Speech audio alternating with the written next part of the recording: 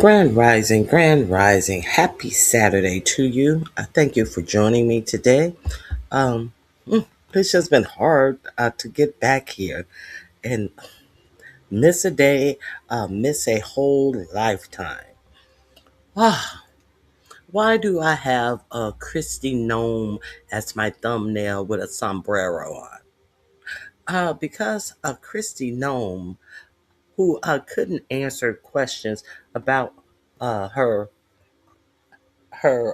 ICE agents actually had the audacity to celebrate her birthday at a Mexican restaurant where they stood around the table and sang happy birthday to her. I found that so bewildering. Bewildering. I just could not understand this nutty ass chick. So that's why I had to put it up for my thumbnail. I hope you guys had a fabulous week. Now, there there is a whole lot of stuff that is going on. I'm pretty sure you know. Uh, 45, 47 is furious with Indiana because they won't redraw their maps. It seems like our midterms election will definitely be stolen. 45, 47 is furious with Colorado because they won't allow that charlatan Tina P- Tina Peterson out of jail for actually being over the elections in is it Colorado in 2020, who actually hired a AT guy and never had him do any work, and then told him that she needed his badge and his access key, but she didn't need him to show up for work, and brought a stranger in and gave him access to the votes in Colorado, and that bitch got put in jail for something like 9 years and was begging and pleading, and the judge read that bitch down. But see, he couldn't pardon. He wants people like Peters to be pardoned. These are the type of people he wants a pardon. He wants a people like the former president of Venezuela, who approved Peter Thiel to create his secret a billionaire island by invite only. People can come in and buy condos and different little housing. See, he wants people like that pardoned. Why do you think he pardoned the former president of Venezuela, who bought more drugs into this country, 400 tons of cocaine into this country? See, your for-profit media ain't telling you that this is the guy who allowed Peter Thiel to get a tax break in the United States and pay no taxes to Honduras, and actually is sitting up there allowing people to get things implanted in their bodies without regulation, to get chips and all types of shit inserted in their body. You know, the same Peter Thiel who wants to blend human beings with machines. That is his utopia. So the woman who is a president of Venezuela, she was the one who wants Peter Thiel out of Honduras. They're not making anything on it.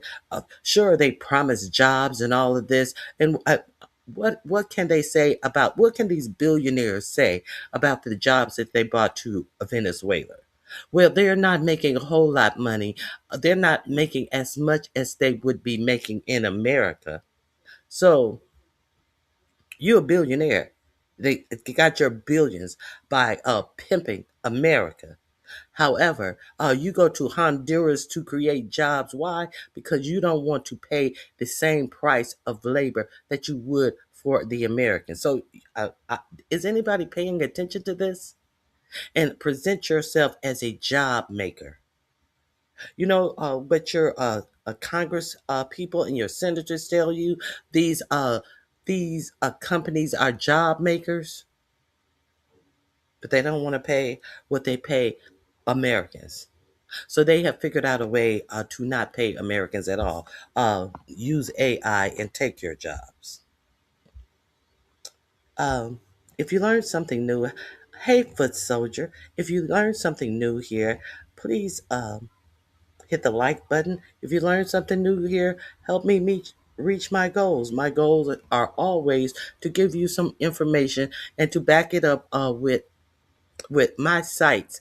I cite my sources to back it up with ways that you can get to the information at all. Okay, so let's continue. So, well, what does that have to do with him pardoning the former president of Venezuela? What it has to do with it is the woman who is in office who wanted to throw Peter Thiel out of Venezuela. Um, the gold thing works is um, you tap on the dollar sign under under the chat box, and then you choose an amount that you would like to give as a goal, and you set just because you it's like a super chat. It's like sending a super chat. You go under there and you will press goals. Hey Liz, it is good to see you. Why did he So why did he pardon the president who brought all of these drugs into the country? Why did he do that? He did that because uh, he is supported by the person who is also running in Venezuela, but the person who was also a supporter of the convicted drug smuggler to the United States, he was running in third place. And therefore, your president told the Venezuelan people that if they vote for the woman who is throwing Peter Thiel out of Honduras, then the United States would not give Venezuela any money. And guess what happened to the woman who was in first place to get her seat again? She went from first in the race to third in the race. And what happened to the guy who supported the man who was convicted of bringing 400 tons of drugs to America? He went from third place to first place. And your president want to cry about election interference because they cut off a answer from Kamala Harris during the a interview. He wanted to sue the news agency for billions of dollars for cutting off a answer to fit into a hard break on their show, hard commercial break. But this is what he told Venezuela.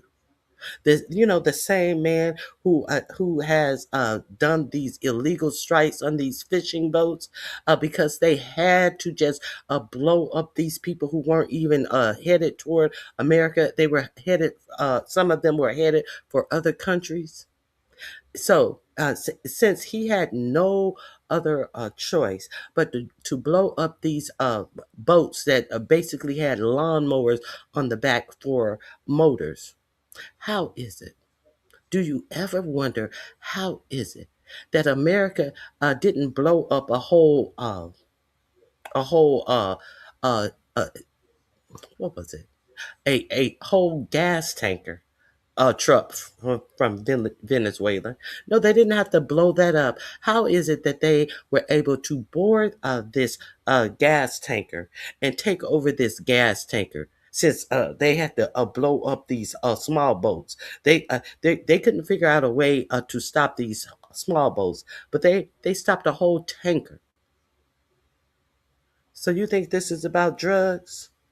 Does anybody think this is about drugs? At the same time, At the same time, you're the Department of Defense that has almost $1 trillion budget uh, under the hands of a an alleged drunkard, an alleged somebody who is blackmailable. They didn't want someone in the Department of Defense as the Secretary of Defense who could possibly be blackmailable. Like your president. Like Netanyahu and Putin may have blackmailable shit on your president. That's why they get everything they want out of your president. They didn't want someone who was possibly blackmailable. Now we heard that Adam Housley, the admiral over that whole region, he suddenly retired after 1 year in his term. Hey, Very Carey, thank you for being here. He suddenly retired after 1 year in his term. And now it has finally broke that Pete Hegseth told this black four-star admiral, you move when I tell you to move. You don't give me no lip. So someone who ran a platoon was speaking to this black admiral that way because he gave him pushback about these strikes in the ocean. Now, understand this strike where they went back and struck it not 2 times. They struck that busted up boat 4 times. The first strike allegedly killed nine of the 11 people on there, and they went back 3 more times to kill these remaining survivors against maritime law and against your military law. And you saw what they did. They didn't tell you that. They tried to keep it secret at first, and then they tried to make it okay. Secondly, and then first it was the lying media, of course, again with Hegseth lying ass. So you found out all of this has happened. Are you gonna release this, right? Yeah, sure. I'm gonna release. Yeah, yeah. Well, it's up to Pete. The second lie. It's up to Pete. If Pete wants to release it, how is something you're over Pete? So how is it up to Pete to release the video of the strike? Hey, Be Easy. I concur. I concur. I concur. He's a DEI hire. A drunkard, egomatic idiot. DEI. That's exactly what hire Hegseth is. Now, so I'm trying to make this make sense. So now they're not releasing the footage. They have to study the footage, but they came out the very next day and released the live footage and was all proud about it. And I was there, and I know exactly who was on the boat, and I know this, and I know that, and we got them, and we got 11 people. Surely, you knew that they had to strike them 4 times to get 11 people. Those 2 survivors. Okay, I didn't want to get into that. So, the your Department of Defense has announced. Now they have $1 trillion budget. That's where I was going. They have close to $1 trillion budget in the hands of this fucking lying idiot. And what did the Department of Defense decide to put $620 million into? I didn't even know that the Department of Defense gave loans, but it seems like your Department of Defense is in the business of giving loans. Did you know that? Grand Rising, Leonard. Did you guys know that the Department of Defense was in the business of giving loans? Well, if you didn't know, they give loans to new startup businesses, and they gave $620 million loan to a startup business. A business that has not even proven itself that it can do the business that they are in. Who did they give this loan to? They gave it to Donald Trump Jr. startup company. How you feel about that? How do you feel about Donald Trump Jr. getting a $620 million loan from your Defense Department, your dollars? I'm just curious. Nothing. Okay, so they did that.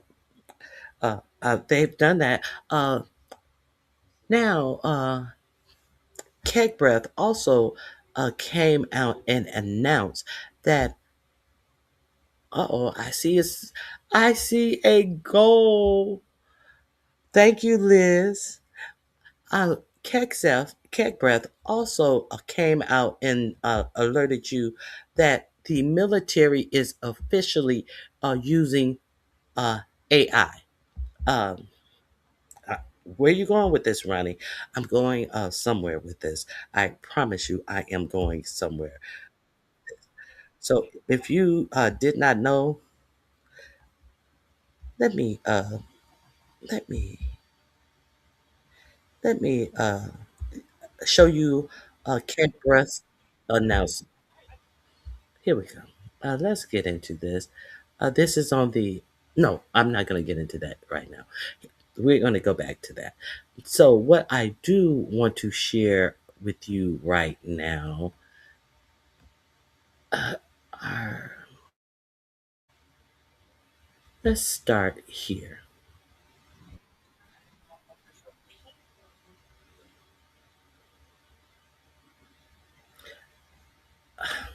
That's not where I want to start. Where do I? I want to start.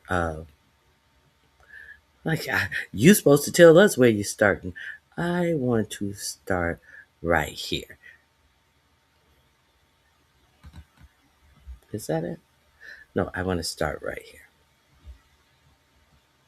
Why are you talking about Honduras and this and that and the other and Hexeth and uh, uh, millions of dollars going to 4547's family? This is why I am talking about this. The word that I have not heard on our for profit media. What word would that be? Colton, the blue gold fueling Colombia's armed force conflict. You know where else? Let me tell you what exactly is Colton. This Colton you speak of, Ronnie Q. What exactly is Colton? Well, let's find out. And what does Colombia have to do with this, Ronnie Q? It doesn't have anything to do with you, but I am telling you about Colton. Uh, Colombia is facing a growing concern over the illegal trafficking of coltan, a highly valuable mineral often referred to as blue gold or mud oil. This complex issue involves armed groups operating outside of the law and intricate smuggling networks that primarily funnel the material, often under the guise of legality, into international markets, particularly China and other parts of Asia. Well, why do we care, Ronnie Q? Okay. Coltan is prized for its high concentration of tantalum and a mineral critical to the electronics and aerospace industries. It's essential in the production of uh, capic- capacitors used in devices that demand high energy efficiency and thermal stabil- sta- stability, such as drones and satellites. Illegal coltan mining is increasingly occurring in the Ori- Ori- Oran Oranquai region of Colombia, a remote area whose difficult terrain has enabled criminal networks to establish and maintain control over mineral deposits. Smugglers and armed factions often use cover routes that passes through neighboring countries such as where Venezuela, Ecuador, and Brazil before the coltan reaches international markets. Illegal coltan trafficking is triggering devastating social and environmental consequences. Okay, I just wanted to tell you what Colton is. They use it in all of the EV cars, your computers. They also use it in iPhones and phones, all your cell phones. So, who is this Colton important to? It's important to tech millionaires, billionaires. What's it, millionaires? Who even talks in millions anymore, Ronnie? Everybody talks in billions. Okay, so that is what coltan is. That's what coltan is. So um, now let me share with you something else. We do know that suddenly there has been a peace brokered in the Congo. And the one thing that your greedy president showed himself salivating as he signed, why did we need his signature on anything about this alleged peace in the Congo? You needed his signature on this alleged peace in the Congo because the United States are getting coltan from where? The Congo. Why is it important for the United States to sign something about getting coltan from the Congo for billionaires, something that's not going to benefit you? And these people in the Congo are still fighting as if nothing ever happened? That's what this. I got peace in the Congo. They killed 10 million people. It was gonna go on for years, and nobody ever did anything about it. No, he went in and got an agreement to get the coltan from the Congo. That's all that shit was. So why did you start talking about Venezuela, Ronnie Q? Uh, let me share this with you. Let me share this with you. Why did you go a long way to talk about Venezuela?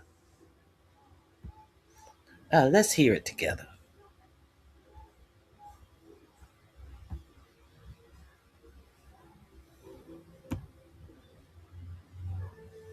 Let me get the volume on. Here we go. Financial scandals in Pentagon history is brewing right now. Everybody thinks that Venezuela, they're saying it's about drugs. It's not about drugs. It's not. They're saying it's about oil. Oil. It's not. Tag Mr. Global in this. He'll back me up on this. We pull predominantly light crude out of the ground here in the U.S. Venezuela is full of heavy crude. We refine some heavy crude, but overwhelmingly our refineries are geared more towards light crude. We don't have much use or much benefit for Venezuela's oil, much less the cost it would cost in manpower and treasure to get it, and then have to rehabilitate their dilapidated oil industry, which is an absolute mess right now. China will benefit greatly from Venezuelan oil flowing, not us. It's not oil. It's coltan. They call it blue gold. Coltan ore. That's where we get tantalum from the rare earth mineral tantalum. Well, the Pentagon Office of Strategic and Capital Investment just sent a huge loan to a company called Vulcan. Vulcan is backed by 1789 Capital, at which Don Jr. is a partner. 1789 Capital. That is also the company that Don Jr. is over. 1789 Capital that the Pentagon gave that $620 million loan for. A business that Don Jr. has no experience in getting it. Isn't it amazing how these people who are related to Trump, Jared Kushner got $2 billion from the Saudi for a sovereign wealth fund, a startup sovereign wealth fund. Let's continue.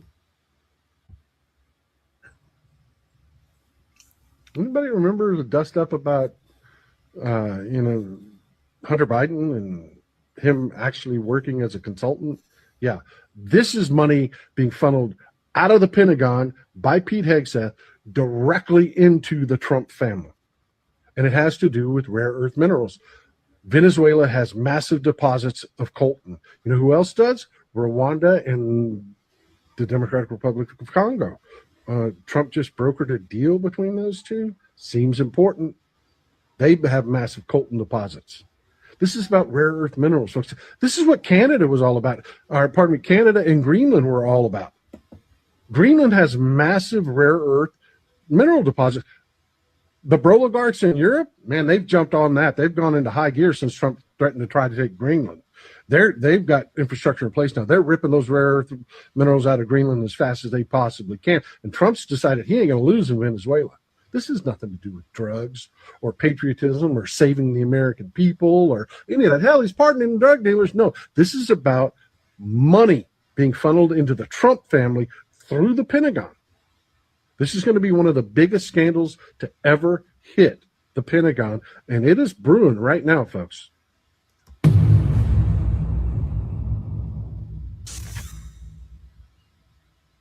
I just wanted to give you that information. Of course, the link is in my description box. The link is in my description box under Colton. Not surprised. You shouldn't be surprised. None of this is about the people. Let's find out a little more about Colton. This is also in my description box under Colton. Uh, you know, uh, that's Below for more interesting history. Coltan mining, a crucial but controversial industry, lies at the heart of the global tech revolution. As demand for electronic devices continues to soar, the extraction of this mineral has become a hot topic of debate. Is coltan mining a sustainable and environmentally friendly practice, or is it simply a guise for the plunder and exploitation of the Congo? Let's delve deeper into this complex issue and uncover the truth behind coltan mining. The what and where of coltan mining. Dive into the heart of your favorite gadgets, and you'll find coltan, the unsung hero of the digital age. This tantalizing mineral, a blend of columbite and tantalite, is the secret sauce in the electronic devices we can't live without.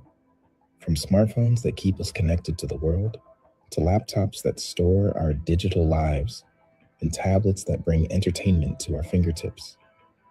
But where does this tech treasure originate? The answer lies in the Democratic Republic of Congo, a country rich in natural beauty and, you guessed it, coltan. However, coltan's journey from the depths of the Congolese soil to the heart of our electronics is anything but straightforward.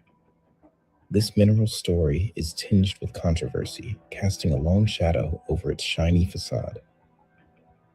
The Congo, blessed with the lion's share of the world's coltan reserves, finds itself at the epicenter of a mining quandary. While it promises wealth and prosperity on one hand, it brings along a baggage of ethical and environmental dilemmas on the other. The extraction of coltan in the Congo reads like a thriller, complete with villains and victims. Allegations of corruption swirl around the industry, like a dense fog, obscuring the lines between right and wrong. Human rights abuses and environmental degradation are the unsavory side dishes to the main course of mineral wealth. It's a complex narrative of exploitation and economics, where the demand for the latest tech gadgets fuels a cycle that's hard to break. Yet, in this intricate web of mining and morals, the Congo's coltan stands out not just for its pivotal role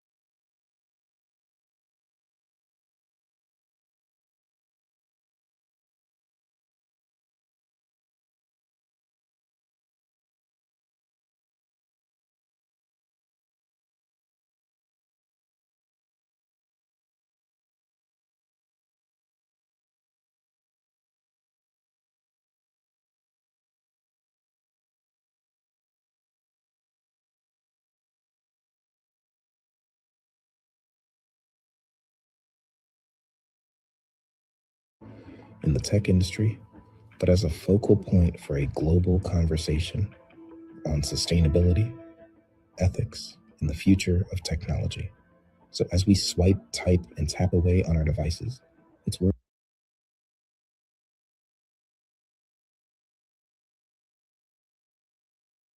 I hope my mic is on. Now, a lot of children are foregoing school to go dig in these mines. A lot of children have been killed in these mines as these mines collapse on them because you see the sophisticated equipment that these children and people have to dig for coltan.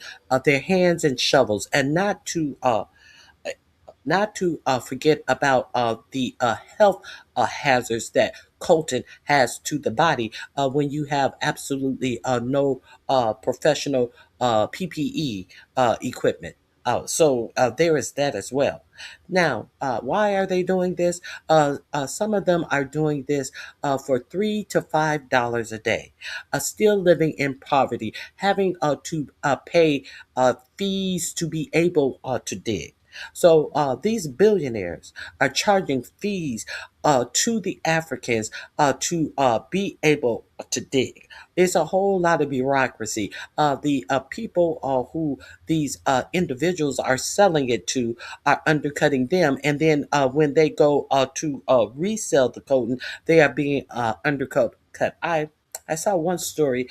This guy was saying, "Well, and they said we do not set the price in England. This is what they're paying. So they are undercutting everybody who has a role in digging it and bringing it to the people who are selling it to England. And these people are, I cannot believe they're so desperate that they will not bring up the price uh, to the colonizer. They will not charge the colonizer a a more expensive price because they who do they have watching over them as they are digging? They have soldiers watching over them as they dig for these colonizers who will only pay. This is slavery. This is slavery, modern day slavery for billionaires. You don't think they're gonna do it to you? What are you good for to a billionaire? You ain't gonna have no job to buy no products from them. Peter Thiel already lets you know that they are trying to create some utopia, dream state where they can meld their bodies with computers and all that. What I really want to know is, are these people who are getting all our defense contracts and stuff? Are they doing a random drug testing? Because this sounds like some hippie ass, drugged out ass shit. And nobody is questioning the obvious that these people have to be getting high. But they are, because they have money, they are able to make all of this stuff up about some higher euphoria, melding your bodies with a computer, and democracy is not the way to do it because you would have to convince too many people with through bureaucracy. So they have figured out a different way to do it, such as the case that is in front of your own Supreme Court right now about corporations being allowed to funnel money directly to candidates, which means they can choose a candidate, and any other candidate who is trying to go up against him, trying to primary them, they will have the unlimited money of a billionaire. And it appears, based upon the questioning that is being asked in the by this right leaning a Supreme Court, that these corporations are about to be able to get that. Thank you, Liz. Stop oppression. Tedders love the colonizers. He's their god. Yes, they do. So I just wanted to talk about that today. I really wanted to talk about that. Um, I don't see this on for-profit media. Worth pondering the real cost of our digital dependence and the tale of a mineral that powers it all. A gold mine for the tech industry. Striking gold in the digital era doesn't require a pickaxe or a pan. but a keen eye for the unassuming yet mighty coltan. This mineral, more precious than its mundane appearance suggests, is the linchpin in the ever expanding universe of tech gadgets. For the tech industry, coltan is akin to the mythical golden fleece, offering the power to miniaturize and revolutionize our electronic devices. The fervor for sleek smartphones, whisper thin laptops, and tablets with endless battery life has turned coltan into the unsung hero of Silicon Valley and its global counterparts. However, calling coltan mining merely lucrative is like saying the internet was a neat little invention. It's an understatement of colossal proportions. The tech industry doesn't just benefit from coltan, it voraciously depends on it. The mineral's unique properties, vital for capacitors and electronic devices, make it a non negotiable ingredient in the recipe for high tech success. As the world's gadget appetite grows, so does the hunger for coltan, creating a modern day gold rush with a digital twist. But here's where the plot thickens. The rush for this modern gold doesn't happen in picturesque streams, but in the heart of the Congo, where the stakes are high and the ethics murky. This gold mine for the tech industry is lined with questions of sustainability, ethics, and responsibility. Each smartphone in our pockets whispers tales of this distant land, reminding us that behind every circuit lies a story of extraction and often exploitation. The tech industry, standing at the crossroads of innovation and accountability, has the But you notice these black people are out there in the mud, digging up their land, making their land unlivable, causing mudslides. Don't forget the catastrophe to their land that they're making their land unusable after they go in and dig up whole mountains. They're digging down whole mountains in their regular clothes. They don't even have running water in their villages. But when the tech person uh, gets this colton, what do you notice about the tech person? exploitation. The tech industry, standing at the crossroads of innovation. All of this modernization, all of these robots, all of this stuff, when it gets to the tech billionaires. And the tech billionaires, these were jobs that could be done by people, but they decided not to give even beings these jobs. They decided to create robots to do all of this tech work. And your stupid president is making sure that his family is in the business, and fuck all y'all. Fuck what happens to you. I get mine, you get yours. How you gonna get yours? How you gonna pull yourself up by the bootstraps now? They don't want to employ no one.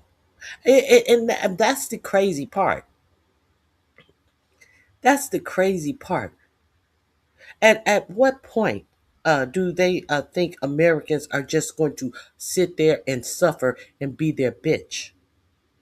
At what point? What? How does it? Like the Bible says, what does it proffer a man? What is it? What? How does that? God, I've been out of.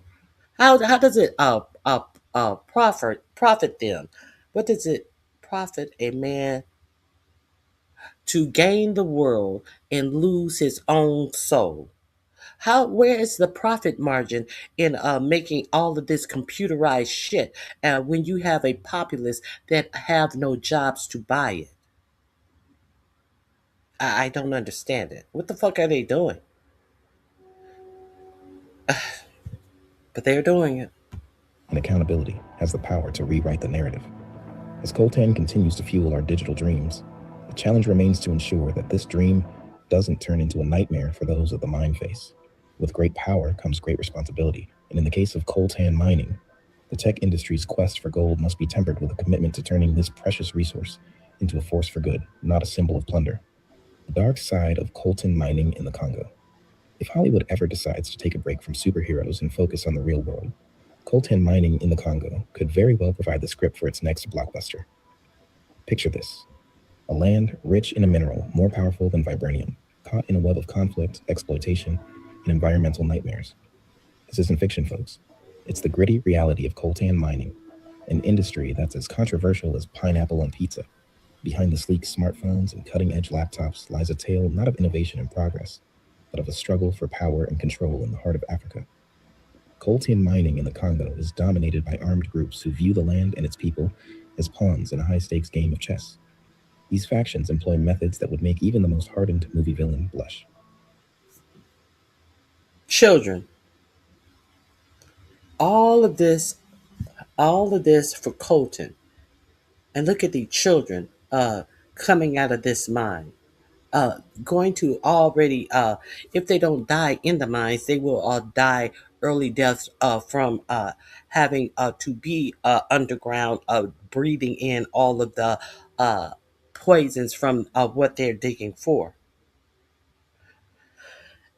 Okay. This link is in my description box.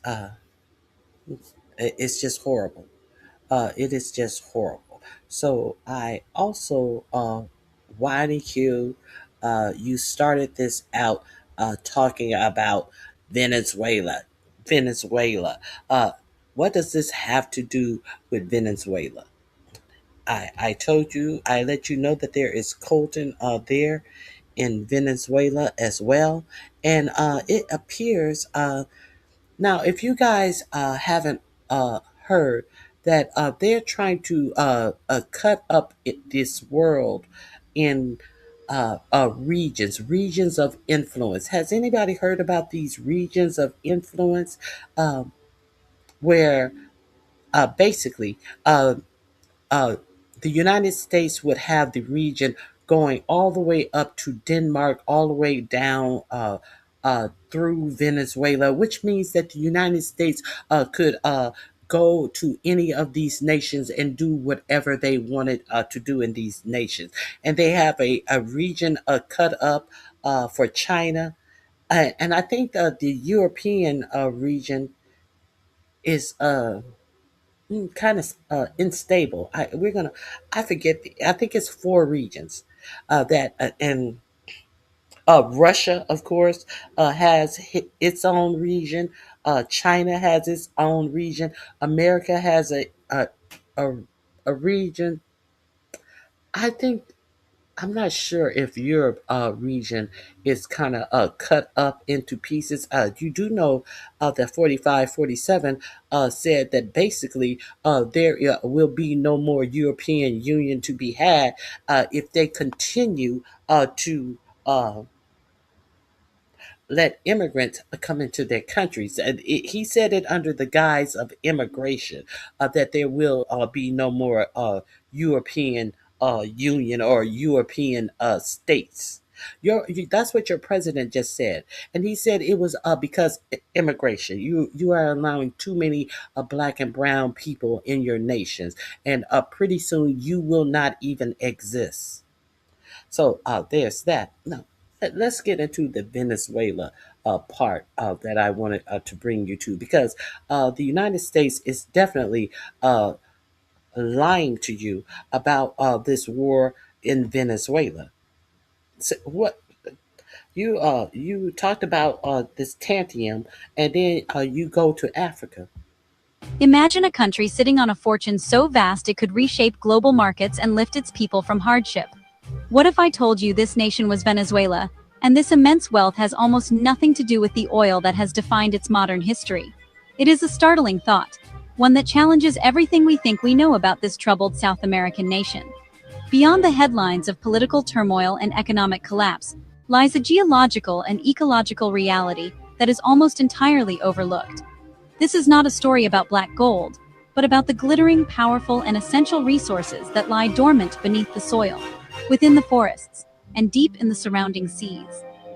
The world has long associated Venezuela with its colossal oil reserves, the largest on the planet.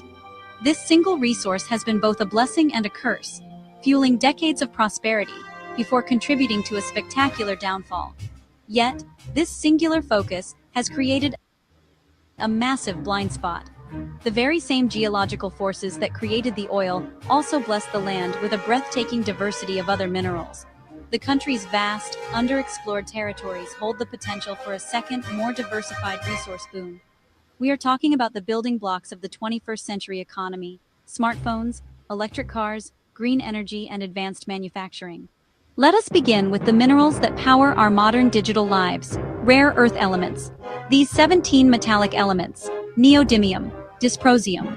They are not necessarily rare in the Earth's crust, but rarely found in concentrations high enough to make mining economical. They are absolutely essential for high-strength magnets, wind turbines, electric vehicle motors, phones, laptops. Venezuela's Guiana Shield, a massive ancient geological formation in the south. Rocks there are prime candidates for hosting significant rare earth deposits. If confirmed, Venezuela could rival China. China currently dominates over 80% of the global supply. That would fundamentally alter the geopolitics of technology. So, if they can rival China, if they can rival China, all of this race for AI by these American tech companies, they're not rivaling each other. They're trying to rival China. So therefore, if the United States go in there and get all of these rare earth minerals, how many times have you heard this president talk about rare earth minerals? He tried to get 50% of the rare earth minerals from Ukraine. That's the and since they told him that he will not be getting them, he has been done with them. They stopped talking to South Africa and tried to make you believe that there is some white genocide going on in South Africa and bringing actually white Africans. Afrikaners over to the United States under the guise about some fucking genocide, but they can't notice the genocide that Israel is doing in Palestine. And there is absolutely no genocide going on in South Africa. They can tell you all of this shit, but they can't notice the genocide that is really going on. So once they decided to put those tariffs on South Africa, the initial tariffs, the secretary in South Africa who is over giving out a mineral allowing minerals to go out of South Africa said fuck that. Well, you're not getting any more of our rare earth minerals. And that's when 4547 turned up the heat. Why do you think that 4547 didn't go to the G7 or send any representatives to the G7, which were held where? In South Africa. Because they was like, you're not going to get these rare earth minerals. So they are going all over the world being a bully and trying to get these rare earth minerals. And they are using our war fighters. They're using our soldiers and our treasury to do it to benefit billionaires and themselves.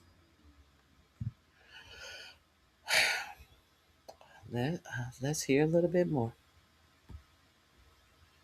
The primary reason this potential remains untapped: immense logistical challenges and political instability.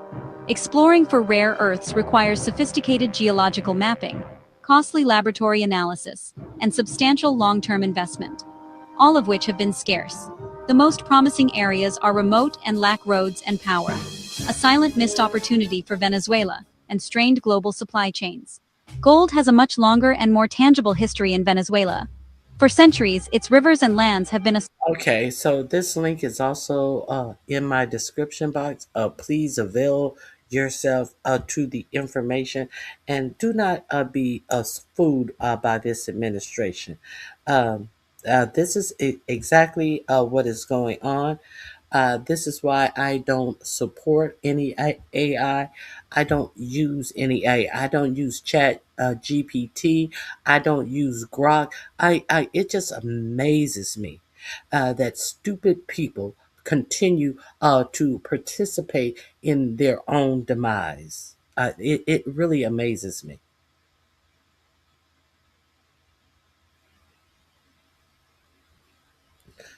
Let's so I wanted to give you guys that information. Let me see if I can find something real quick.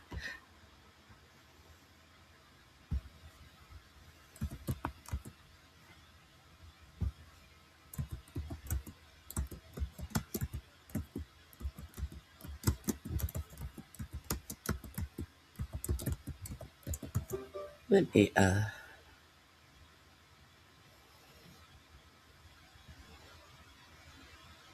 this was 1 month ago. Now, I'm pretty sure everyone crazy work. I'm pretty sure everyone in this world, in this country, have had some experience with a simple magnet. So if everyone down to a toddler knows what a magnet is and does, why was your president saying this about magnets? Like it's the first time he has ever heard of a magnet. This was 1 month ago.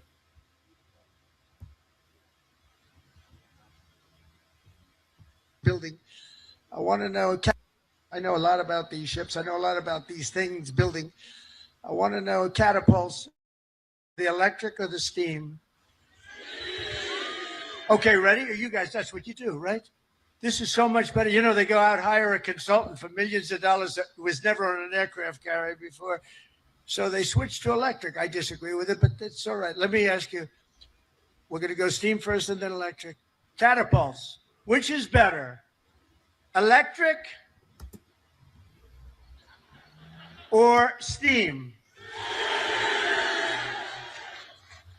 I'm going to put it in order. Seriously. They're spending billions of dollars to build stupid electric. And the problem, when it breaks, you have to send up to MIT, get the most brilliant people in the world, fly them out. It's ridiculous. The steam, they said they can fix it with a hammer and a blowtorch. And it works just as well, if not better. And I love the sight of that beautiful steam pouring off that deck. With the electric, you don't have that. So, you know, we did the Ford and electric, the cost overruns, everything else. But, you know, I hope it's going to be okay. But I like steam. We're going to go back to steam. They change just for the sake of changing. I said to the architect, have you ever designed a ship before? You know, he only did the biggest ship in the world, right? The Ford. But we're going to go back. Okay, now let me ask you the second question. Hydraulic for your elevators or magnets? You know, the new thing is magnets. So instead of using hydraulic, you can be hit by lightning and it's fine. You take a little glass of water and you drop it on magnets. I don't know what's going to happen. So, you know, the elevators come up in the new carriers.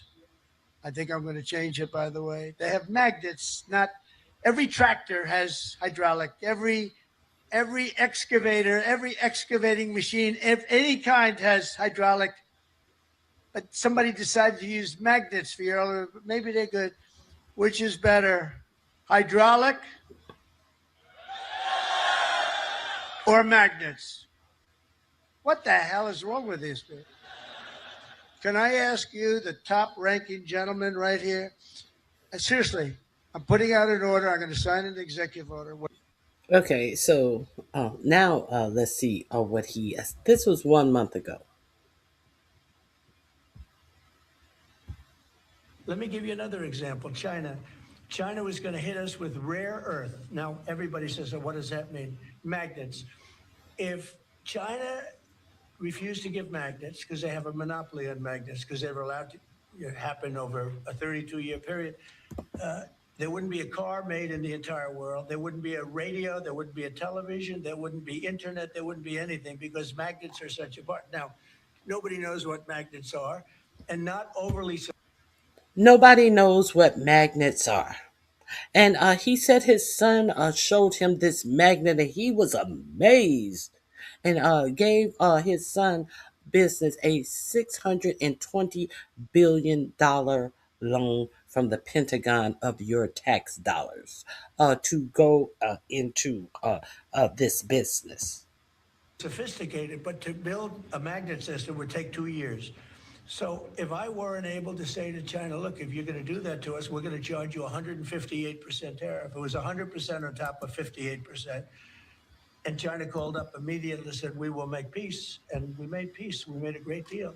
We made an unbelievable deal. China's paying tariffs to the United States, not the United States paying tariffs to China, which has always been the way it was. Nobody can believe these deals. Let me give you another example. Okay, so What is all of this about? This is about the New World Order, in my opinion. Let me share this with you right quick about the sphere of influence. If you're not familiar with this, the New Order spheres of influence. This is also in my description box under New World Order. And what balance looks like in this emerging order.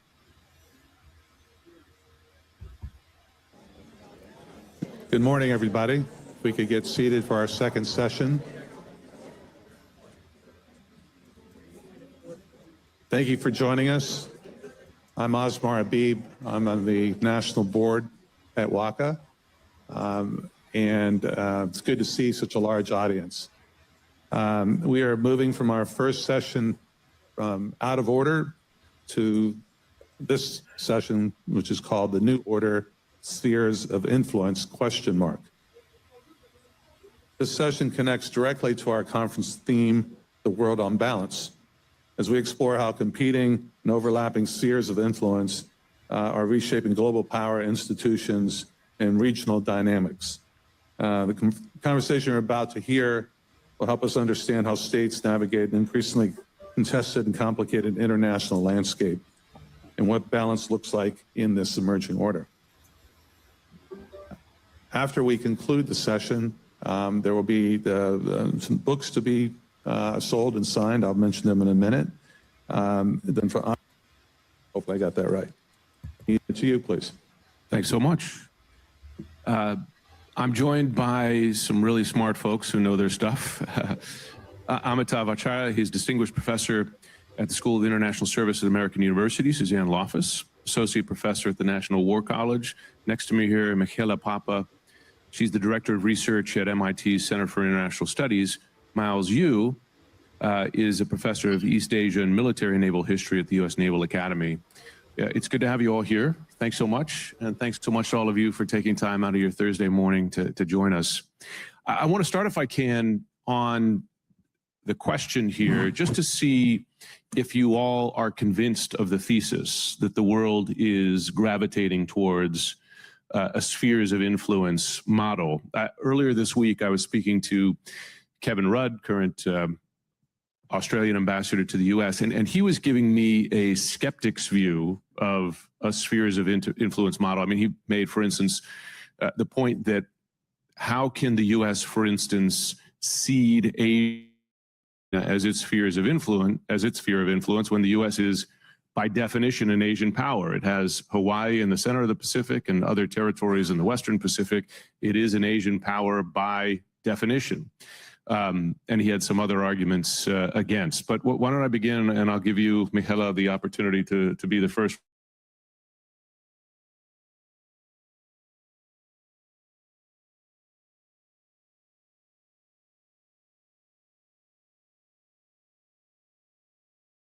Thank you so much. It's great to be here, and thanks for the host. It's an interesting question. I think I would gravitate toward saying, yes, I'm very skeptical, because the traditional spheres of influence model requires several things. First, it requires some idea of control, that a superpower or a power can control a certain sphere. And the idea that in today's world, you can control, for example, the United States, if it can control the Americas or the Western Hemisphere, that's very difficult to conceptualize, because that would mean that others actually accept control. And for example, even looking at South America, you look at Brazil's close relations with China, and the idea that potentially the United States would control Brazil is very far off. Then another element is making claims that there is some tacit agreement among powers. And for example, it would need to be like, if one power says, oh yes, this is my sphere, then the other power would need to respect that that's that power sphere. And that's in the current level of trust among major powers. It's very difficult to conceive of the level of trust that's required, that you're not going to interfere in other sphere. And then finally, there's the question of resources. Even if you pick and choose your sphere, the resources that you need are elsewhere. So, for example, we look at US-Taiwan relationship, or we look at rare earth minerals, and if they're not in your sphere, it's very difficult to carve out the world. And just the very idea of carving out the world means that you are imposing a certain structure, and that is very last century, because there have been movements about decolonization, self-empowerment. So just even the narrative of it is off. Amitav, your thoughts? My answer is that yes, but then no. Yes, because history, I've done a book, 5,000 Years of History. The history of the world is replete with examples of spheres of influence. Every civilization, from Sumerians to today Americans, have spheres of influence. And you can see the British, the French, the Europeans, the Germans, every civilization has spheres of influence through history. So it's nothing new that some of them want to revive it. The question is if they want to, or they can if they want to. I think everybody wants to have a sphere of influence, but not all of them can have it. So let's take the three of the biggest powers today. Say China, Russia, and the United States. I'll go in that order. China historically has a tributary system. That's a sphere of influence for 2,000 years, from Han Dynasty to Qing Dynasty. And there's there are sections in Chinese elite community, they want to revive elements of the tributary system. The Russians have always been sphere of influence minded. And in fact, today, if you look at the history of today's world, Russians are the most sphere of influence minded. They have the Eurasia Union, and that's one reason behind Ukraine, the invasion of Ukraine.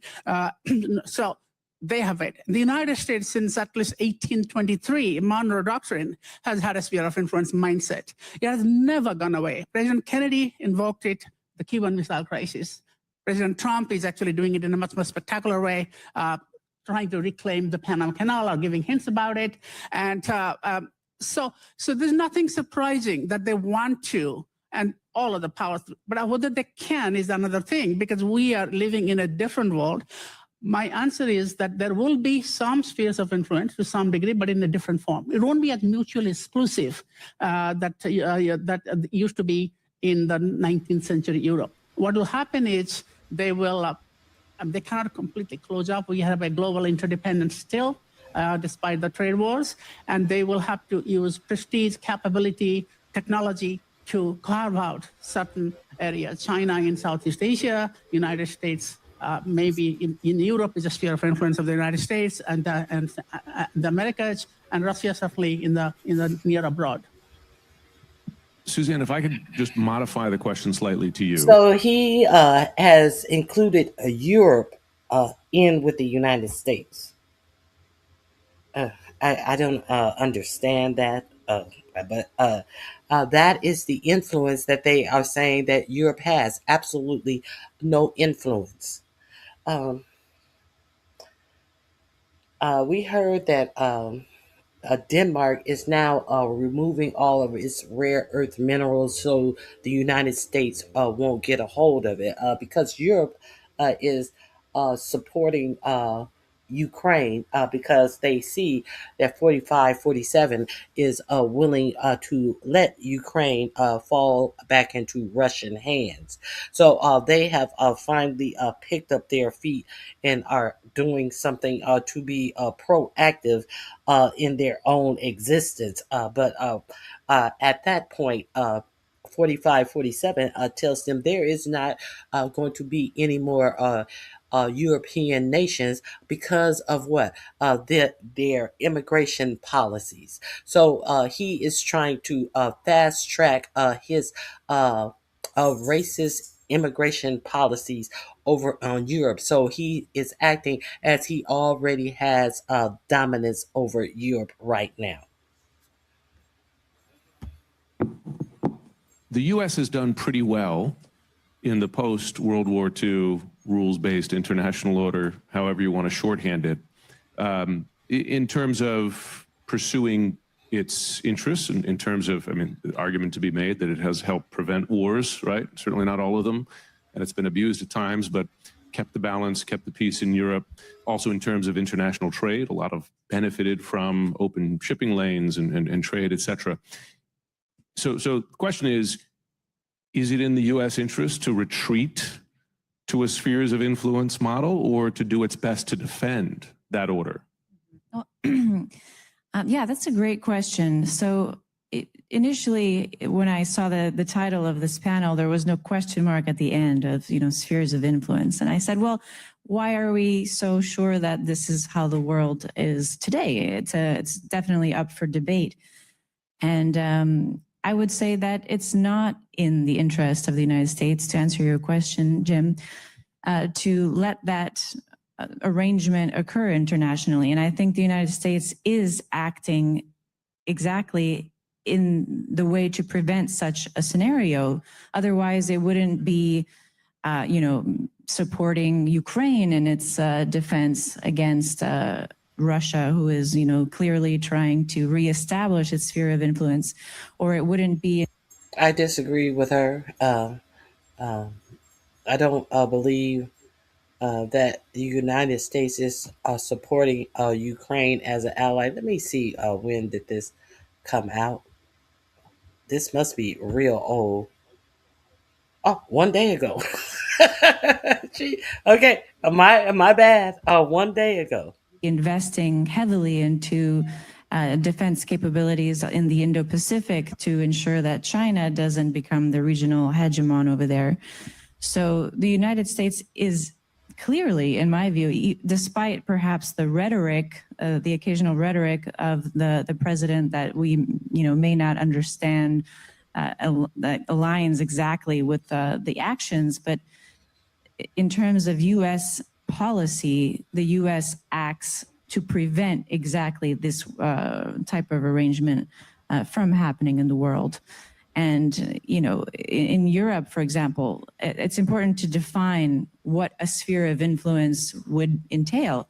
If the Russians got what they wanted, then they'd have a sphere of influence in Eastern Europe and, Central Asia and just in their former Soviet states again. And we have to understand that some states in this area are very against that arrangement. So it goes back to what my colleagues were saying here is, will there be the possibility to have that sphere of influence? No, because that idea is rejected by powers near.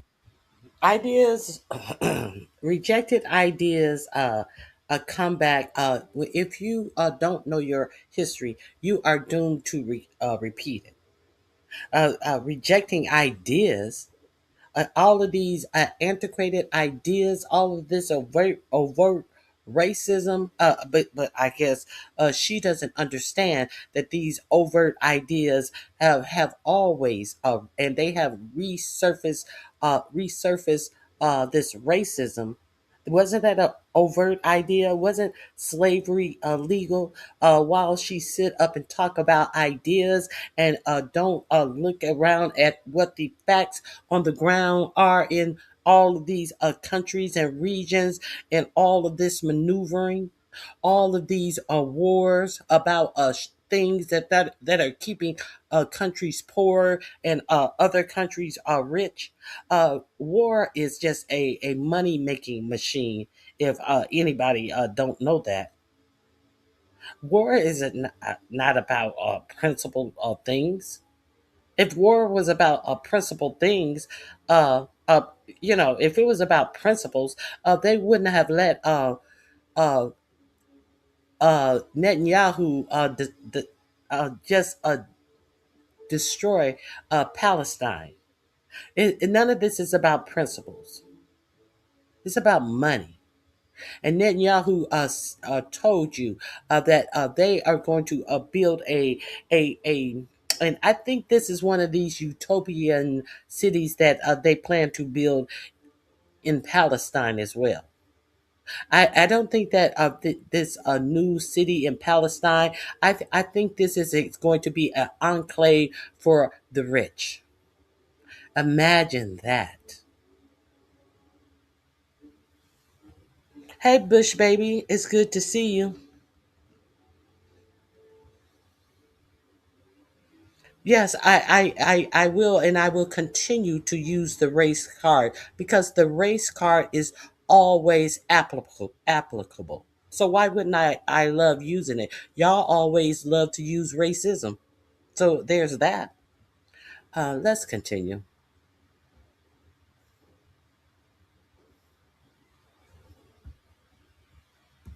Here, the potential hegemon like Russia in Eastern Europe and then China in the Indo-Pacific is the same situation. Lots of different nations in that area do not want to be, under China's sphere of influence and are democracies. So it's in the interest of the United States to continue trading with their partners and especially the democratic liberal market economies in order to protect certain values and the way of life that we've tried to establish after World War II and preserve and spread even after the Cold War ended. Yeah, I mean, I always say when folks will raise the point, well, Russia has a history in Eastern Europe or China has a history in Taiwan, I say, well, ask the Ukrainians, ask the Taiwanese what they want and which direction they want to go. I just returned from a reporting trip to Latvia, and I know the Latvians have no interest in being reabsorbed into the Russian Empire and are working every day to defend themselves against that. Miles, I'm going to slightly modify the question to you if I can. It was funny. What is funny about what he just said? What is funny about what he just said? He acts as if the people, the voice of the people, matter to these oligarchs.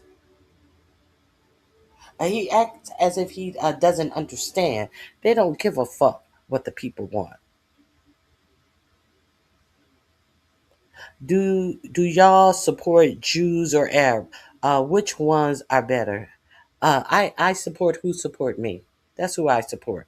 There is no greater person. That's white supremacy talk. I'm not a white supremacist. There is no superior person nowhere here on this earth. I respect those who respect me. Period. Let's continue. And in Asia, is there a way not so much to carve up the globe in a spheres of influence model between the US and China, but to achieve a balance that then reduces the chance of superpower conflict in Asia? Sphere of influence is such an odious concept of the colonial period. If you mention the sphere of influence to any Asian country, people think you're from 19th century or 18th century even. And also not only Asians, last time the one country that attempted to have a sphere of influence was Japan. Imperial Japan, they said we're gonna have a greater coast prosperity sphere of Great Eastern Asia. And then the United States, no, we cannot allow you to do that, and that's why we have Pearl Harbor. Today, China's doing the same thing. So you hear Xi Jinping say it all the time, you know what, the Pacific is so big that let's carve up US and China, we share, right? So that's basically sphere of influence. Sphere of influence is basically regional hegemon. And also is fundamentally un-American.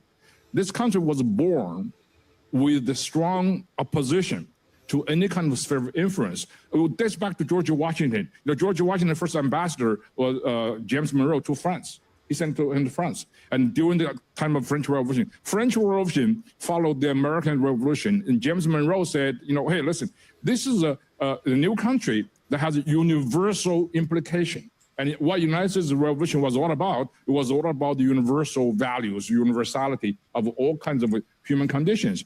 Washington said, no, we want to sort of take care of the Western Hemisphere, so isolationism. So Monroe insisted on that, Washington fired him. So Monroe came back to Virginia. I wrote a 500-page brilliant defense of America as a universal power of universal appeal. So from that moment on, you can see James Monroe, McKinley, Ted Roosevelt, Woodrow Wilson, and FDR, and Kennedy, Reagan, even Trump. I mean, they're all universal. So United States is, you mentioned about China policy. United States had this one very fundamental foreign policy landmark decision in 1900 during the time of the Boxer Rebellion. and that is announced by Secretary of State John Hay. It's called an open door policy.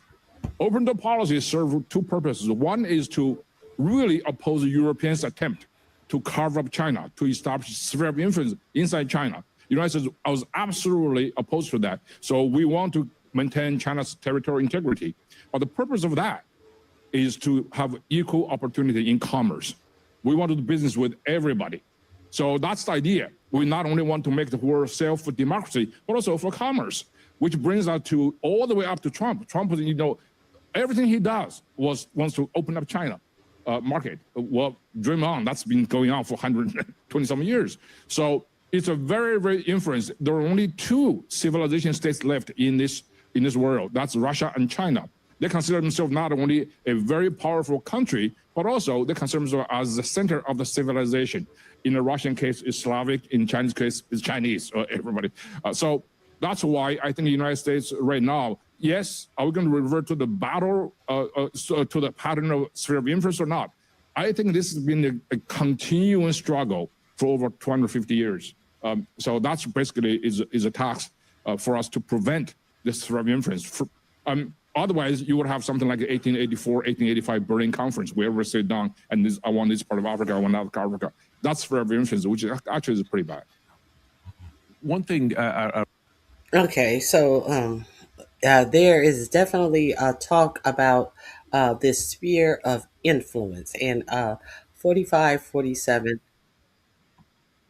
in my opinion, is speaking as if we are already living in this sphere of influence. Now, I told you about Kenya. I'm going to play a little short clip about coltan worth $7 trillion discovered in Kenya.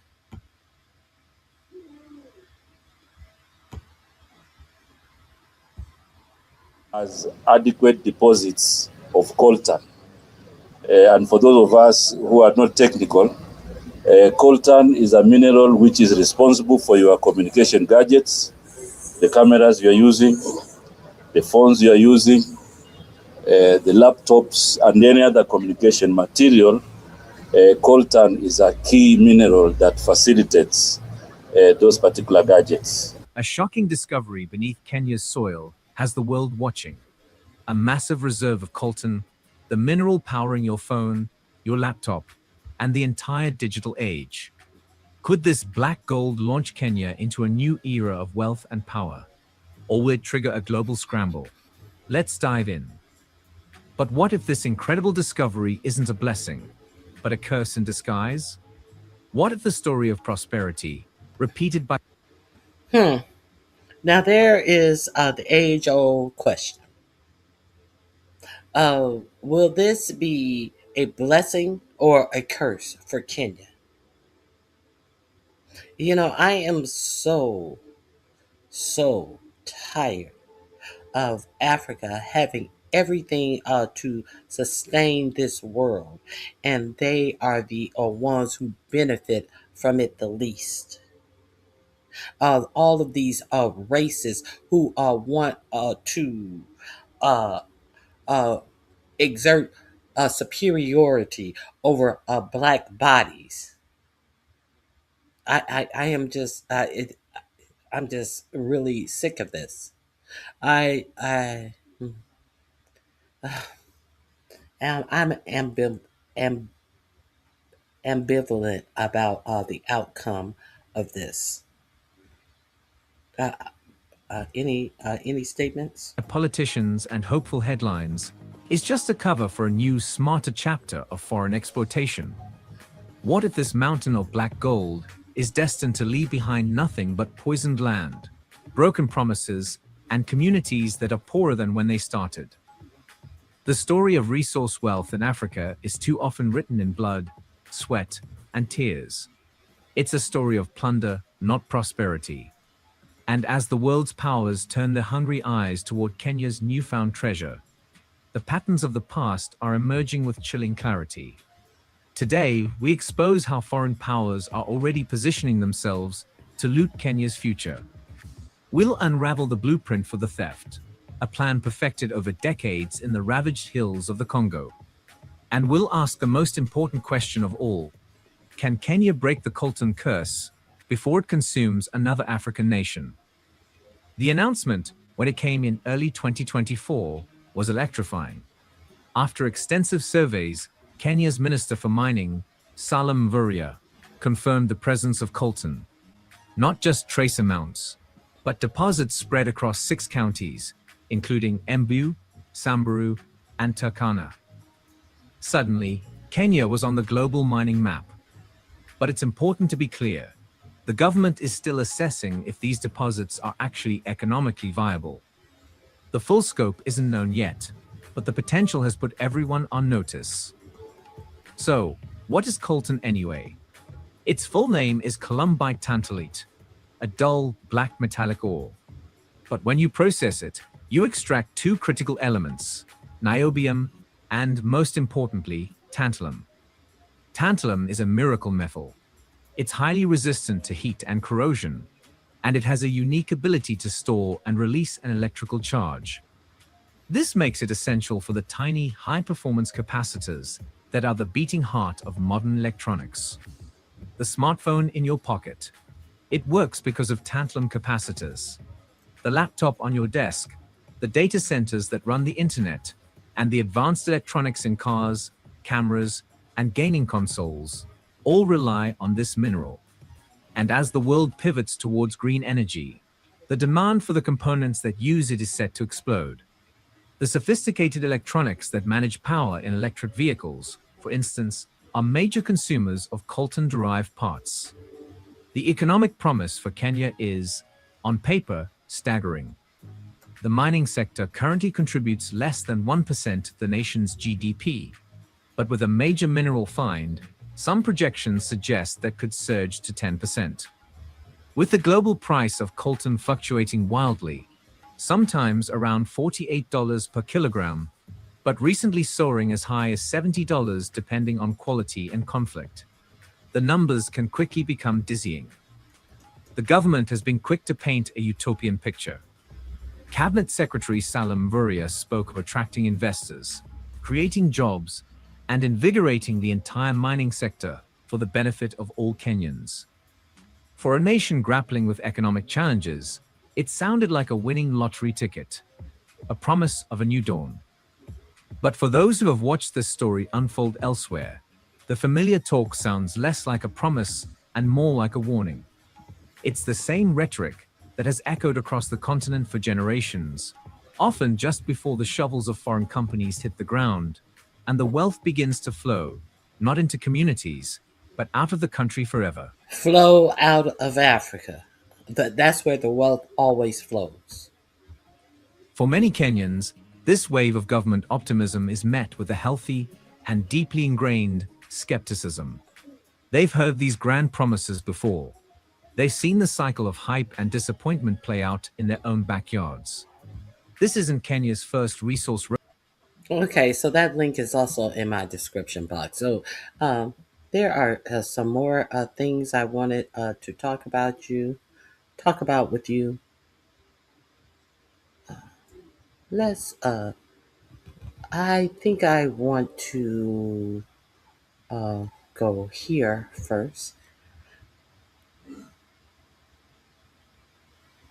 If you are unaware, the subsidies for the Affordable Care Act will cease December 31st, and it's estimated that around 25 million people are at risk of losing their health care because of the price rise. Now, they want to say everything about this is because of Obama, of course, but they have done absolutely nothing to these insurance companies who have been making money hand over fist by collecting premiums, not giving the health care that you're paying for, and increasing the premiums copay.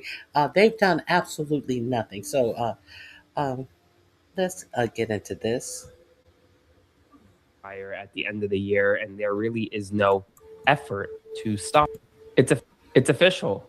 it looks like Affordable Care Act subsidies are going to expire at the end of the year, and there really is no effort to stop that. Why? Because the House Republican caucus released their plan overnight to fix healthcare.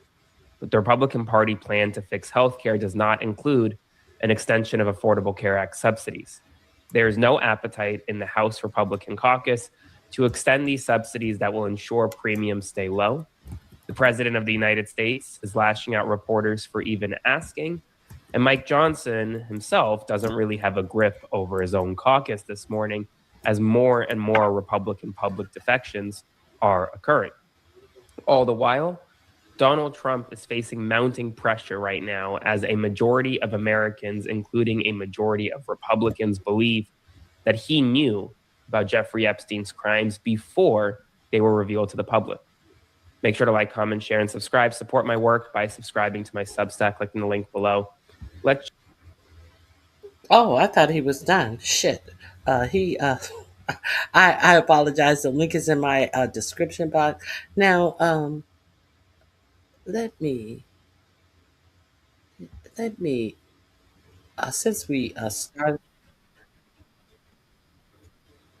let me let me let's talk about Uncle Luke. Who here knows who Uncle Luke is? Uh, does anybody know an Uncle Luke? Maybe you guys have an Uncle Luke. I'm pretty sure you guys know about Uncle Luke, right? You've got to know about Uncle Luke. From the Two Live crew, y'all don't know about Uncle Luke? Is this Uncle Luke? That's not Uncle Luke. Let me find Uncle Luke. Hmm. Oh, let me find Uncle Luke for you real quick.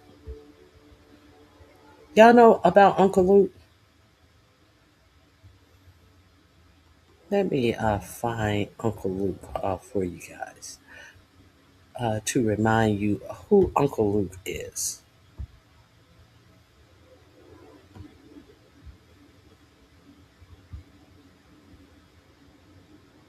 Matthew said no. Okay, let me remind you who Uncle Luke is from the Two Live crew.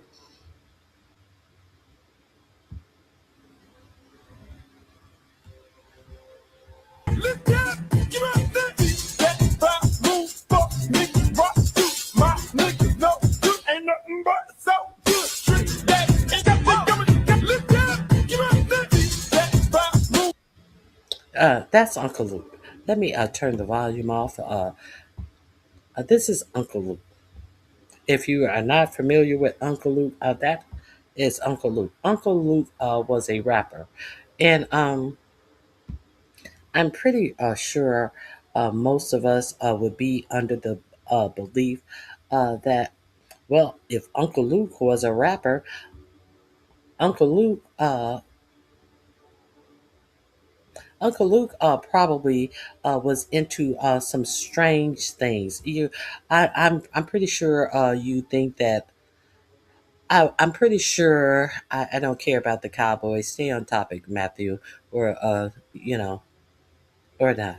Hit the like button before I throw you out for being uh, off a topic. Hey, I'm pretty sure that because people uh, hear Uncle Luke and they hear his rap. I'm pretty sure that you know people who like to compartmentalize Black lives, they probably believe that Uncle Luke probably, if not sold drugs, surely he used drugs. Wouldn't you say, Leonard? Wouldn't you say that's the average way that people like to think about young black successful men in the rap game? I would say that.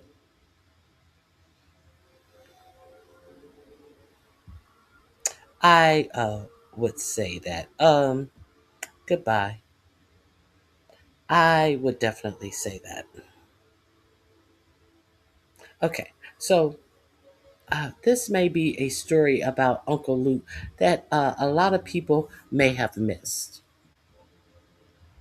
I wondered, did you guys miss this story?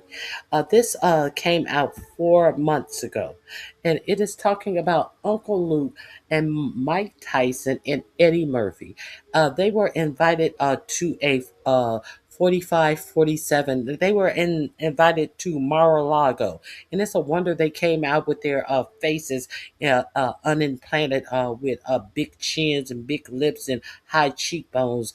It's a wonder that they didn't get the Mar-a-Lago of face uh, uh, plastic surgery. Now, you would be surprised to hear. I'll let Uncle Luke tell you the story of what happened when he went to Mar-a-Lago with Eddie Murphy and Mike Tyson. And you are going to be shocked. These are in his own words. This is an old interview that Luke did. And he talked about going to Mar-a-Lago when? In the 90s. After what? A Trump pageant. uh, After a Trump pageant. You know, the pageants that had young girls under the age of 18 in these pageants. Let's get into this Uncle Luke story. This is in my description box under Uncle Luke. Emerged one of Donald Trump's work, an old interview with someone who attended a Donald Trump party in the early 1990s has emerged. One of Donald Trump's celebrity friends at that time, his name is Luther Campbell. You may know him as the rap moniker Uncle Luke. He was part of the band Two Live Crew. And he did an interview with SiriusXM about 10 years ago on a show called Make It Plain with Mark Thompson. And during this interview, Luther Campbell, aka Uncle Luke, talks about how in the early 1990s, he was at Donald Trump's house in Palm Beach, and he left this party when he saw people there who he thought were underage girls. He described the scene as looking like it was from Eyes Wide Shut with Tom Cruise and Nicole Campbell. He said he saw drug use and he had to just get out. Let's take a look at this interview. He means Nicole Kidman. And if you are familiar with the movie Eyes Wide Shut, Eyes Wide Shut is a movie that displayed behavior like we've heard happens at the Diddy party. People just having sex in front of one another, orgies all in every room, all in the main room. People just a fuck party. A fuck party. That's what Eyes Wide Shut was. Where they were bringing their companions to. It was supposed to be so highbrow because these people had money going to fuck parties. So let's hear it from Luke himself. Here's Uncle Luke in his own words on Make It Plain. Let's play the clip. If the man took us around the house, okay, he said, look, I got all these women. I got these women from the pageant. They're going to be there. So we went. It was like, hey, man, I got a pageant down here. I'm hosting these women at the house, okay, up in Palm Beach. They send some cars to pick us up. We get in the cars.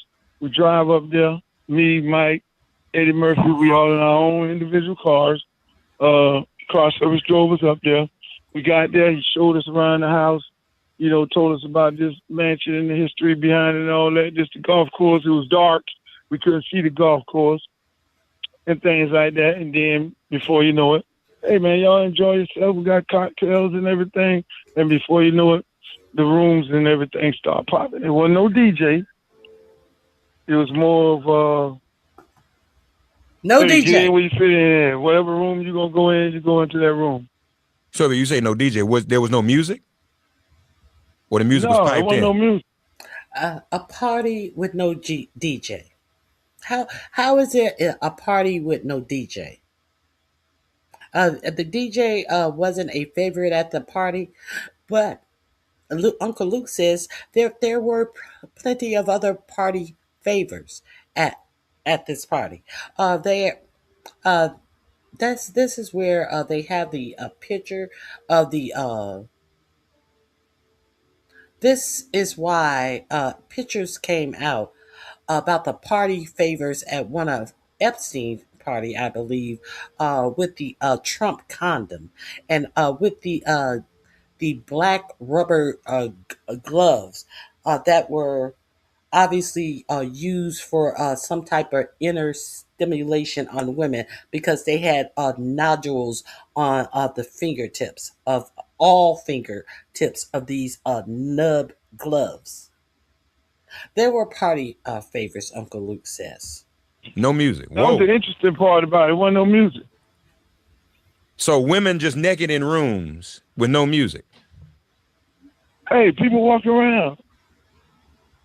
It ain't. It was. Listen, it wasn't nothing wrong with that. I was happy to be at that party, but then at the end of the day, when I started looking at some of these girls' faces, I was like, man, these girls don't look like they're old enough. I didn't ask nobody their age, and then all the other stuff going on. You know, it was like, okay, I can't be up here. I got to go. If I'm going to jail, then somebody's going to extort me. I really, you know, I don't do drugs. Never did it in my life. You know, I smoked marijuana 2 times, you know, when I was in high school, and I didn't like the experience. As far as drugs, I may have sold drugs. I never liked the people who I sold them to when I was young because I thought they were stupid for buying it. So I never had cared to indulge in it. So when I do see people doing it, if I'm around it, I get away from it. Put it that way. And here, Uncle Luke again talks about showing up. He was there with Mike Tyson. He was there with other celebrities. And he talks about how the girls there were so young. He didn't want to be around it. He thought that he could also be extorted if he was there. Listen to him in his own words again, talking about the event. Let's play it. The thing, let me tell you, the thing is when you're around, I've been around a lot of models and a lot of these pageant women, because that's what mostly it was. It was mostly pageant women. And a lot of these women ain't of age. So when you got a whole bunch of these women running around, whether they of age or not, you know, there's a lot of things going on. You just, you know, some women look too young. So you keep it moving. I see. You know, so it wasn't nobody beating no women. You see his mouth drop like, what? What? Now, this was not an Epstein party. This was a Trump party. Let's continue. But where is the for-profit media about this story? No wonder the Midas Touch Network is the #1 streaming news outlet. This link is also in my description box as well. Nobody taking advantage of no women. I mean, women look too young. So you keep it moving. I see. You know, so it wasn't nobody beating no women, nobody taking advantage of no women. I mean, they were all enjoying themselves. That's what they were there for. But were they old enough to be enjoying themselves? I don't know. Was there sex? Of course there was sex. I guess that's a stupid question now to ask. Okay, so I think I got you now. You're saying that all this was going on and you weren't clear as to whether these were adults. I wasn't clear whether or not they were adults, and I wasn't clear whether or not, you know, whether I wanted to be in that kind of environment where some of these other things that was going on in there. I ain't gonna too much elaborate about everything else what was going on outside of the sexual act. But well, my brother, we love for you too.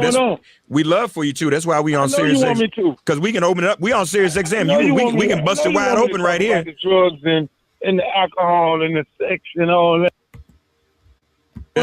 We love for you too. That's why we on Serious Exam. You want to talk about the what and the sex and the alcohol? Let's hear that again. Me too. Because we can open it up. We on Serious Exam. We can bust it wide open right here. The drugs and the alcohol and the sex and all that. But I don't talk about the drugs and the alcohol and the sex. The drugs, alcohol, and sex. But but now you did say that if you were on XM, you could talk about it. So that's why we here, man. I mean, people, inquiring minds want to know. I said I could use the profanity and all that there, and talk about naked people and all that. But then I ain't the drug part. I don't want to talk about that part of it. Here's more from this interview between Mark Thompson and Uncle Luke, aka Luther Campbell, aka Uncle Luke from 2 Live Crew, talking about this event. Luke describes it again as all of these rooms he saw young girls having sex with men, and he said it was like right out of that movie Eyes Wide Shut. And have you seen that scene from Eyes Wide Shut, that orgy kind of cult scene? That's what he's referring to. Here, play this clip. Tell us about the sex. Yeah, it was a lot of sex going on. Mm-hmm. Just wide out in the open. You know what I'm saying? Like you was just imagine the Eyes Wide Shut movie. That's what I felt like I was in. But it had some other elements and some other things in there. Then that's when I got to go. Okay. And so it was just wide out open sex is what was happening. Was it of the orgy variety? Well, they were in different rooms. Mm-hmm. The man got so many rooms in that house. I ain't never seen that many rooms in a house in my life. But it was more by everybody in all these different rooms. And when you open up a door, it was something going on different in a different room. So you got in where you fit in it. If you feel like you want to go in that room, you go in that room right there. There was some things going on, some interesting things going in that room. It was just like a regular. Well, you say you keep saying what? Give me an example of an interesting thing that was going on, if you don't mind.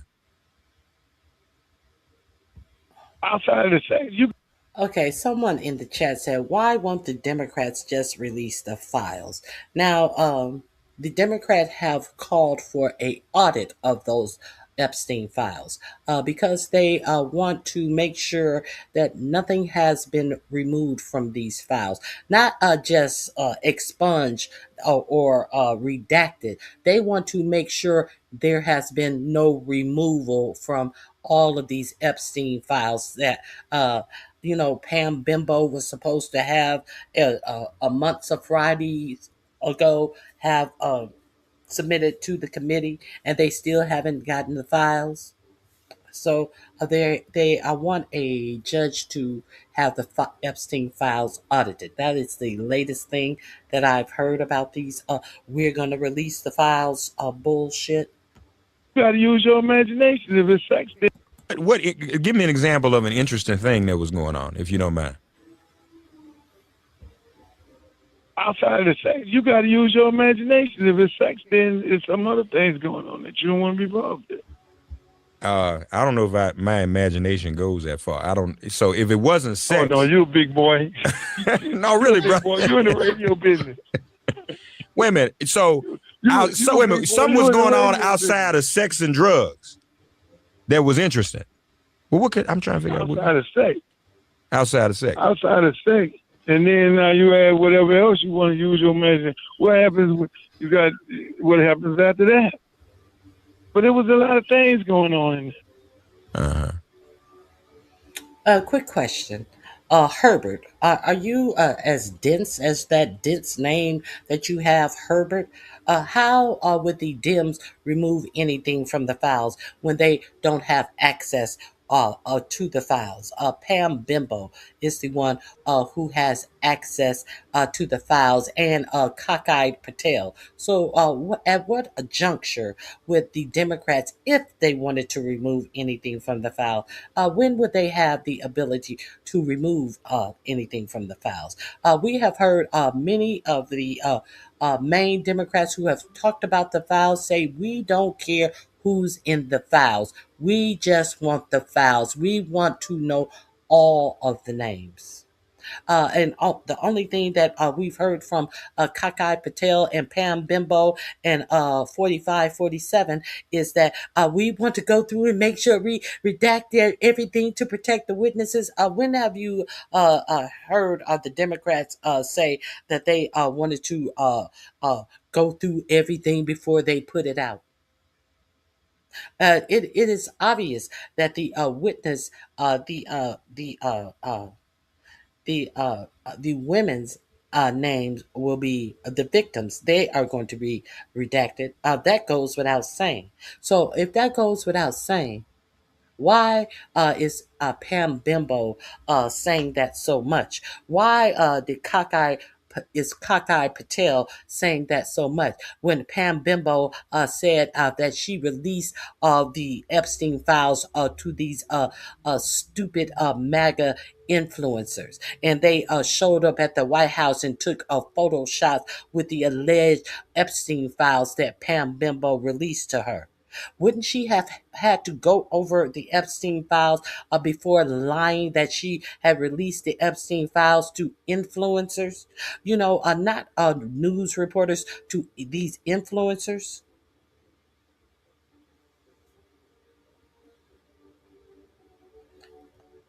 Speak about when Obama and Biden. I'm going to speak about what I'm speaking about. We're not speaking about Obama and Biden. What about the cash of piles that President George W. The pallets of cash that George W. Bush sent over there as well? So are we acting like Obama and Biden reinvented the wheel? Are you not aware of how many pallets of cash that was sent over to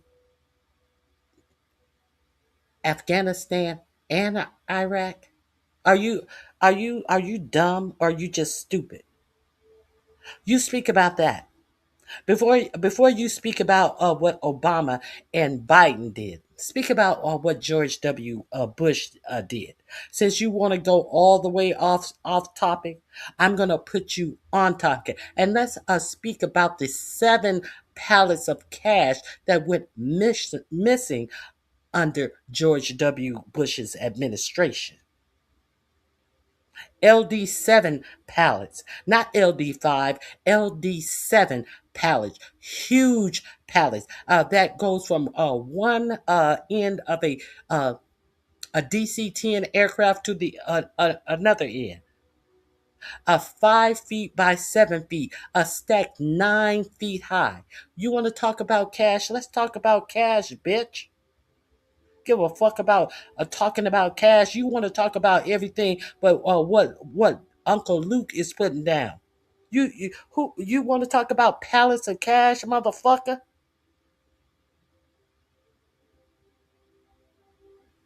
Oh, you fucking. You must do not know who you talking to. If you want to talk about pallets of cash. You don't, them guys in there, it was going down. So was Donald Trump having? It was one of them parties you would have enjoyed yourself being in. Well, I don't know, brother. See, I probably would have been like you. I would have rolled out, but I don't. I love starting my morning with Mud Water. It's delicious and clears up my brain fog incredibly quickly. Mud Water's OG blend is a mix of cocoa, chow, turmeric. If I need help, you would not be the one I would get it from. You're delusional. But let's stay on topic. We are talking about this Trump party that Uncle Luke went to. Let's talk about the topic. Let's talk about the actual topic. I know you're upset to find out that this has been put out long ago from someone who was there. Let's continue. Now, Luke describes how this party at Trump's place took place after one of Donald Trump's pageants from the 1990s. So Donald Trump called up Luke, Tyson, Eddie Murphy, and said, "Hey, everybody, come on. I'm throwing this party after the pageant." They show up and he's like, I got to get out of here. These girls are too young and there's drugs going on. Here, play this clip. Shoot, they had to be around 90 something. In the 90s. When he first opened up the mansion in West Palm Beach. So, Uncle Luke, tell us what happened. You went with Eddie Murphy and Mike Tyson. The three of you were together? Yes. Uh-huh. And Donald Trump invited you all personally. Yeah, he invited all us. He was having his pageant contest going on, and with his pageant contest, he ended up inviting us to the event. Tell us what happened, Uncle Luke. What happened to that party that made you have to leave? Yes, please release the January 6 files. Let's release that January 6 exoneration of all of the people who may have been involved with the January 6 case. Let's release the very first pardon that 4547 gave to all of the people who may be charged with January 6th. Let's release the fact that the black man that they allegedly caught 5 years later, who they say they're going to persecute to the fullest extent. Let's release the facts that 4547, in his pardon of the January 6th all people who may have been involved with January 6th are pardoned. That means the pipe bomber has already been pardoned by this feckless government. So let's talk about that. Let's talk about that. Oh, you didn't know that because you're stupid. Let's since you want to talk about January 6th, chew on that. A black man is being pardoned for his participation. Yes, and your 4547 that you love so much has already pardoned him for any behaviors surrounding January 6th. That would include the black pipe bomber that Pam Bimbo wants to come out and have us to believe that they didn't get any tips about this black man 5 years later that they have arrested for these pipe bombs. Pardon, bitch. Let's continue. Let's continue talking about these underage girls who allegedly were at this party in the 90s that showed up at a pageant. Well, I mean, it was just a lot of things going on, inviting us to the event. Tell us what happened, Uncle Luke. What happened to that party that made you have to leave? Well, I mean, it was just a lot of things going on. You know, a lot of things that I don't care to engage in. And you know, we showed us the house, showed us the golf course in the back, all these different things. You know, said, man, great house, nice house. And I think I probably was there for every bit of maybe 45 minutes before I realized all these different things that was going on. And I was like, okay, it's time for me to go here. Now you understand, you are Uncle Luke, you 2 Live Crew. So, I mean, we're dying to because I'm talking about what I want to talk about. If you want to talk about the murder rate in my community, what is the murder rate in my community? What is the murder rate in my community? Tell me the murder rate in my community. And tell me the murder rate in your community. Tell me that your community killed way more people than that are killed in my community. Per person. Per person. Let's talk about how. Let's talk about the molestation that goes on in your community. Let's talk about those rates of a child molestation that goes on in your community. Since you want to talk about rates and things, let's talk about all the husbands that knock off their wives in your community. That right there beats out the murder rate on crimes of proximity in the black community. You want to talk about that? Let's talk about that. Since you want to talk about that, let's talk about the rates of of incest in your community. Let's talk about that. Let's talk about that. I'm speaking on, no, I'm not speaking on anything but what I'm speaking on. You see how they have so many things that they want to speak on, and they want to ignore what is being presented in their face. So why do you want to ignore what is being presented in your face, since you love 45, 47 so much? Since you love 45, 47 so much. Oh, so we want to talk about Black Lives Matter fraud, but you don't want to talk about the fraud that this administration is stealing from the Treasury every day. Let's talk about the fraud that the Pentagon gave Don Jr. a $600 million loan for a startup company. What do you have to say about that fraud? You want to talk about fraud? Because if we're going to talk about fraud, there's plenty of fraud to talk about. Okay. And you're here why? Oh, you're not here. Okay. You're here.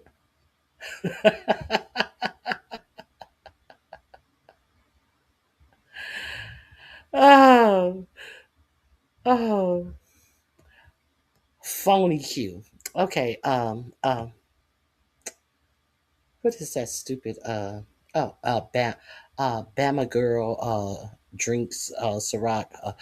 In a bitch who's mad because she lost her mod stick. Okay. Bye, bitch. Okay. Let's continue. Hold on one second. Let's continue. Everybody have, yeah, if you have all of these ideas, you also have a YouTube channel. You also have a YouTube channel. If those are things that you want to talk about, go start up you a live and talk about it. But I see you have nothing to say about this. I love the poorly educated. I love my poorly educated voters. I love the uneducated voters, but they have no comments about what is being presented here.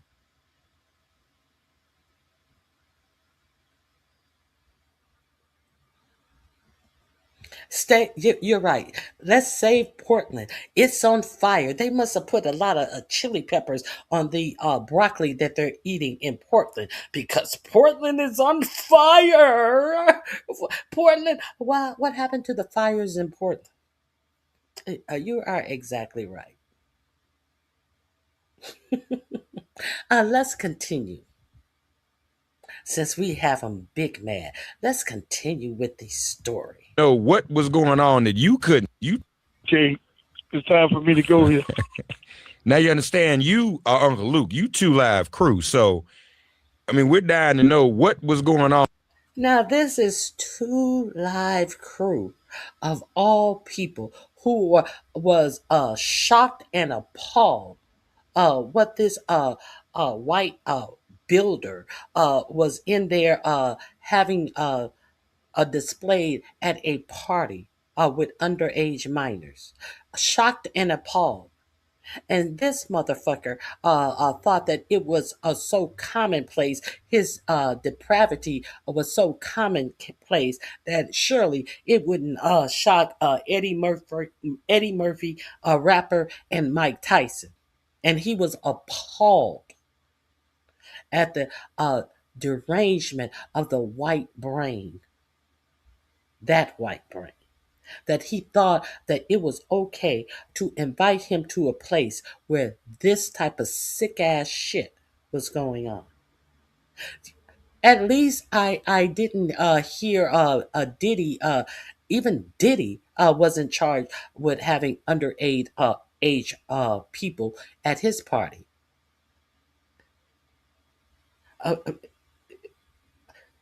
Diddy. So he may as well go on and pardon Diddy because they are two, well, maybe not two birds of a feather. At least Diddy had more class than Didondo. Didondo. Didondo. Didondo.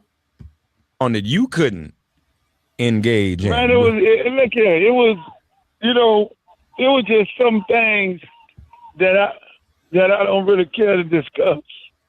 Because, I mean, you know, one thing about me, I don't kiss and tell. But at the same time, the party was going on. And, you know, it was a lot of things. Put it this way, there were a lot of things going on. A lot of things. More from Luke Campbell right here, Luther Campbell. Let's play it. Things in a lot of different rooms. There was a lot of different rooms going on in the house.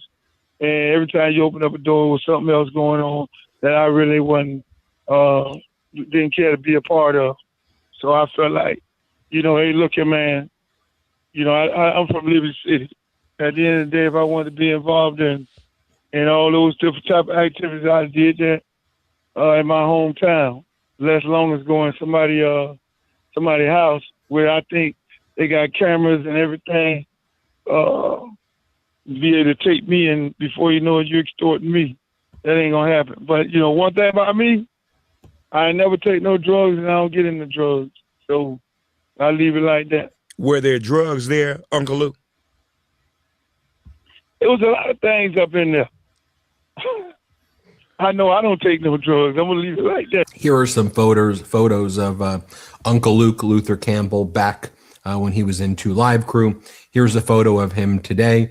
And in the early 1990s, Donald Trump was throwing these beauty pageants for young girls as young as 13 years old, 14 years old. We've done an expose over the weekend I encourage you to use. I called it, hidden footage from 1991 unearthed by Midas Touch, showing some of these pageants. You could see these girls, just how young they are here. Show this photo. Here's another photo of it right here. And here's one of the videos that we unearthed at the Midas Touch Network of Donald Trump judging a pageant. And then in 1991, he would bring the pageant girls back to his place and throw these parties. But here's some of the footage we unearthed from 1991. Let's play it. The 58 contestants participated in an exhaustive round of personal interviews designed to help our judges discover what makes each one special. Your 5'9" reading? Serious, huh? We may measure it again tonight before the Okay. Thank you very much, Amy. The concentration was intense inside the judging room. They don't like you as you are. And out. I'm just so excited. Each girl was considered not only for her beauty and poise, but also for her personality and that indefinable something extra that makes a top model. Okay, do you want to pull your hair back 1 second? Okay. All right. Thank you very much, Ingrid. Good luck for tonight. Thank you. When it came time to choose the 21 finalists, emotions ran high as each judge expressed his or her opinion. Here, Trump is seen speaking here in footage from this 1991 video. Let's play it. The Look of the Year contest is the ultimate contest for women that want to go all the way in the modeling business.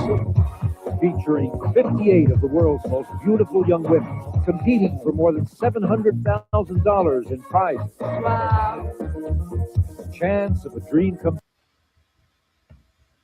true. A career as one of modeling's superstars. We'll take you behind the scenes and onto the runway. You'll see the fun, feel the excitement. You'll pick your favorite, along with our panel of expert and celebrity judges, and you'll enjoy front row VIP seats at our gala evening. One of these contestants will be selected as the Girls Look of the Year. And here is Michael Wolff, one of Donald Trump's biographers. Wolff was also considering becoming Epstein's biographer. So Wolff has more knowledge about Epstein and Trump than really just about anyone by nature of him being their biographers. And he was going to be Epstein. He spent hours, almost like hundreds of hours almost, with Epstein. And here's what Wolff said over the weekend about that connection between Trump and Epstein. Let's play it. I want to clarify something. A lot of people have taken exception in the linkage of Donald Trump and Jeffrey Epstein, saying you don't mean that Donald Trump liked little girls. Let me just refocus this back to the time that we're talking about. Donald Trump and Jeffrey Epstein were obsessed with models. This was one of the key focuses of their lives, as important as money. models. How many models have you had? How many models do you know? How do you get models? And they went through an elaborate process. They invested in model agencies. They started model. Now, a lot of people have focused just on the relationship between Trump and Epstein, and we've done, I think, a deeper dive into that connection than really just about any news entity out there. And we've been doing it since we started the Midas Touch Network more than 5 years ago. But we've also done exposés here at the Midas Touch Network on Donald Trump's relationship to that guy named John Casablancas. Casablancas was the founder of what's called Elite Model Management, an elite model agency. Lots of underage girls who were part of that model agency. Lots of sexual abuse of underage girls taking place there by Casablancas. And what do they say? Birds of a feather do what? Flock together. Epstein, Casablanca, and 45, 47, and their scuzzy little model agencies. Didn't Melania Trump threaten to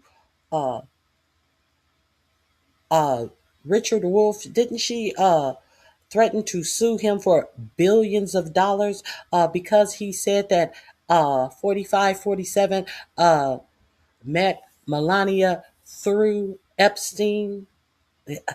Isn't Melania Trump the one who curiously enough received a Einstein visa to stay in the United States? You mean to tell me Christine Nome isn't on top of that? And as they ignore Elon Musk overstaying his visa. Oh, okay. I'm going off track. Aren't these illegal visas being investigated? No. And why has not Melania Trump followed through on her threat to sue Richard Wolff? Because he was like, a bitch, no. Bitch, fuck you, and fuck what you talking about. He gave her the Hunter Biden treatment when she threatened to sue Hunter Biden. God forbid that people tell their truth about Melania. And there's not $1 million. I think she was going to sue him for $100 million because he said that Epstein knew Melania first.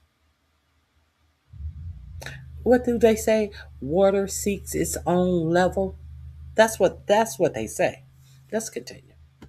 This is a well-known thing. Casablancas left his wife to sexually abuse a 15-year-old girl who he made his girlfriend, sexually assaulting consistently this 15-year-old, and then left his other wife for a 17-year-old girl. You know that photo of Donald Trump with his kids, and he's standing next to Epstein and another guy? That other guy is Casablancas. And I think it's important that we know that Casablancas would do these pageants and also party and hang out with Donald Trump. So we'll keep covering it here on the Midas Touch Network. Hit subscribe. Help us get to 6 million subscribers. New Midas merch drop. Check out the latest pro. And of course, that link is in my description box. Now, let me see who are mad. Who are you people? I don't know anybody who categorized themselves under the you people. So I won't even bother to read that whole paragraph. You people. I'm pathetic, and you're here for every moment of it.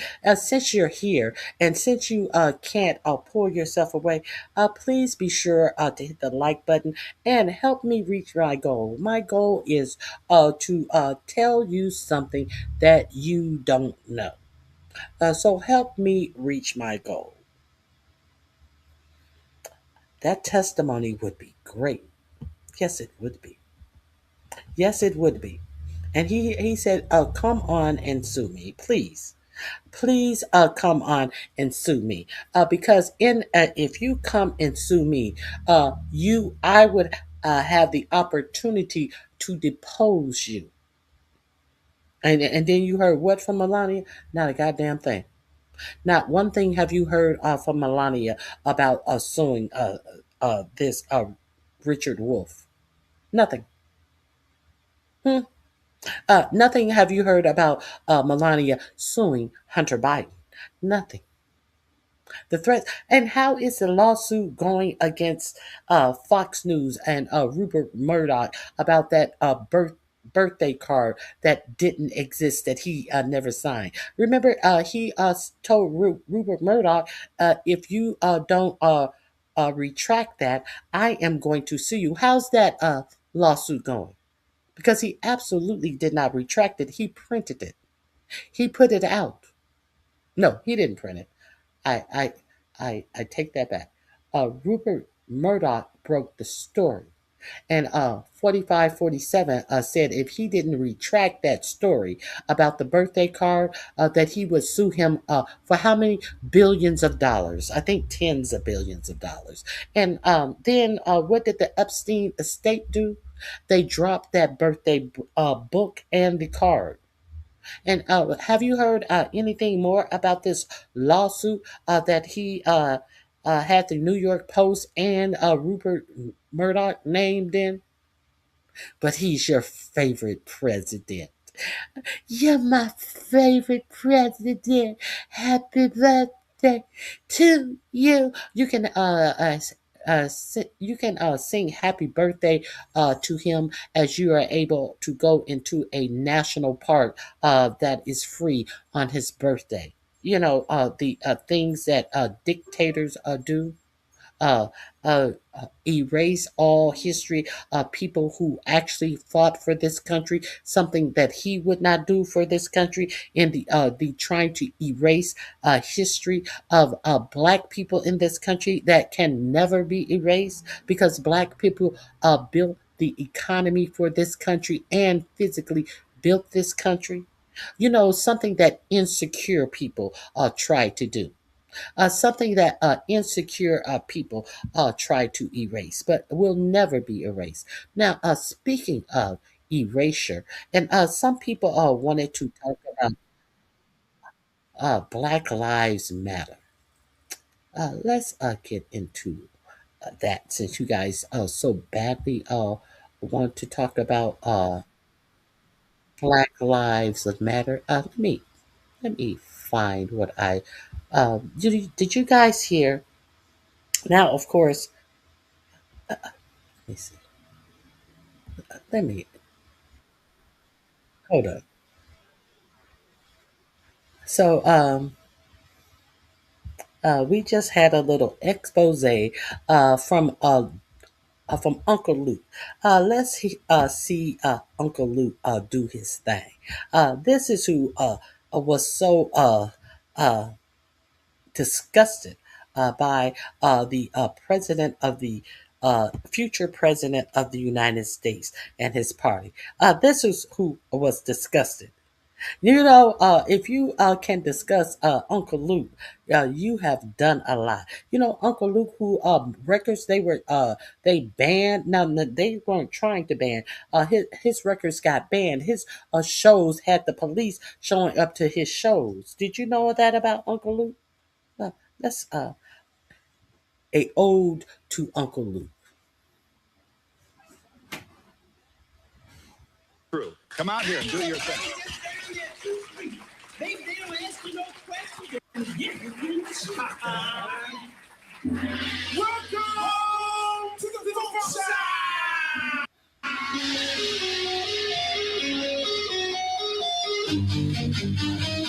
Everybody on this, put your hands together, y'all.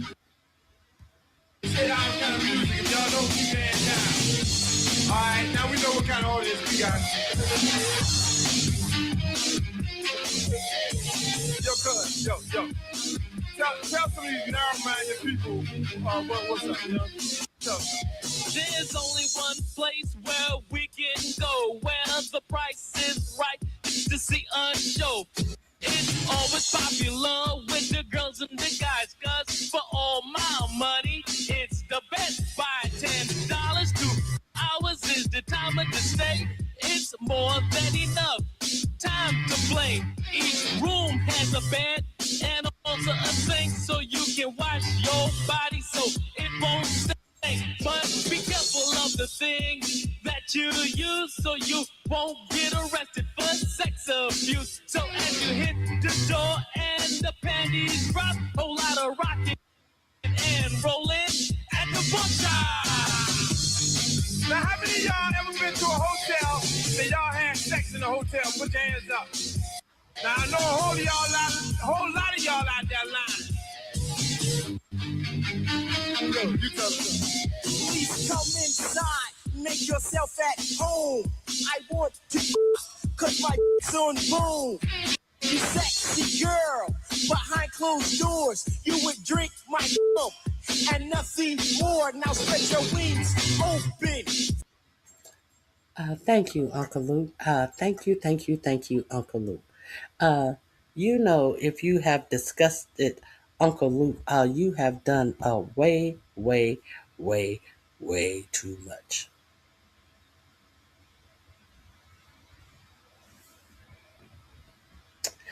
How come it's only Trump and Epstein? There's no one else like Clinton, Obama, and all of them. Obama was not even in politics at that time. That's why there's no Obama. So keep Obama out of your filthy mouth.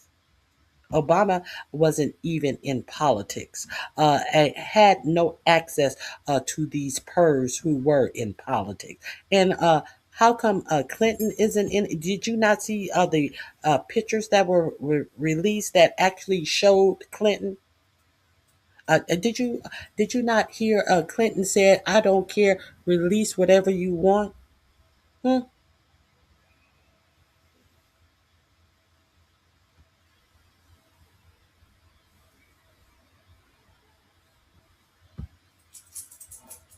Uncle Luke was uh,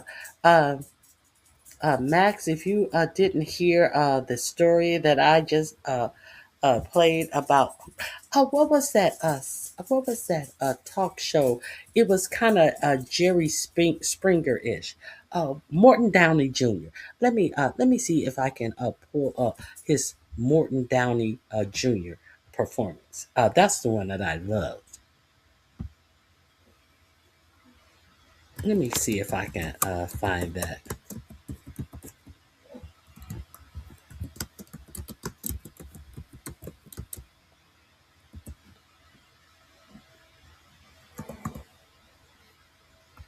Hold on. That's the one that I really like. It was a mess. The people were about to. Uh, Let me see.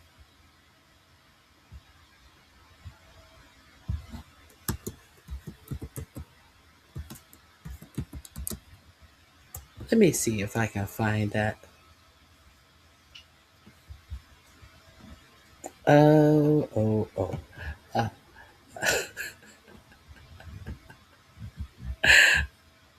oh man, I played that one time.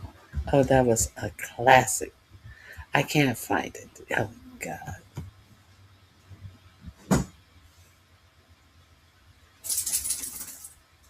Hmm. The people in the audience were about to faint. It was so good. It was so good.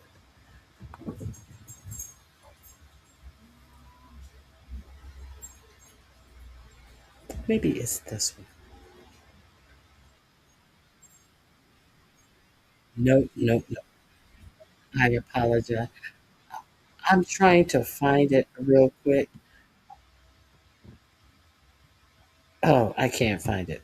If somebody can find that, uh, you would really enjoy that. It's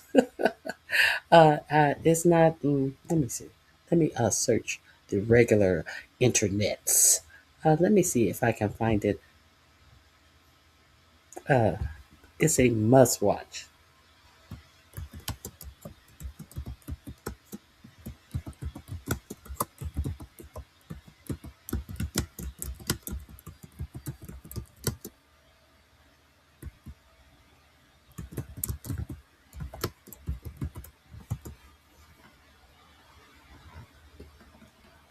Mm-hmm.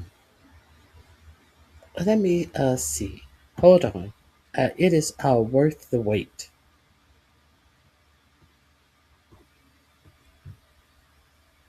It is definitely worth the wait. Nope, I can't find it. They probably took it off. I hate that they. Mm, nope, I cannot find it.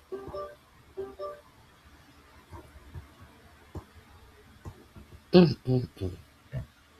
Oh well, I tried.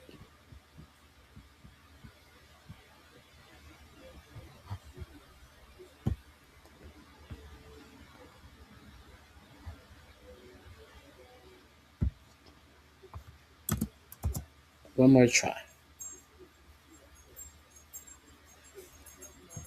Mm-mm. Nope, can't find it.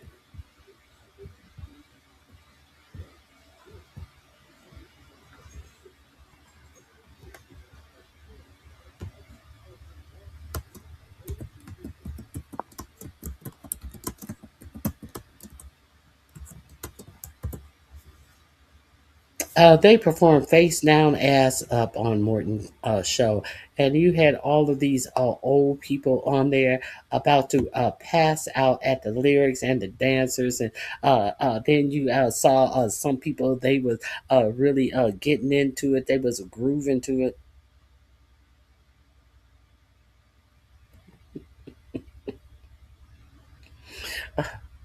Oh my God! Breaking news.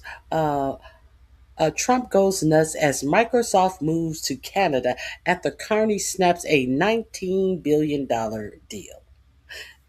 Let's get into this. And that 4547 has decided to sell these NVIDIA chips to China. So, what do you guys have to say about your king selling these NVIDIA chips to China? I won't tell to China because they're getting the best of us, and these NVIDIA chips that no one in the tech world wanted to go to China because they feel that China will go through, tear those chips apart, and figure out a way to use the technology in these chips for what in their military to fight whom you and who gave them this technology, your beloved president, and that is why he loves dumb voters. Okay, so now since everything is global, since being global is good, Microsoft has cut a deal with Canada. You know the shit that the United States tried to act like they wanted to incorporate into the United States. No, I think that he aired more than Saturday nights. I think it was. Um, there was someone on par with Jerry Springer, who maybe it was Morton Downey Jr. Is that the only person who was on par with Jerry Springer back then? I think it was Morton Downey Jr. Oh my God, I wish I could find that clip. Aren't they funny? Aren't they? They are just so mad. They wanted to talk about everything else when uh, when uh, uh, 4547 is discussing Luke with these young uh, girls all over his home, who even Uncle Luke, who created music like that, wasn't as perverse as the perversion that was displayed at Mar-a-Lago when he, Eddie Murphy, and Mike Tyson were invited to Mar-a-Lago after one of those pageants. Uncle Luke was disgusted. They don't want to talk about that. How the fuck did that happen? Uh, uh, Max, if you didn't see my little clip that I did, showing Uncle Luke saying that Mar-a-Lago disgusted him with all the drugs and underage people just all over the house, like the movie Eyes Wide Shut, the orgy scene in Eyes Wide Shut, that he bailed the fuck up out of that motherfucking devil's den so quickly. Uh, Review, go back a little bit and hear it from Uncle Luke himself. Okay, so y'all can't help me out, so I just gotta move forward with my commentary. Now let me see. Did you guys watch Christine Nome testimony? I will give you the.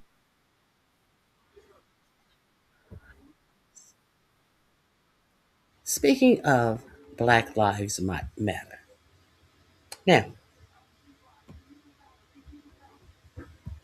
they want to talk about the people in the organization that did whatever it is that they did in the organization, the organizers of Black Lives Matter.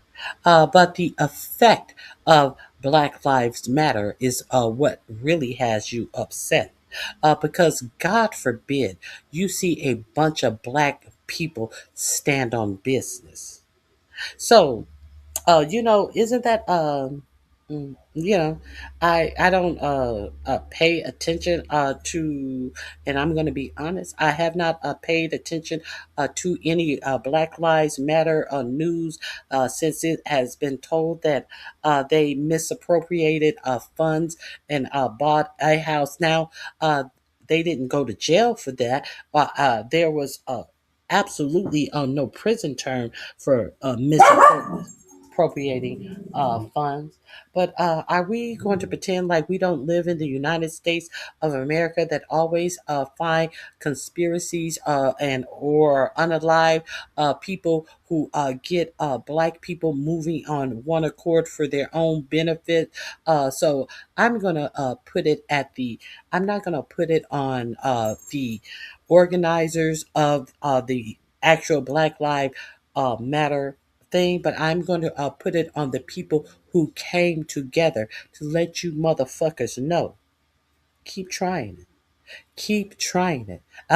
There is something that's going to bring us together. And y'all thought that y'all could try to talk about who George Floyd was, wasn't, isn't, what he did, but y'all were scared when the people said, "No, we've had enough." See, it's not about the people who started the organization. What scared you is the people who got the motion going. And then here 45, 47 comes into office, and he gets Mayor Bowser in DC to buckle. All that bitch did is buckle, and that is why she is not she's not running for re-election, nor should she. Nor should she. He threatened to take a couple of dollars from her, but we need the transportation system because, and if we don't let him come in and spend more on tearing down the Black Lives Matter Plaza than we will get in the transportation system, we're going to lose. Okay, so since they've torn down the Black Lives Matter plaza in DC, this is what is going up in DC. The crazy I have no friends, I don't get invited to parties. Nancy Mace has decided that the Black Lives Matter plaza should be transformed into the Charlie Kirk Plaza. You know, Charlie Kirk was my good friend. Isn't it funny how everyone in public in the public eye, Charlie Kirk was their good friends. He had a lot of good friends. I'm pretty sure he didn't know half of these people. And now this silly ass bitch who may or may not run for again for her seat. There's talk that she is possibly running for governor in her fucked up state, a fucked up state that this put this crazy ass bitch in office. She wants Black Lives Matter Plaza. You can take the organizers out of the equation.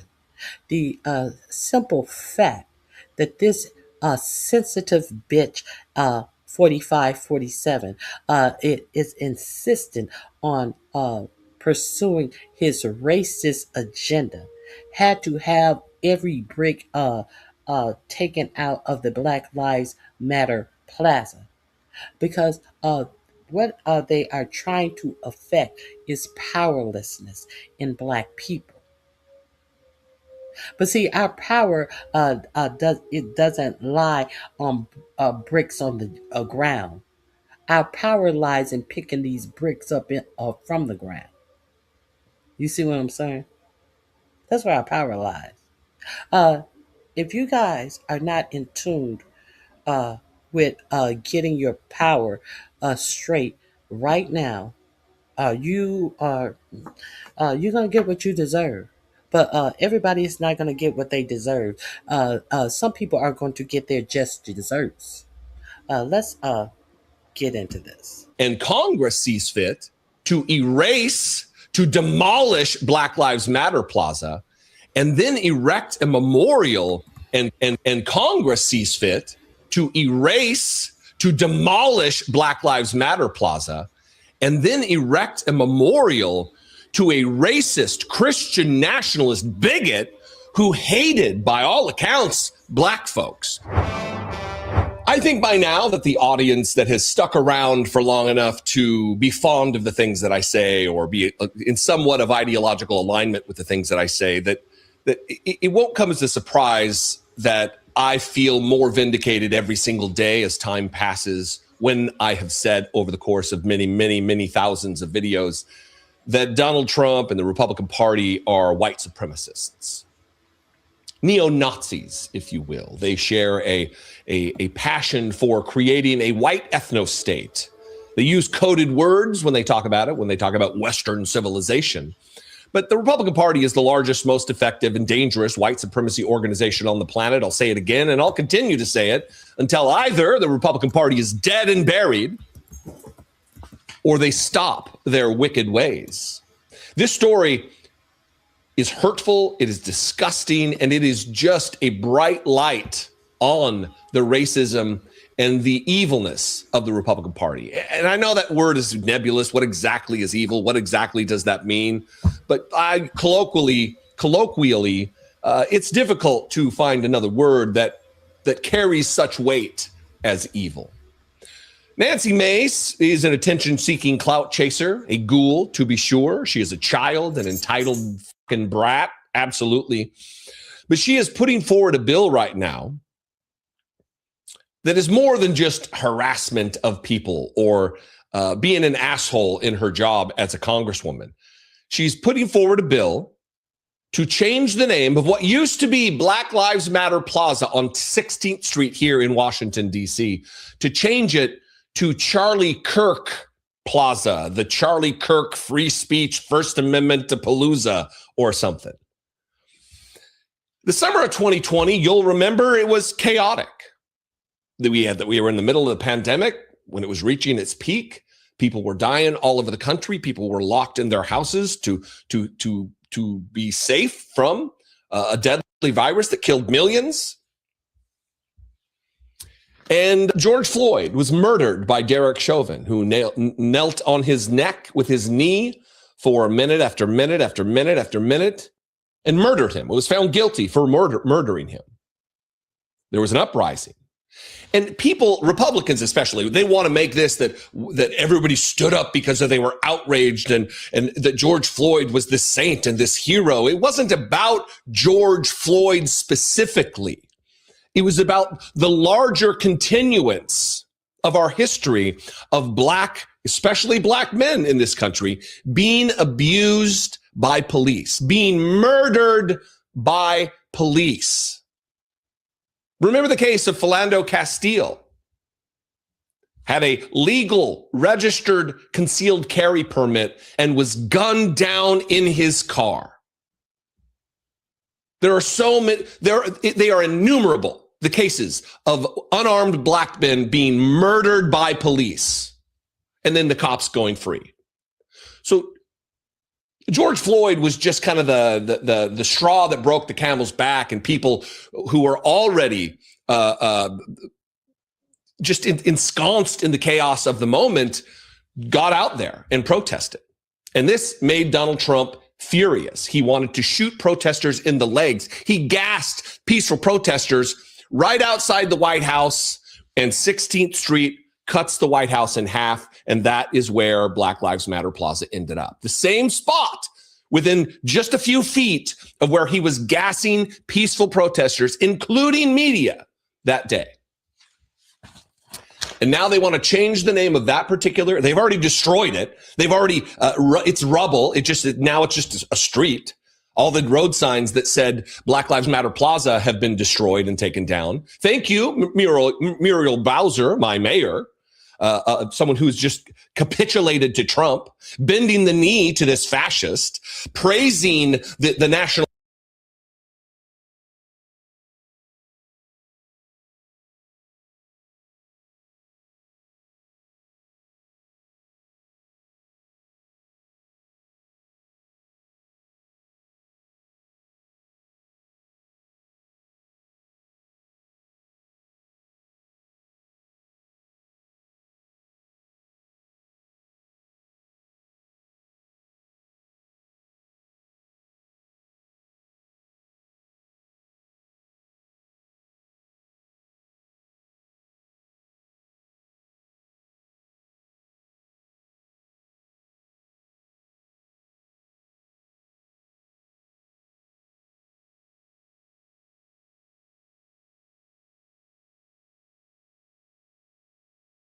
Guard being here, praising the inclusion of masked secret police. I'm sorry. Thank you. Now, Mayor Bowser, will not have a government job to go back to. Pretty much like all of the other mostly educated black women that 45, 47 allowed a racist who said his best time of living in South Africa was when South Africa was under apartheid, when he allowed that racist to go through our government and fire over 300,000 black women. Now this stupid bitch is going to have to look for a job in the private sector after all this has gone down, after bending the knee and getting nothing from it. He didn't even leave money on the dresser for her silly ass. And now here we are trying to pretend like another Christian nationalist, which is code for white nationalist, is someone who deserves his name on the street before the lives of black people should be recognized. We're supposed to recognize someone who did dog whistles of racism his whole life, performing for money, performing for money, a white nationalist. So if you guys didn't know that this is what's going on in your government, this is exactly what's going on in your government.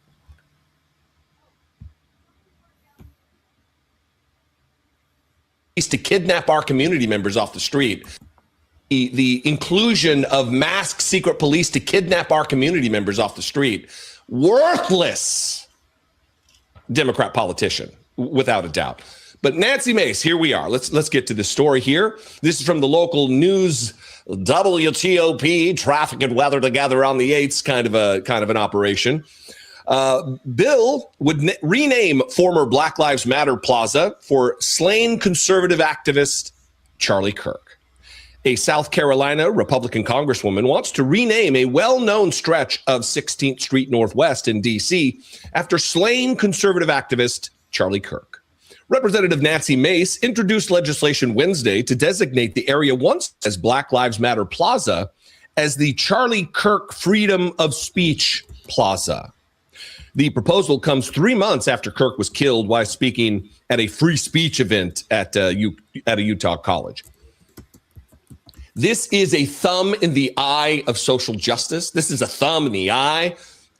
Just another assault, a rhetorical assault, a policy assault against the black population. And specifically, to drill down on it, the black population of Washington, D.C., which is almost 42% of the city. This, by many accounts, is a black city. By population, by percentage, there are more black people here than there are white people. It's like 12% Latino, 42% black.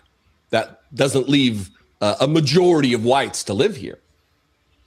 And Congress sees fit to erase, to demolish Black Lives Matter Plaza, and then erect a memorial to a racist, Christian nationalist bigot who hated, by all accounts, black folks, who spoke evil and sickening demagoguery against black people.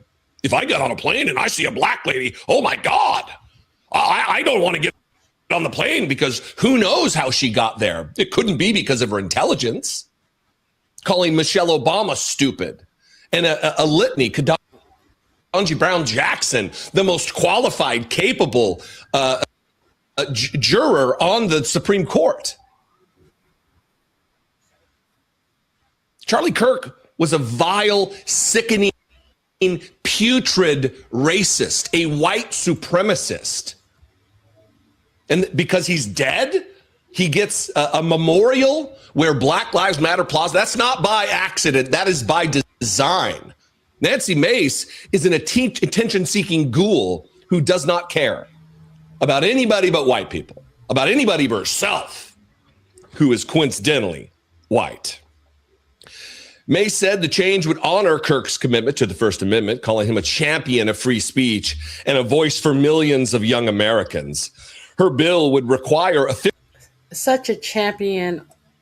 Let me make sure my mic is on. Such a champion of free speech that the Department of Justice said that they were going to go through your social media accounts to try to prosecute anyone who said anything bad about Charlie Kirk.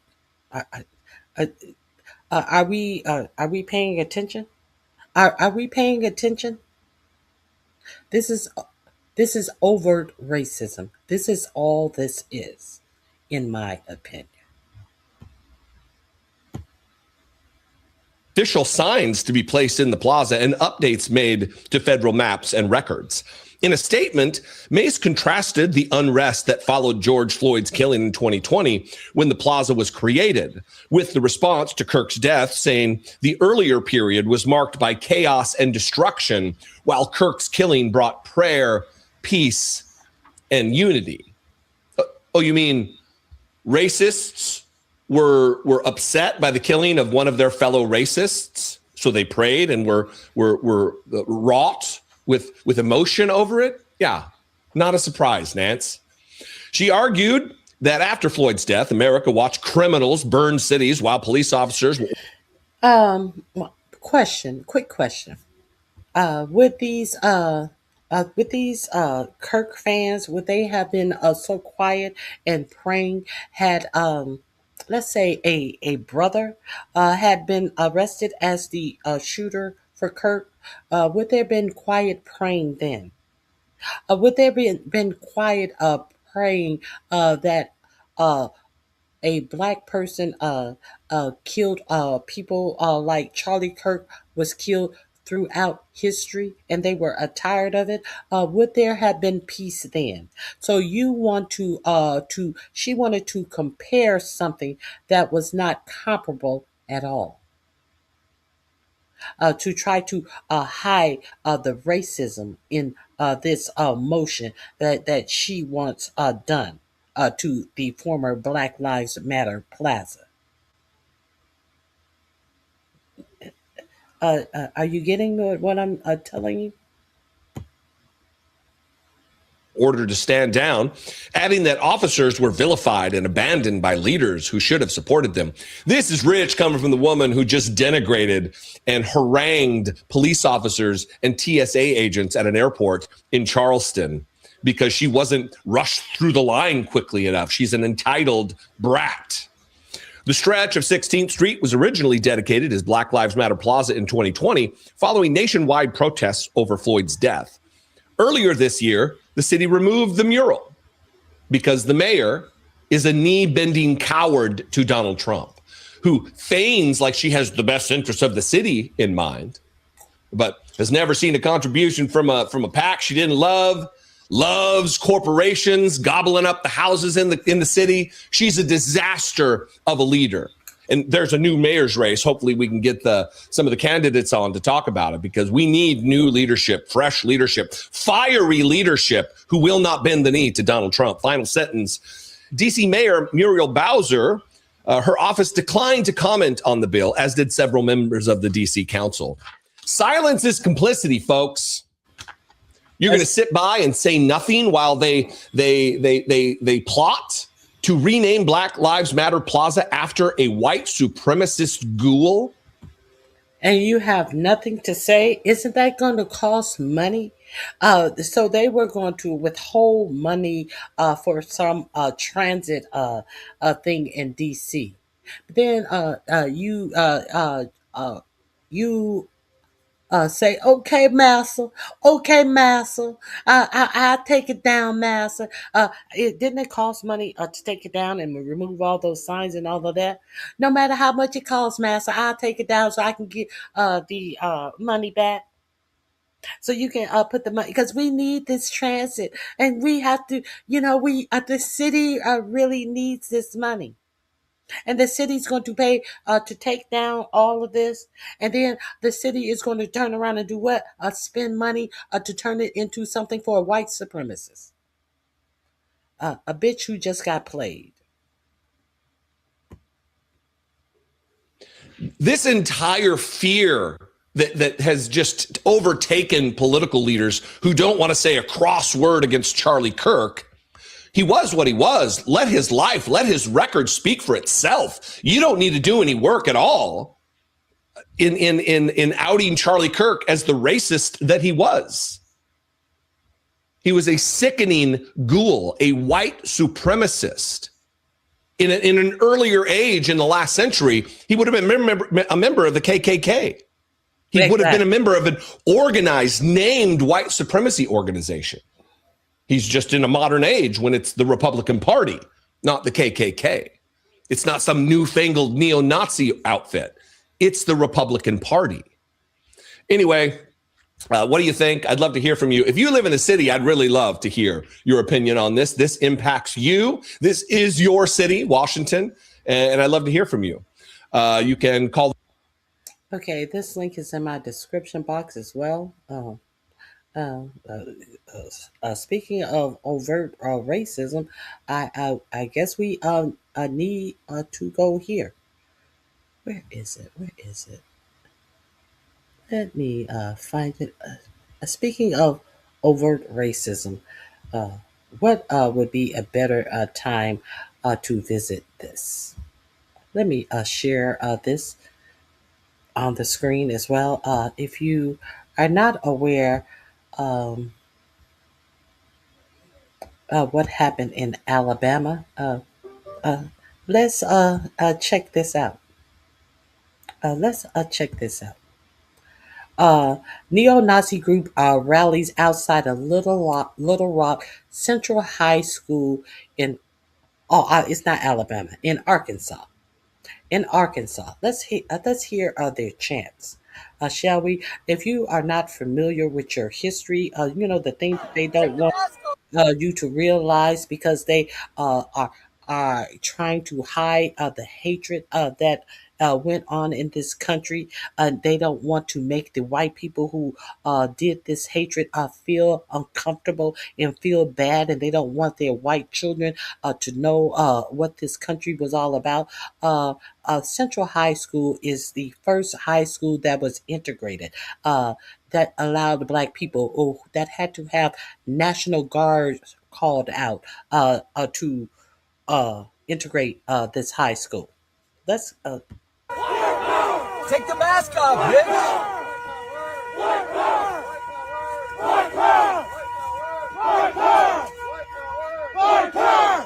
Take the mask off! Take the mask off! Let's see your face! What are you scared of? I'll cut your cracker ass motherfucker! Mask. Tough guys? Tough guys? Take the mask off!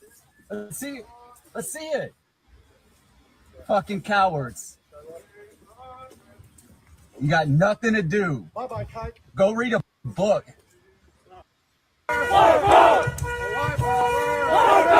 Get a fucking life. Fucking losers. Fucking cowards. Take the mask off, bitch.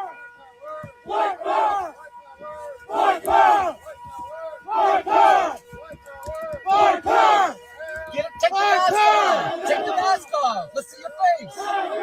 What are you scared of? I'll cut your cracker ass motherfucker.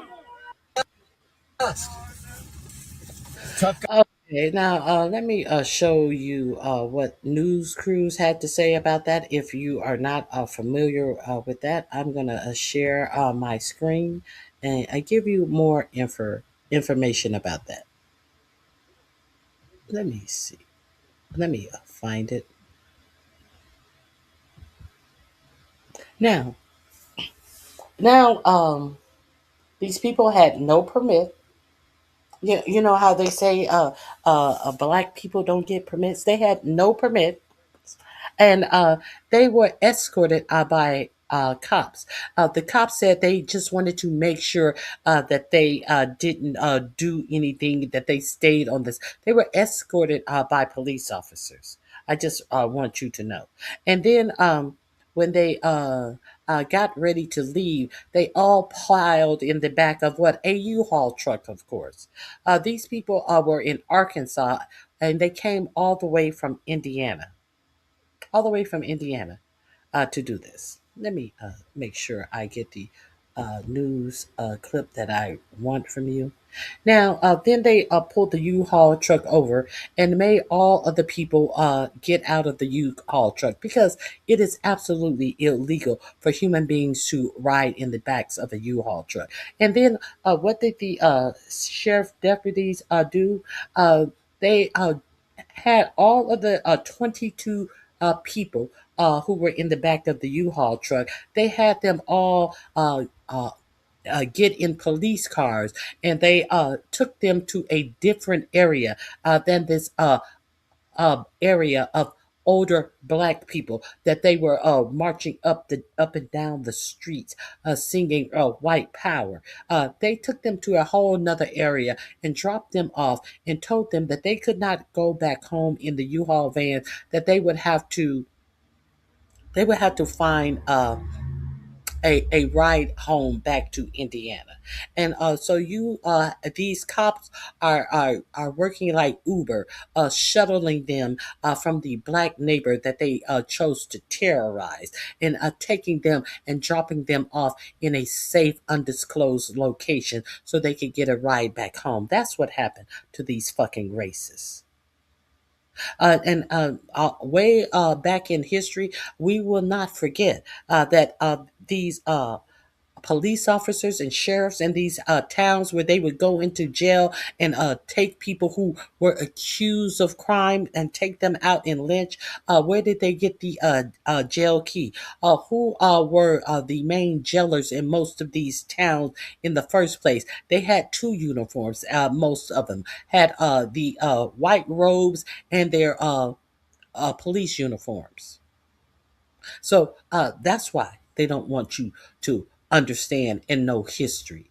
And they try to make pretend like, oh, well, we were just guarding and making sure. Who were you trying to make sure was safe? If you thought that safety was an issue, surely wouldn't the people who drove all the way down from Indiana to scream white power in a elderly, historic, a mostly black neighborhood, wouldn't they the ones who would be under threat by these young ignorant white boys? Wouldn't these elderly people be the ones you would be trying to protect? Oh, but no. Okay, let me see if I can find the news story that I want. Hmm.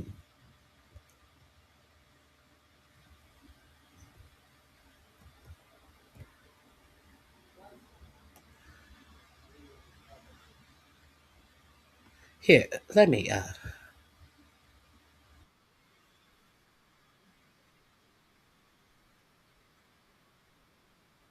hold on.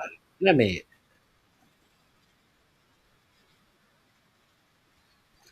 If you guys are not familiar with Taylor House Publishing, he does. Maybe that's not the one I want. Let me.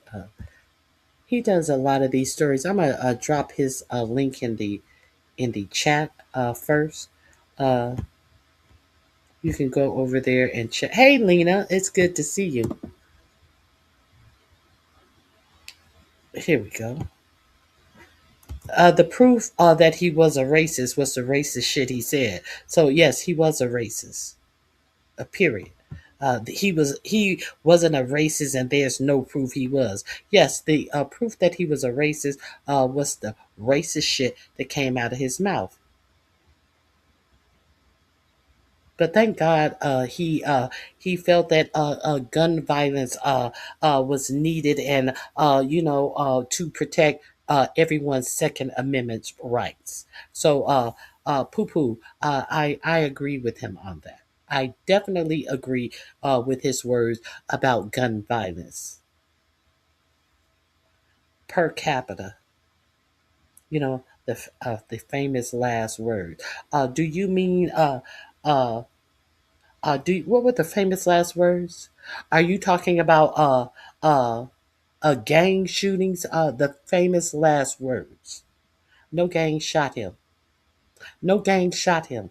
It amazes me how these white people know all the crime statistics about black crime, but they know none of their own crime statistics, which is far higher in every arena of black crime.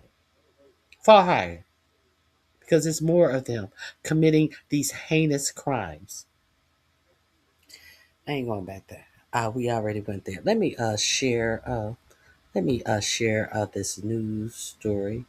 That is the link to Taylor House Publishing. He's a YouTuber. I'm trying to get someone. Let's go with.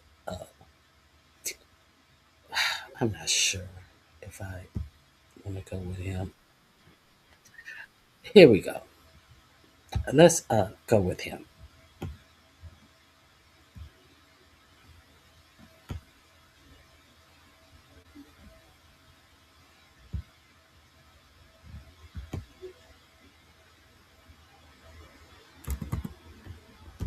You may have seen this video from the Arkansas Capitol. It's a neo-Nazi group marching through the streets of Little Rock over the weekend, and we now know tonight the Blood Tribe did not have a permit for the march, leaving many frustrated and in fear after the group marched at two of the city's most symbolic locations. Tanya Moderzitsky looked into how demonstration was allowed to happen and shares how the community is responding. A small group of more than 20 white supremacists marched the streets of the Little Rock capital. Nobody wants to know that Nazis are coming to their town. And in front of Little Rock Central High School. I don't think many people felt safe this weekend. Something Representative Denise Ennett says was a reminder of history. The Little Rock Nine, almost 70 years ago, these 9 brave souls went in to integrate Central High. The Blood Tribe, who demonstrated on Saturday, did not have a permit with the city or Capitol Police. By law, if they stayed on sidewalks and kept it moving, no permit is legally required. We also reached out to Governor Sarah Huckabee's office. Her spokesperson said in a statement, "Racism has no place in Arkansas, and I condemn this vile protest." Little Rock police say they monitored the situation and cited a member of the group who was driving the moving truck hauling the group. Little Rock chapter of the NAACP President Marie Hollowell says Arkansas needs stricter hate crime laws. We cannot continue to cause this division. We cannot continue to promote hate. And it says in 2021, during her first term as state representative, there was discussion of hate crime laws. I remember that bill like it was yesterday. That bill was highly debated. But she voted against it because it excluded certain groups of people. She says that bill did not go anywhere, but hopes if it's presented again during the next session, she gets to include every group impacted by hate crimes and is reminding constituents to be vigilant. It takes a village. It takes people like you and me to call out this nonsense. Was Tanya Moderzitsky reporting. Now, the Little Rock School District and the Little Rock Mayor did not give any comment tonight on that demonstration.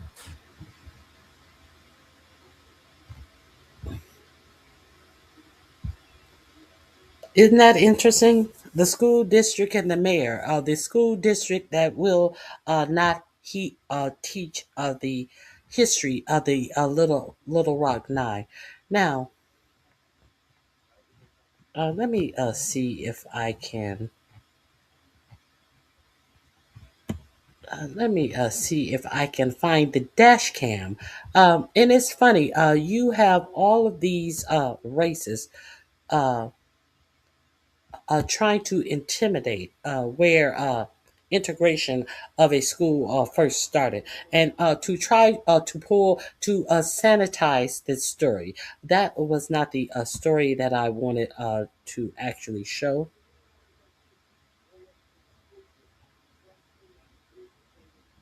Let me share. Is this the? Yes, this is another thing that I want to share with you. How these races are being emboldened by this administration in particular. Neo-Nazi participated in a boat parade organized by RNC co-chair Laura Trump, where they showed slogans such as "White Power," "Make America White Again," "Hail Trump," and other racist slurs.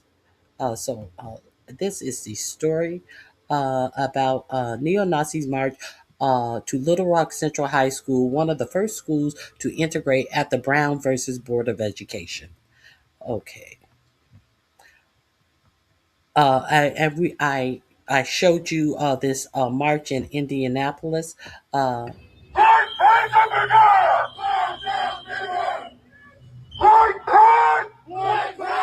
Hey, I still love y'all. I still love you. Why do people say that dumb shit? I still love you.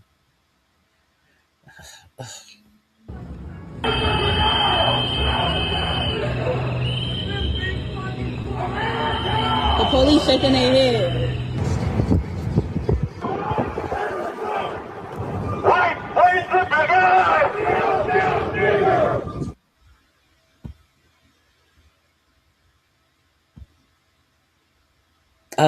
But George Floyd gets a knee put on his neck until he dies.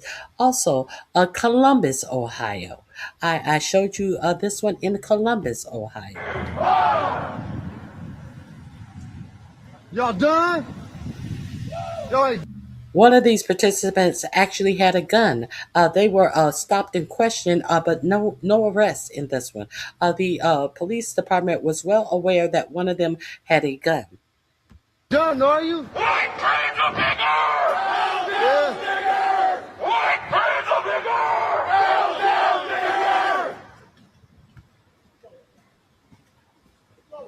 Why y'all hiding y'all's faces? Why you hiding your faces? Don't hide your face. Don't hide your face.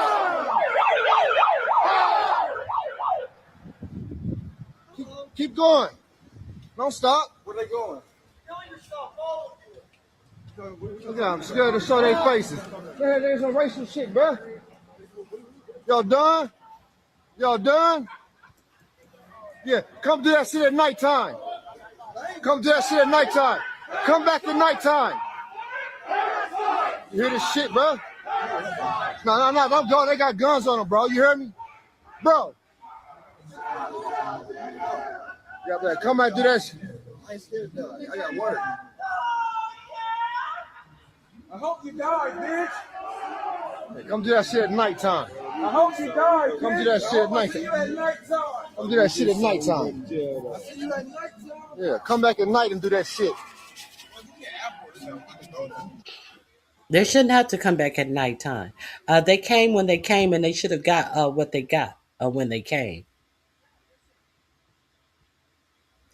Uh, from the deadly Unite the Right rally, that was in, I believe, in North Carolina. I think it was North Carolina, in which Trump famously uh, reimagined a tiki torch wielding white nationalism as the very fine people on both sides. Two groups of neo Nazis who showed up during a pro Trump campaign event in 2024. It couldn't be clearer that when Trump said, "Make America Great Again," all the Nazis in America heard, "Yeah, baby, it's a white boy summer." Okay. This is them in Little Rock. I've already showed you that one.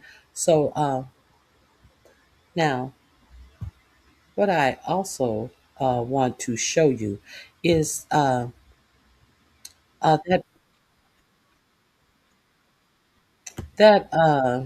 brain dead. Uh, what is her? Look at me being brain dead. Christy Nome, um, uh, Joe Kemp, and a representative from the FBI showed up for questioning at a Senate questioning. And funny enough, though, um, Cash Patel was supposed to show up himself, but he decided not to even appear at this hearing. Now, let's hear who were the greatest threat. Hold on. Let's. I keep hearing things. Let's hear uh, who they decided was the biggest threat to the United States. I, no. Let me find it. Okay.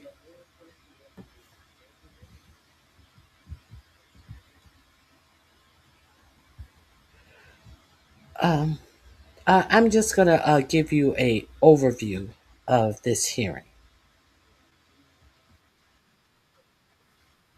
You may not be familiar with who Joe Kemp is, but I am going to let you know that Joe Kemp ran for Congress and he was defeated. And one of the campaign's ads said that you did not want to vote for Joe Kemp because Joe Kemp had had partnered with the Proud Boys and had hired the Proud Boys in his administration. And when fact checked, that was absolutely true.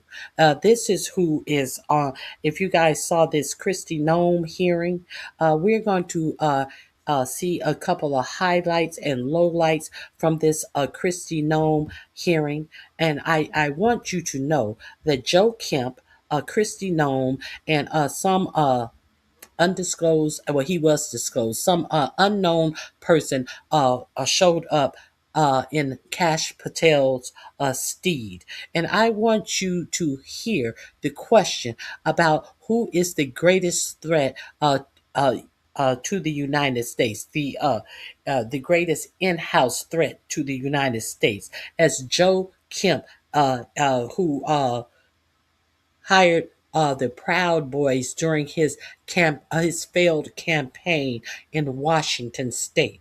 I just want to share this with you. And when questioned about it, tried to separate him, saying, "Oh, I just hired him to do some canvassing and all of this shit." You know how they try to walk it back, like, "Oh, I really don't know him, but I was paying him out of my campaign coffers." Let's go. Thank you very much, Mr. Chairman. Mr. Glasstein? Let me slow this down so we can hear this properly. This is a little combination of the dragging that these dumb motherfuckers. And would you believe that Christine Nome got up and left early? She didn't say for the whole drag fest of her stupid ass. Will you tell me the organizations that pose on the domestic side, two of the organizations, number one, number two, threat to the homeland at this point? Can you please clarify, like, organizations? This is who's answering for Cash Patel. Any domestic terrorist organization that poses a threat to the homeland as we speak? I'd say the first one, President Trump had just announced executive order domestic terrorist organization, Antifa. That's our primary. He can announce whatever he wants to announce. He's asking you as the stand-in for the FBI, who have the FBI deemed as the number one threat. President Trump just announced. So just because President Trump announced it, is that what we're going with? Based on what? Let's see what this is based on. Very concerned right now. As we speak. I'd say the first one, President Trump had just announced executive order domestic terrorist organization, Antifa. That's our primary concern right now.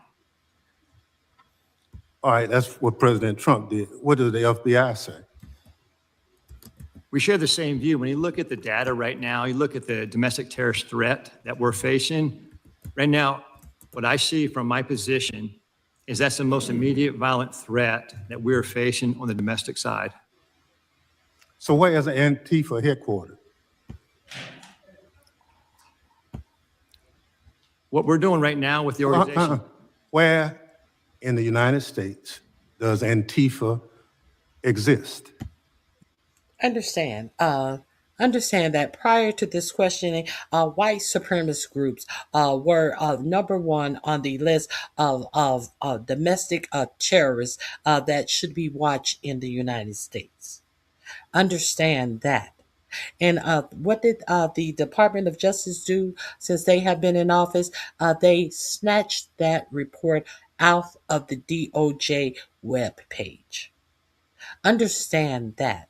But let's get back into this Antifa. You know, this Antifa that only exists in the minds, in the rhetoric of President 45, 47, and the stupid Republicans that parrot this bullshit about Antifa. There's no such thing as Antifa. Antifa is short for anti-fascist. And so I showed you the what is it, MS PM7, that 4547, a memorandum that he put out classifying Antifa as a terrorist group. A terrorist group.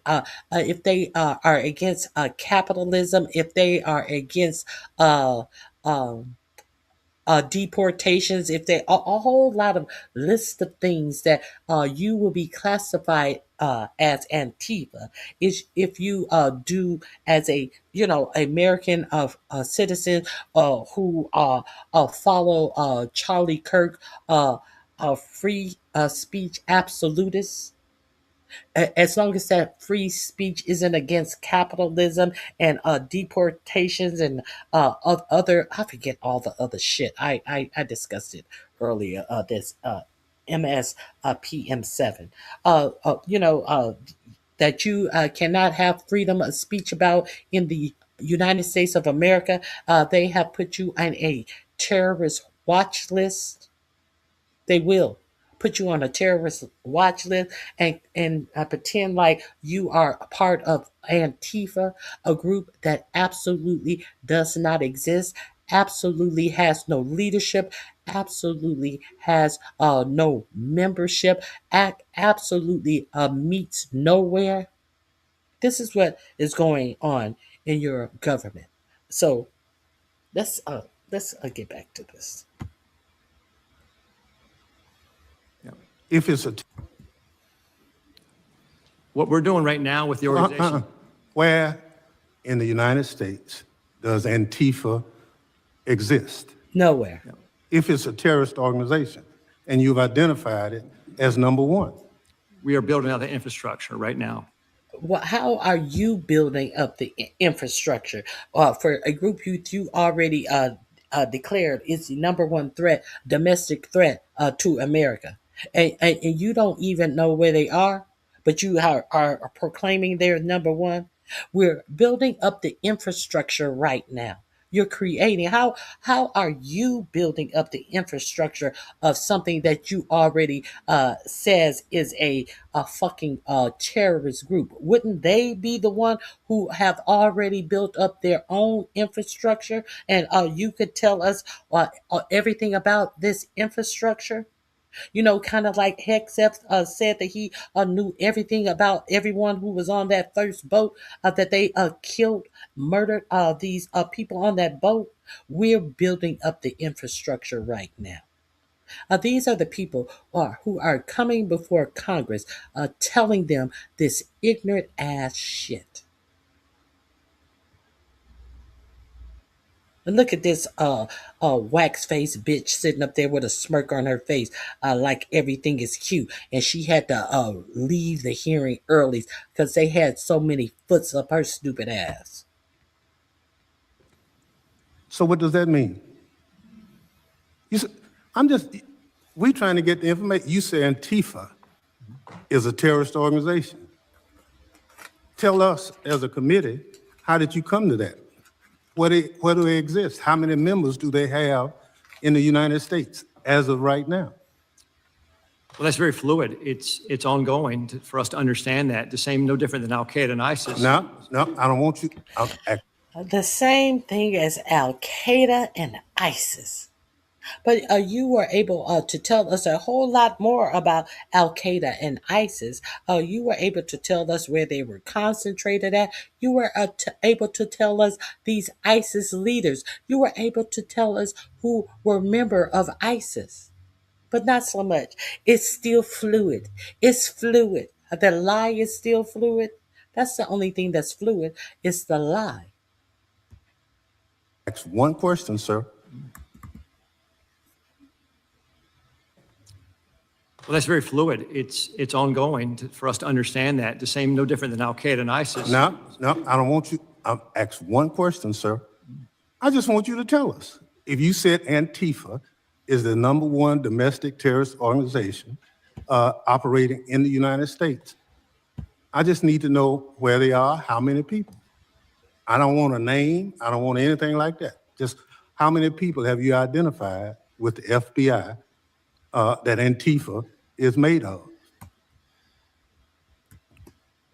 Well, the investigations are active. So you wouldn't come to this committee and say something you can't prove. I know. I know you wouldn't do that. But you did. Madam Secretary, you and the gentleman from NCTC reference the unfortunate accident that occurred with the National Guardsman being killed. You think that was an unfortunate accident? I mean, It was a terrorist no, wait. Look, I'll get it straight. Then you can He shot our respond. National Guardsman in the head. Look, Mr. Chairman, will you direct the witness to allow me to ask my question? It was an unfortunate situation, but you blamed it solely on Joe Biden. I want you to know who approved the asylum application for this same person. Mr. Thompson, this individual that came into the country. No, I want to know who approved. Congressman Thompson, I want you to understand when this individual came into the country, he came under I'm not going to let you. Evacuation of Afghanistan under Operation Allies Welcome was thoroughly vetted by the Biden administration at that point in time, allowed into our country, and then was never followed up. I want to remind everybody in Congress. Reclaim my time. We follow the law, and every asylum is supposed to have a check-in every single year, and the Biden administration failed to do that. They vetted this individual, allowed them into our country, and did not do due Witness will allow the gentleman to ask his question. Yes or no? Who approved the asylum claim? The application on the asylum was thoroughly filled out by information that was gathered by the Biden administration. So the Biden administration approved the asylum. The asylum application was put into place under the rules established by the Biden administration. Reclaiming my time.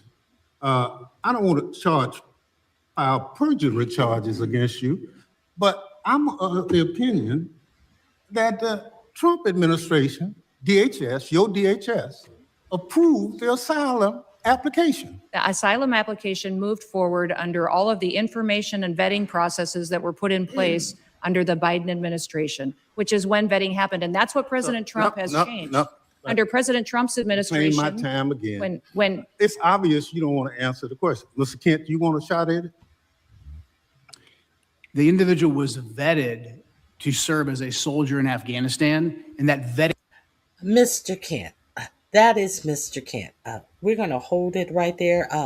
Let me get you even angrier about who Mr. Kent is, as they sit up here and try to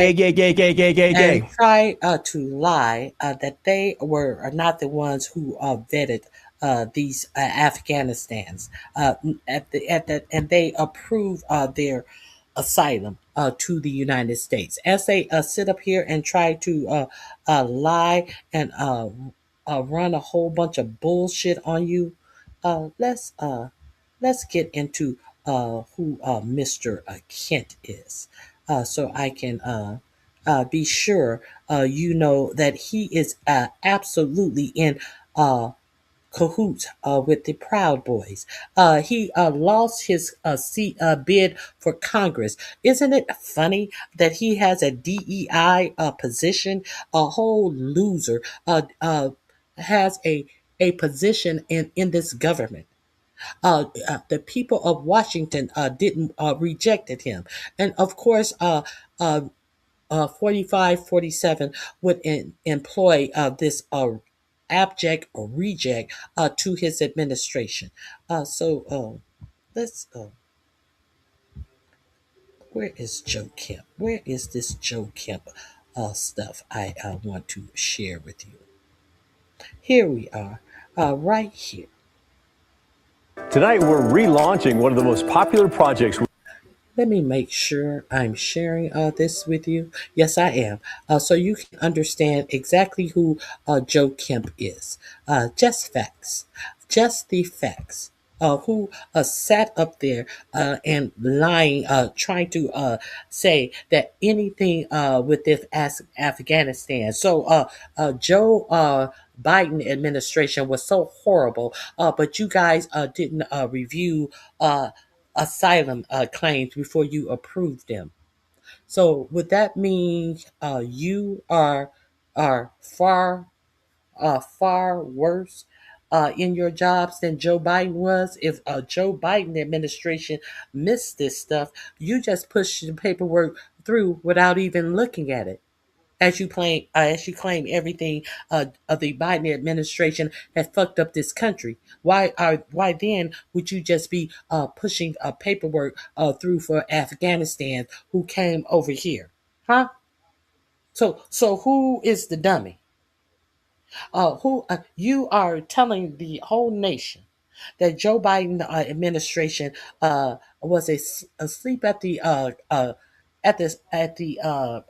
the wheel when it came to immigration. Isn't that what they have always said about Joe Biden and immigration? And they never bothered to check the Afghan paperwork. They approved their asylum without looking at it, and they still trying to blame it on. They will not let it come out of their mouth. The simple, obvious fact, the provable fact that their administration themselves approved these applications. Let's get into Joe Kemp and his white supremacist buddies. We undertake before elections, fact-checking those political ads. I'll show you where they're stretching the truth a little bit, where they left out important context, and where they got it right. Fact-checking the political ads. That's our big story tonight.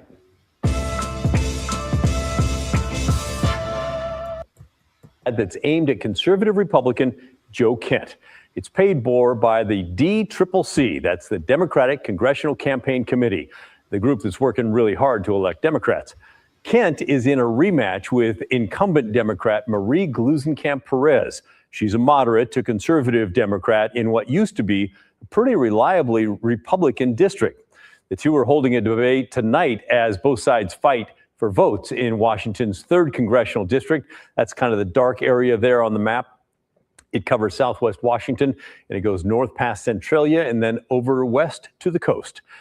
Here's why this race matters on a national scale. Right now, the U.S. House of Representatives is to their own seats. They will control the House, and that is huge when it comes to the balance of power on a national basis. Now, Gluesenkamp-Perez is a Democrat who's only been in office for about a year and a half, and her party desperately wants to keep that seat. Before she won, Republicans had that seat, as I mentioned, for 12 years. And the election in 2022 between these same two candidates was so close. These are the numbers from the Washington Secretary of State's office for that election. Perez won with 160,000 votes. I'll be showing those as well, and it's because our market stretches into southwest Washington.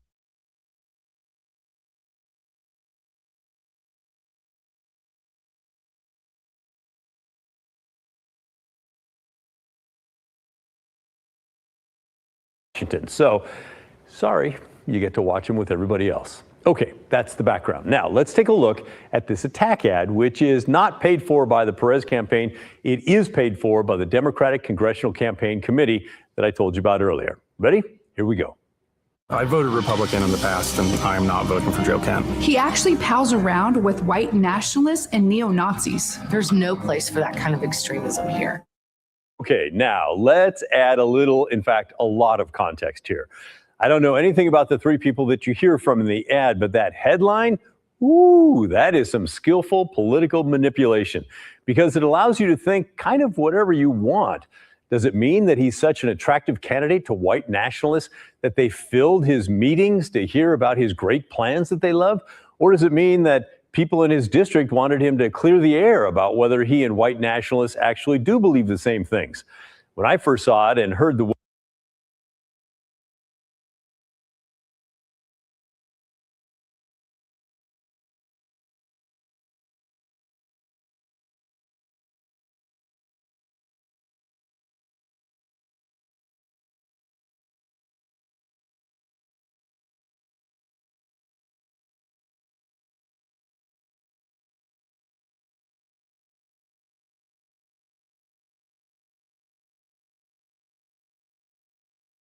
actually do believe the same things. When I first saw it and heard the woman say he pals around with white nationalists and neo-Nazis, I really thought that maybe they'd caught him at a barbecue having beers and chuckling with those folks. But no, they don't have that. And I think that headline really does not mean what it leads you to believe that it means, okay? I tracked down the paper that the ad cites. It's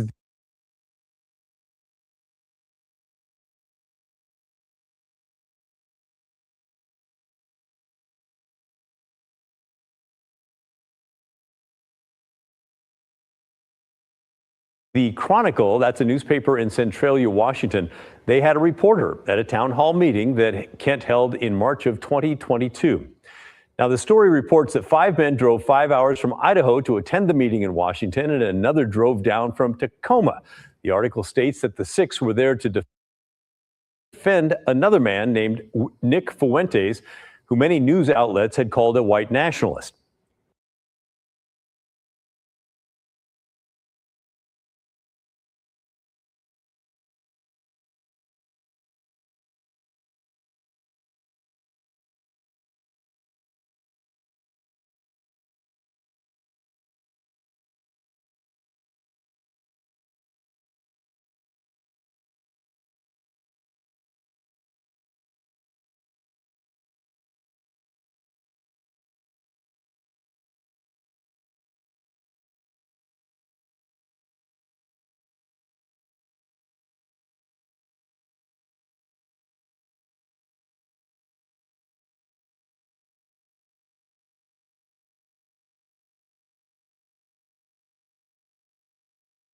Kent was distancing himself from Fuentes, and apparently those guys didn't like it.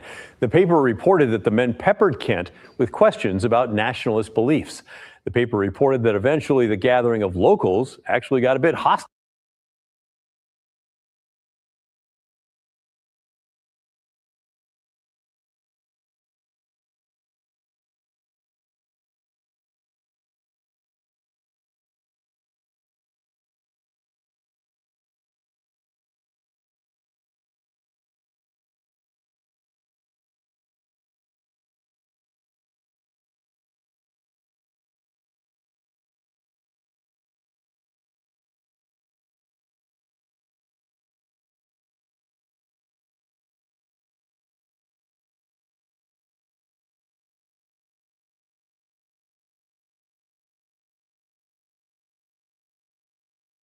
Towards the men, and then cheered when Kent said his platform was about fighting for all Americans regardless of skin color or religion.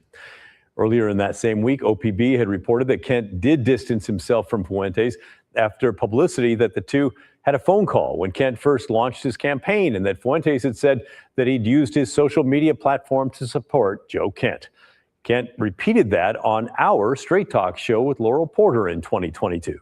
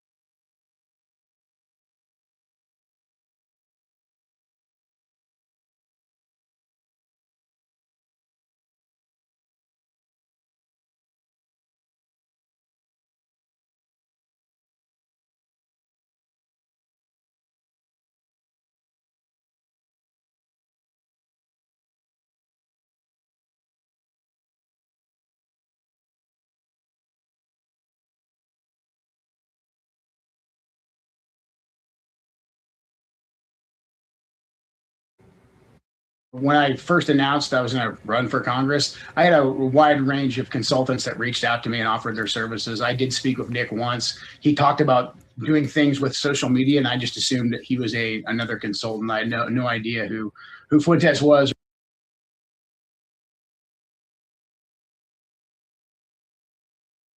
Any of the controversy around him. So that's the extent of our association. I know one of my opponents, attempted to link us together. And then since then, Fuentes has been attacking me. His goon squad even shows up to many of my events to say that, I'm not enough of a white nationalist or something like that. And I'm not a white nationalist at all.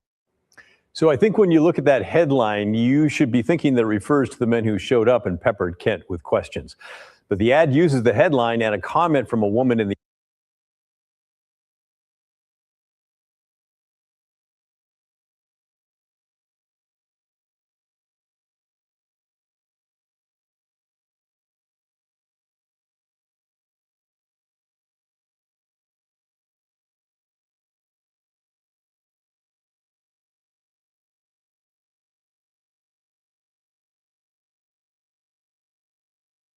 All right, on this one, yeah, I think supremacists and neo-Nazis.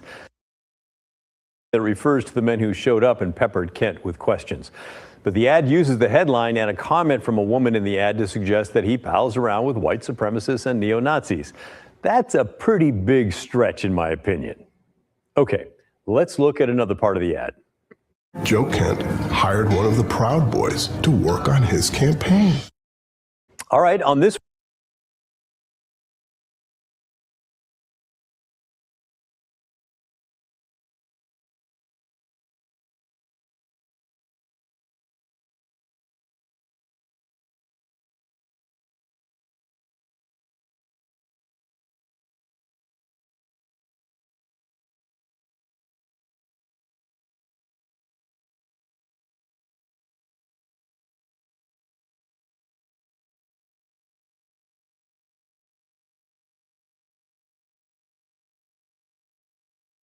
one, yeah, I think they got it right. Let's look at another part of the ad. Joe Kent hired one of the Proud Boys to work on his campaign. All right, on this one, yeah, I think they got it right. That is a fact. They source the Associated Press from July 27th. Hired one of the Proud Boys to work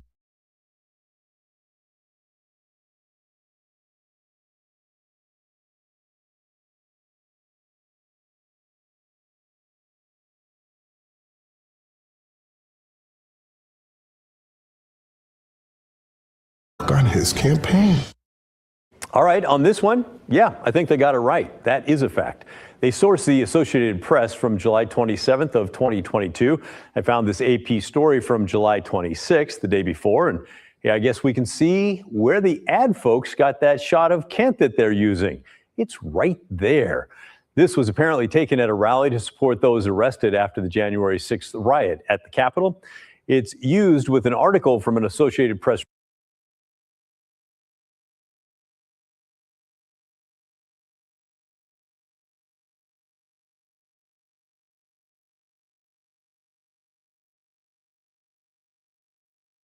reporter who's writing about Kent and other Republicans that experts that they interviewed believed were concerned that they had connections to right-wing extremists.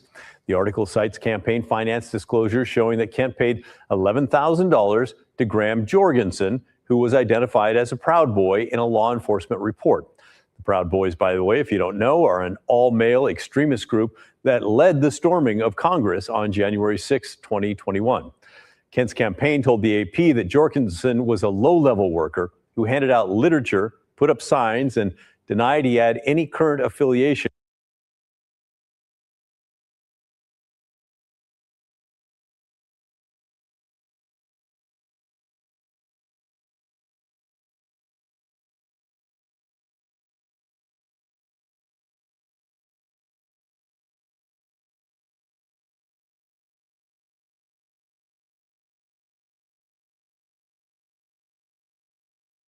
with outside organizations.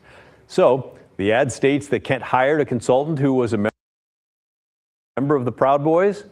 Maybe not a consultant, but according to the AP, the Proud Boy part is accurate.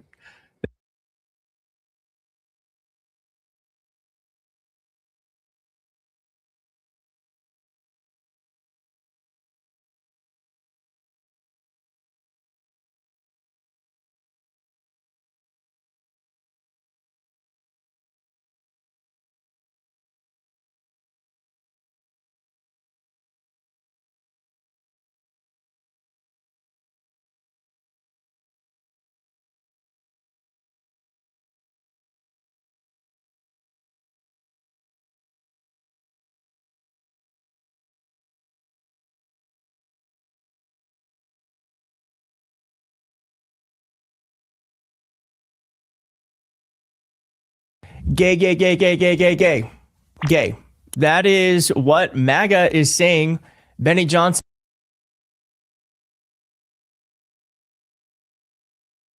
Gay, gay, gay, gay, gay, gay.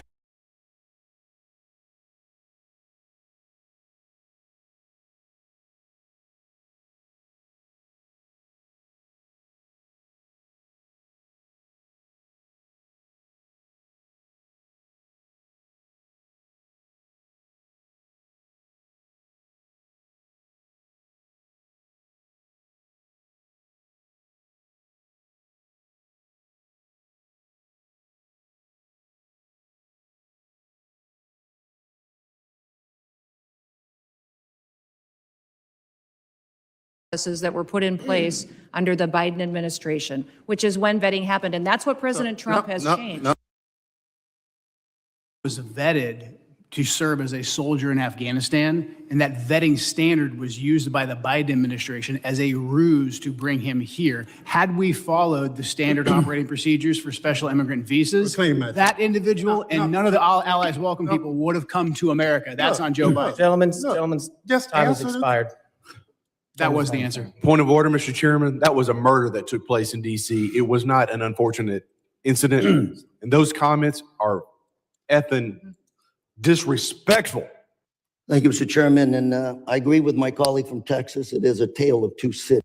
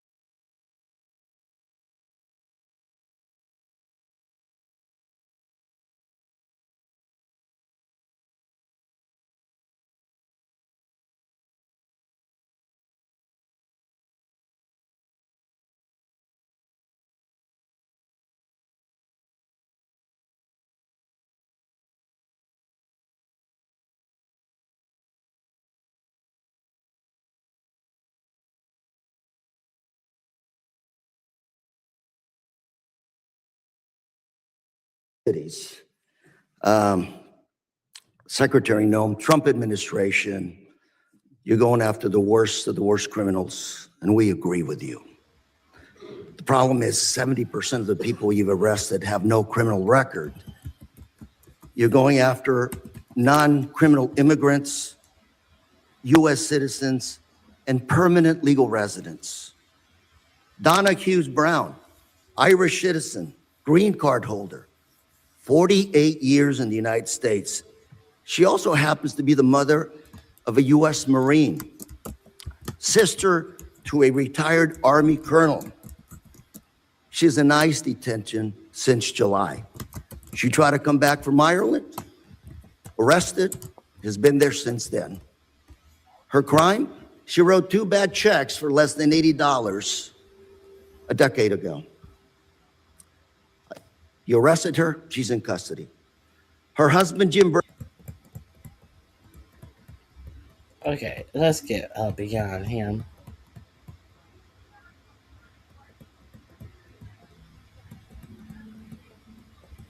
Active duty Marines and 1 Marine veteran by the head and neck before putting him in an unmarked car. The man in the video has been identified as Narciso Barranco and is the father of 2 active duty Marines and 1 Marine veteran. The Department of Homeland Security said an illegal alien was arrested by Border Patrol agents after he, quote, assaulted federal law enforcement, adding that Barranco, quote, swung a weed whacker directly at an agent's face. Video shared by DHS and reviewed by CNN shows Barranco running with a weed whacker, but does not show him striking officers. I also have with us today Alex Barranco behind you, a retired Marine. That's his father. And Alex, on behalf of myself, members here, I want to thank you for your service to our country, and we also thank your brothers for serving our great country. Thank you very much. Got another case. George Rete, 25-year-old, native of California, my home state. He's a U.S. citizen, Army veteran who served in Iraq. On his way to work, he came to an immigration checkpoint, pulled over. I don't know where officers deployed tear gas on him, broke his car window, pepper sprayed him, and dragged him out of his car. An American citizen held for 72 hours without any charges, wasn't even given the opportunity to shower, to wash off that paper Gentleman's spray. time's expired. I now recognize the gentleman from Mississippi, Mr. Guest. Mr. Chairman, I have 2 articles I'd like to present for the record. Unanimous consent.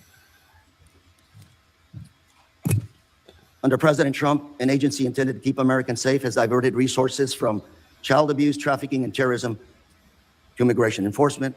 Second is this letter from my Orange County Sheriff, Don Barnes, essentially talking. So y'all happy about that? Child abuse and trafficking. The money the FBI was using for that has been diverted by your president. Y'all happy about that? Y'all care about children so much. The anti-abortion people. Hey, God, I am not repeating all of that. Oh my God. Y'all happy about that? Oh my God. I apologize. I went on a riff on that information. Talking about all the individuals under Prop 50 referred to ICE. 2025 year to date, 50 of them, ICE never showed up to pick them up. Thank you, Chairman Garbarino and Ranking Member Thompson, for having this hearing today. I know the American people have been demanding answers from this administration on their unlawful actions, so I hope we are able to get some useful answers from our witnesses today. Secretary Noem, this past May, I asked you during a congressional hearing if it was the policy of DHS to follow orders issued by federal courts. You said on the record, and I'm quoting here, we are following all federal orders. End of my quote, end of your quote. Secretary Noem, you lied to me under oath that day. You lied to the American people, and you have betrayed the trust placed upon you in your role as Secretary of Homeland Security. You defied federal court orders when you refused to order the deportation flights to El Salvador in March to turn around. Federal courts. Now that's what I was talking about. I was talking about Camille Garcia. Albrego Garcia. He has been freed to go back home. They said that they took him by mistake. Instead of owning up to that mistake, no, they kept him there and said that the president of El Salvador wouldn't bring him back. But what happened? Suddenly he got brought back home after a whistleblower, the whistleblower that whistleblowed on Bouvet. Bouvet, who was working at the Department of Justice, who has been honored with his scheming, a former Trump attorney, Emile Bouvet, a former Trump attorney, got a job with under the Trump DOJ, and he told attorneys that they may have to get used to defying judges. And this guy who was fighting this case to stonewall the judge who told Christy Nome from the get-go, if those planes have not left the ground, they better not leave the ground. And if they have left the ground, turn those planes around. And she did not turn those planes around. That's what he's talking about right here. But let's go further. Then mysteriously, Abreu Garcia got sent back home. And what did this DOJ did? They made up some trumped up charges in Tennessee about a Tennessee traffic arrest where he never even got a traffic ticket. And they said that he was trafficking people and they were going to prosecute him on that. But what happened? The prosecutor in Tennessee refused to prosecute that case. So you think that he would be let go then? Then they said that he had a deportation order before any of all of this happened. What came of that? You found out that he never had gotten a deportation order. And then what happened after that? They said, well, they were still going to hold him and they were going to send him to some place in Africa because Costa Rica would not take him. And what happened after that? Costa Rica said that I don't know where they got that from. We have plenty of people that we will take. And yes, we will take him. We never said that we would not take him. This is your Department of Justice, the highest law enforcement office in the country. This is all what your Department of Justice did after they first admitted him being sent to El Salvador was a mistake. But they did all of this. And Emile Bove, what happened to him? The former Trump judge who told lawyers in the Department of Justice who were fighting this case, what happened to Emile Bove? He got a judgeship, and in the Third Circuit Court of Appeals. He was rewarded, and one of the questions he was questioned in his he was a question in his confirmation hearing if he had in fact told people, attorneys working at the DOJ, that they need to get used to denying judge's order. And he said he didn't recall ever saying that.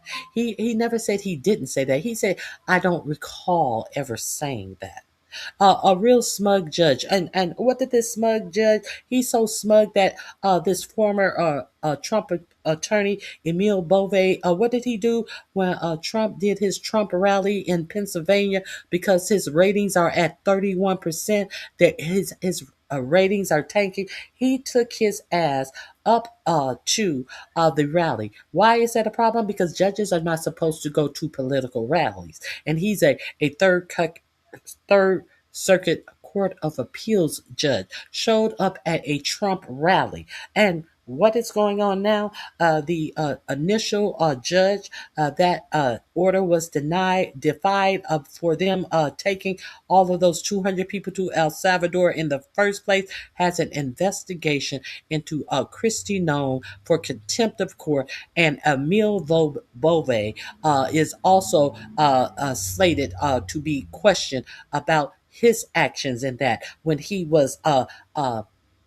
a supervisor over the DOJ attorneys and giving them that advice. And they would not known it had not they got a whistleblower. And why did they get a whistleblower? They got this whistleblower who told that Emile Bove was telling them to defy judge's orders because the judge did not hand back any favorable rulings to this person that they were telling to go in front of this judge and lie. And so what did they do? They fired this man and said that he didn't defend the case vigorously enough. He couldn't convince the judge of the lies that they were scheming up behind the scenes to cover up for something they admitted was a mistake. They fired this Department of Justice attorney, and he became the whistleblower, and he was the one who is telling all of this. And the thing about this is that Emile Bove may have put himself in jeopardy as well because of the fact that they were planning something illegal against to put before a judge. They no longer get lawyer-client confidentiality. He's going to have to testify. This is what your Department of Justice is doing. Emile what is his name? Grego Garcia is at home now. Is at home. They have kept him in custody all of this time. And what's going to come of this? He's going to sue them. He's going to sue the Department of Justice, and more than likely he will win this lawsuit. Well, who's going to pay this lawsuit? Is it going to come out of Bundy's or this crooked a Third Circuit Judge Bove? It ain't going to come out of their pockets. That's our money. This is what the Department of Justice is doing. Now I said it again. What lie did I tell? Tundi, 761. Be specific about the lie that I told. I'll wait. Okay. While I wait for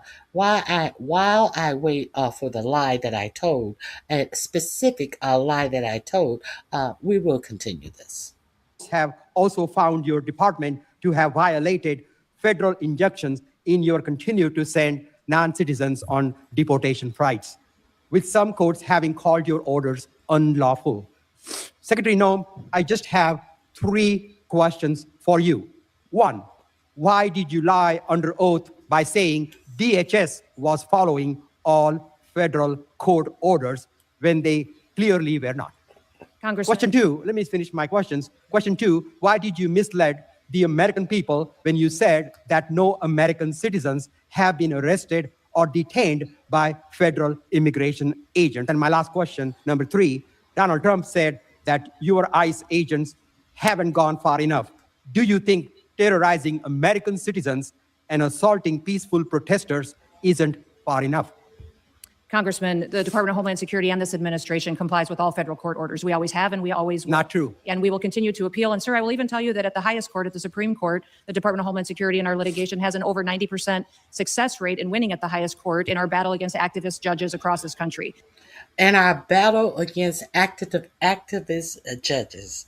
So she is the one who decides what judges' orders. And if she get a order that is not in her liking, she defies the order. That is an absolute fact. Madam Secretary, we will continue to appeal, and then when it gets to the highest court and we get a decision, it is proven that we are right, that we have been compliant. I will also say, Madam Secretary, let me. You want me to answer your questions or not? I do, but let me. You haven't been telling us the truth. Look, there have been at least 170 known cases of citizens being arrested or detained by federal immigration agents this year alone. This is the truth. Are you lying to the American people right now by denying these reports? And we are doing our targeted enforcement operations against criminal illegal aliens. Individuals that are in that area may be detained until we verify who they are, and then they are released. This has been done for years in every single law enforcement operation that has always happened. We follow the same protocols, and we continue to do that. We have never once detained or deported an American citizen. We have not held them and charged them. That's a lie. When we find out and verify their identity, then that is when they are released. You also asked about ICE agents going far enough. Sir, I will tell you that every single ICE agent, CBP agent, federal law enforcement officer that's out there doing their work every day, none of them will rest until our communities are safe. None of them will rest until Secretary, terrorists, no, criminals it is the fact that off you of our ignored streets, federal orders. and our children and our grandchildren can grow Let me up in a reclaim my country that time truly here, is please. safe. Let me reclaim. Secretary Nomi, it is a fact that you ignored federal court orders in March and in May of this year. Do you plan on ignoring more federal orders? We always I'm comply sick with all federal of your lies. And the American people demand the Because truth. you keep saying it doesn't make it true. I am sick of your lies. The American people are sick of these lies.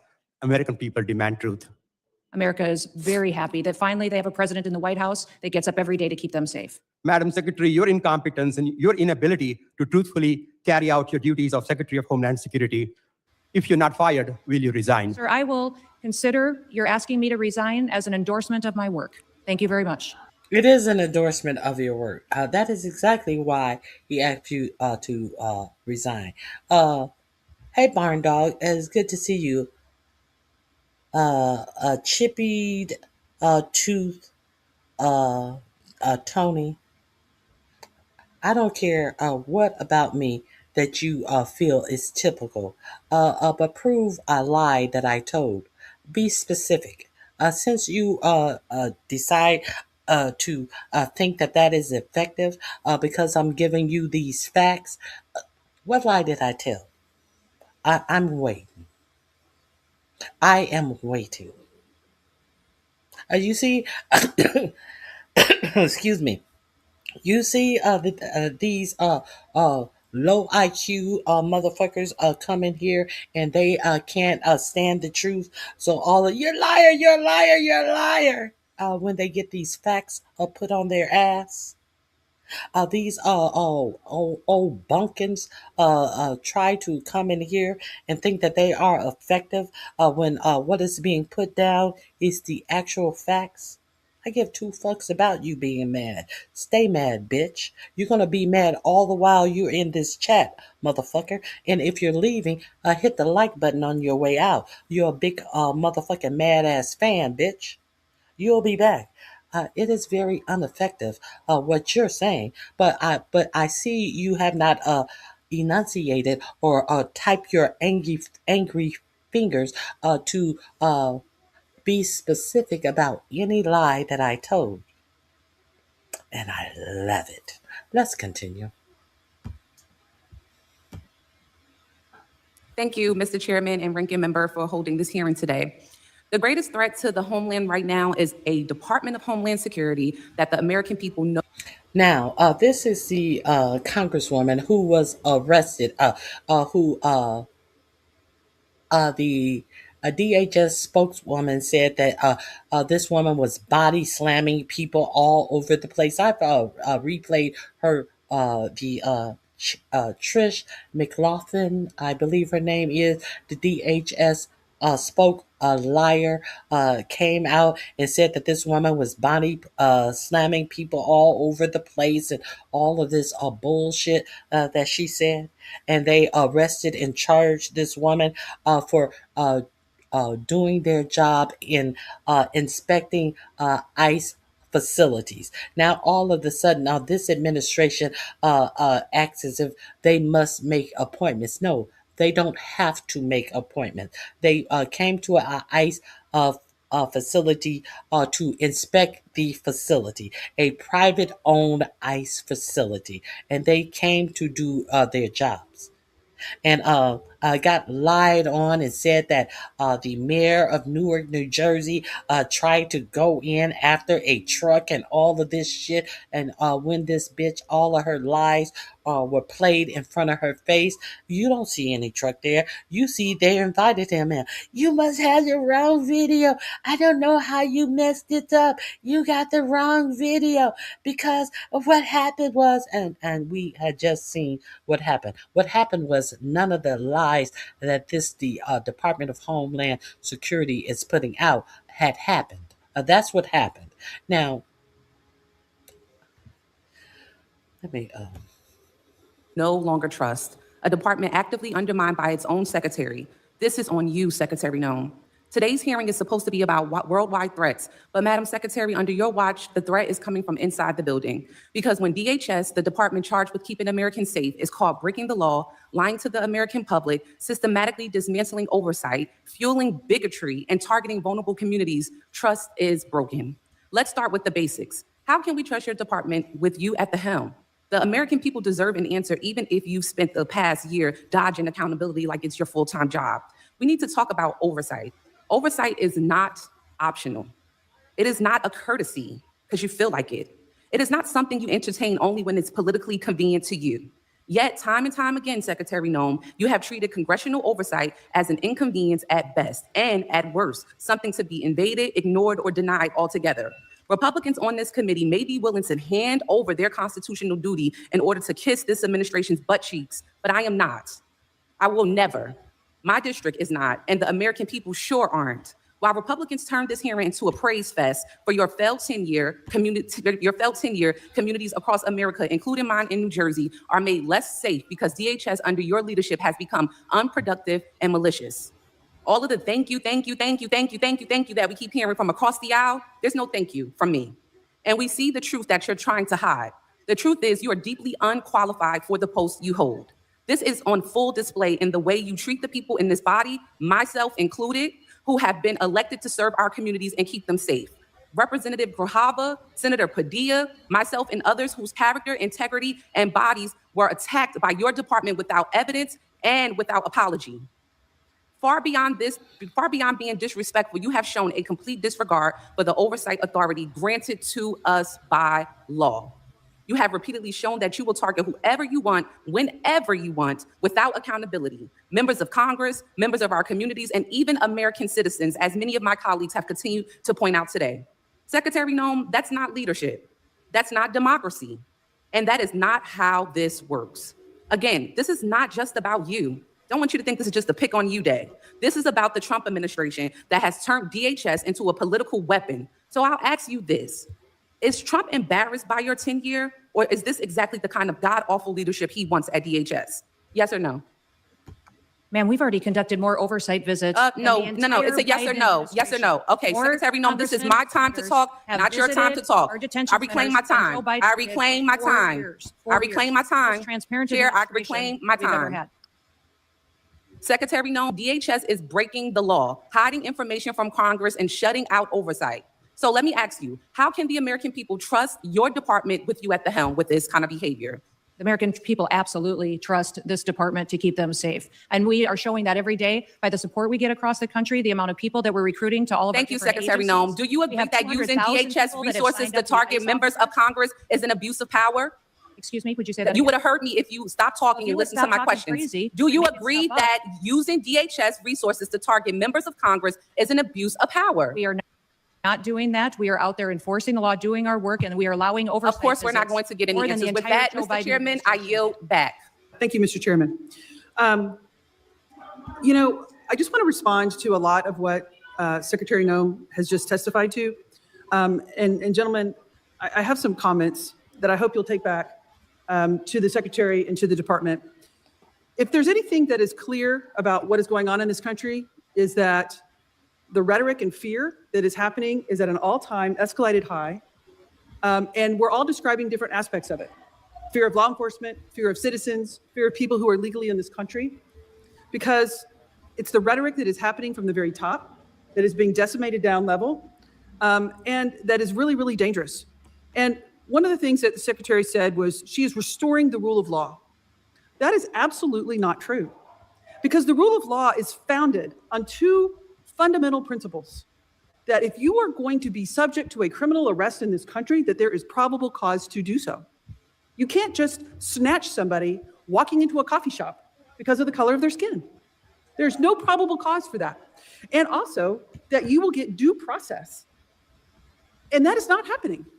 And so what you're seeing is an overwhelming frustration of the American people in this country, that the lack of respect and regard for the rule of law by this administration, and in particular by this secretary, is at a level that we have never seen and violates all of the constitutional norms and all of the principles of legal fairness in this country. And you're seeing that manifests itself in threats to law enforcement and bubbling over because people are frustrated and they are channeling that frustration because the administration is not listening and is only doubling down on the rhetoric. You know, this notion that I think my colleagues highlighted that we're only going to pursue serious threats. It's just not true. I visited an ICE facility outside of Dallas, and over 70% of them were classified as the lowest threat level, as never having a criminal record at all. But yet they were there because of the color of their skin. There was not a probable cause. They're not a threat to this country. They have no criminal history at all. I fully support, as does everyone on this committee, Homeland Security focusing on threats to our national security. We want cybersecurity. We want terroristic threats from abroad to be stopped. Absolutely. None of us want a recreation of 9/11, but we also do not want, under any level, the trampling of our constitutional rights and the legal system of due process. I have a poster here to highlight 3 American citizens that were arrested by ICE who had done nothing wrong. They presented themselves as American citizens, but yet were still trampled, assault. One had broken ribs, a brain injury, an older gentleman by being knocked down to the ground after he said, "I'm an American citizen." But yet they did not stop. And that is a huge problem. When somebody says, "I'm an American citizen," to ICE, and ICE does not stop and continues to assault them and physically berate them and then hold them for days and days on end without a due process hearing, that is a problem. And it is not stopping. We have brought these concerns to the secretary and to agencies like yourself in these hearings time and time again through multiple letters. We've all written letters that have gone unresponded because this cannot happen in our country.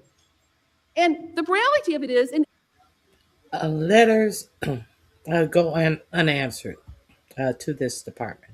They ignore Congress in this department. There is definitely a couple more people who I want you to show.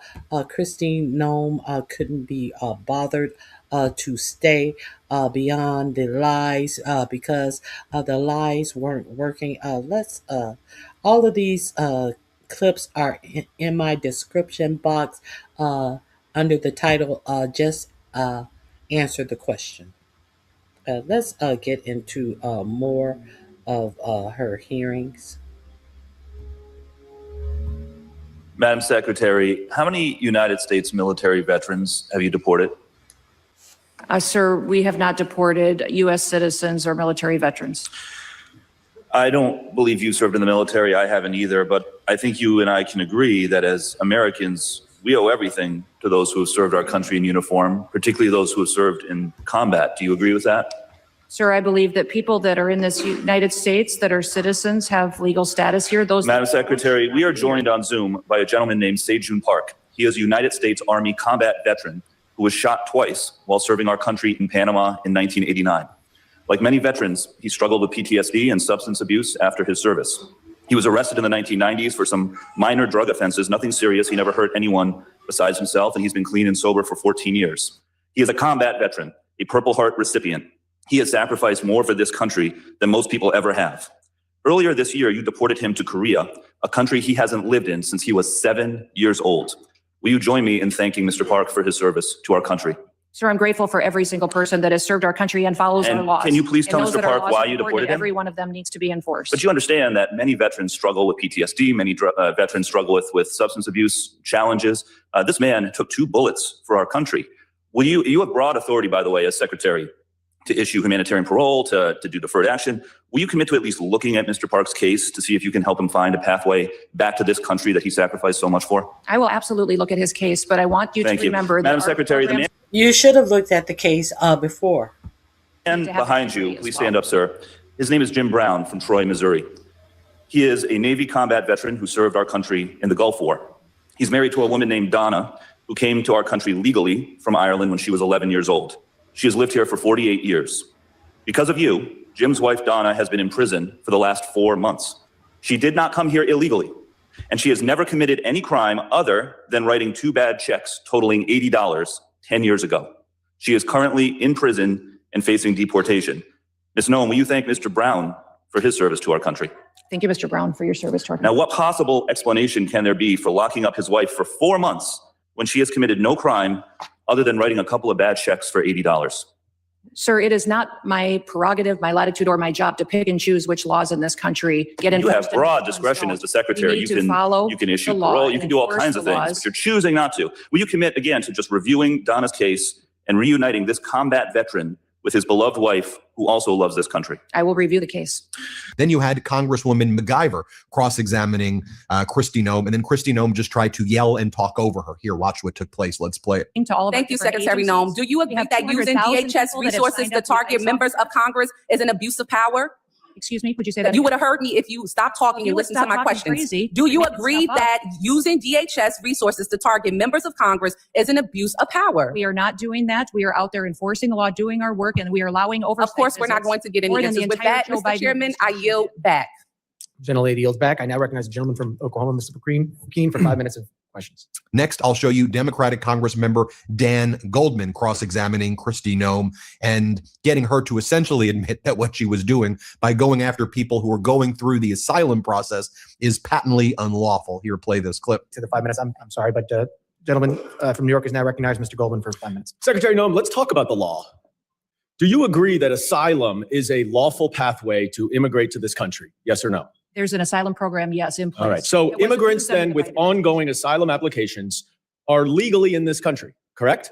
Excuse me, I'm sorry. Your question was? Immigrants with ongoing asylum applications are legally in this country. There are individuals in this country that have applications that And they are legally here because it's a lawful pathway, right? it's a lawful platform. Okay. So if you're So why are immigration officials sitting outside of immigration courts and taking these people into custody directly from an immigration courtroom?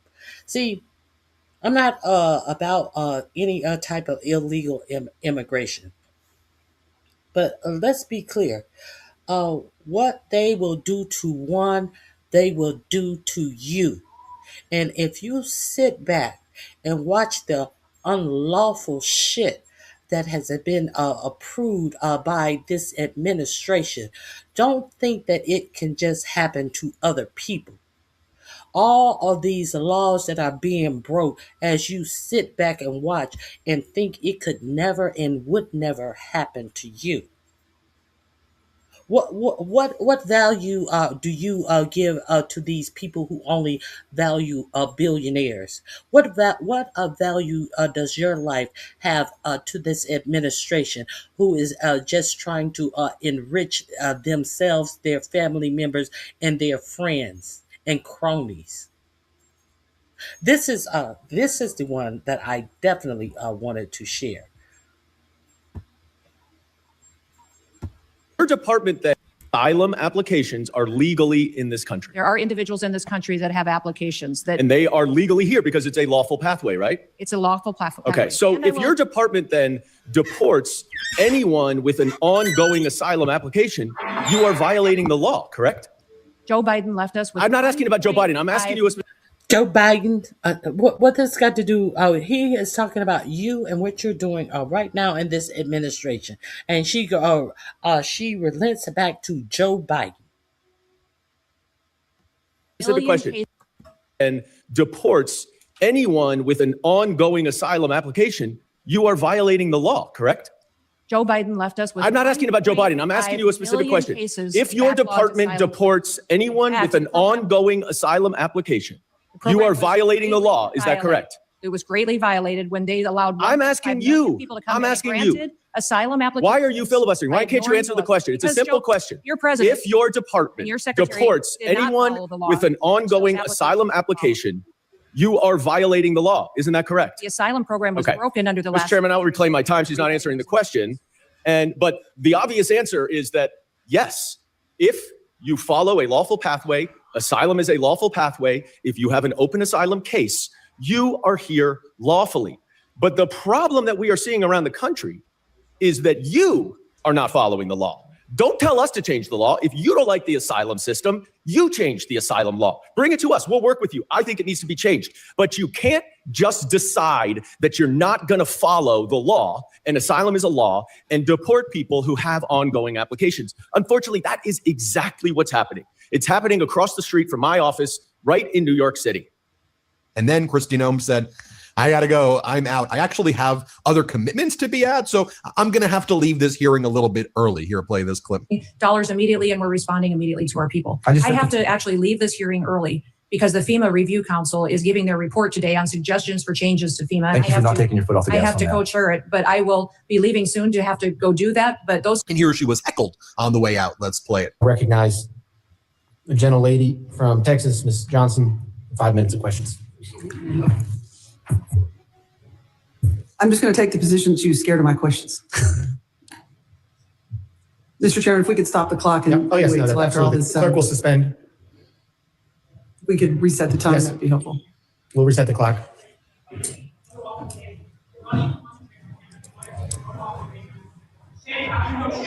Gentlelady, prepared.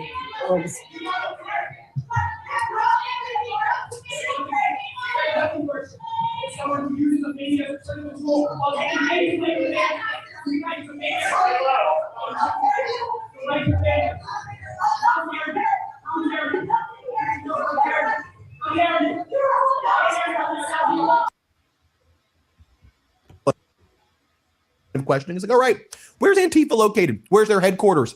How many people are part of it? You're the head of the FBI as it relates to Antifa. Tell us and watch this guy crumble under Thompson's cross-examination. Play this clip. Executive Board of Domestic Terrorist Organization, Antifa. That's our primary concern right now.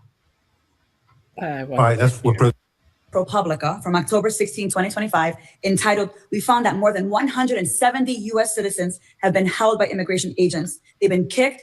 There's nothing smiling about U.S. citizens. I'm sorry, that's very inappropriate. Let me continue. They've been kicked, dragged, and detained for days. The next one. The Trump administration has specifically targeted the worst of the worst. The individuals that we are going after are those that are violent criminals, those that are breaking our laws. Do you, Secretary Noem, again, you lied to the American people. I will be including into the record, an article by the NBC News from December 7, 2025, entitled, "ICE has arrested nearly 75,000 people with no criminal records," data shows.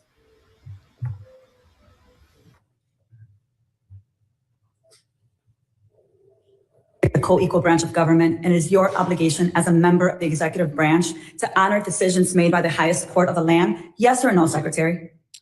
We are abiding by all federal judges' orders. Absolutely. The Justice Department said that when the administration was ordered back in March to stop sending detained migrants to a mega prison in El Salvador, you personally made the final call to continue the flights anyway. Is that correct? And the decisions that are made on deportations, where flights go and when they go, are my decision at the Department of Homeland Security. And we'll continue to do the right thing, continue to work and do protect Americans, no matter what radical judge comes out and tries to.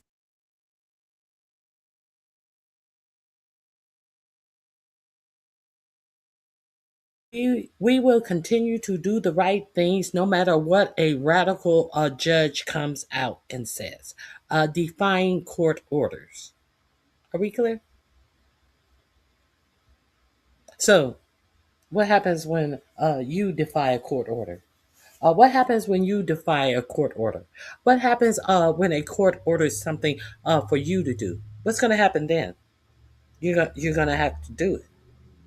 And do you trust this administration to bring charges up against you and then facilitating or doing something to you against a judge's order? Is that what we are facilitating in our United States government now? Yes, it is, under this bogus administration. Stop us.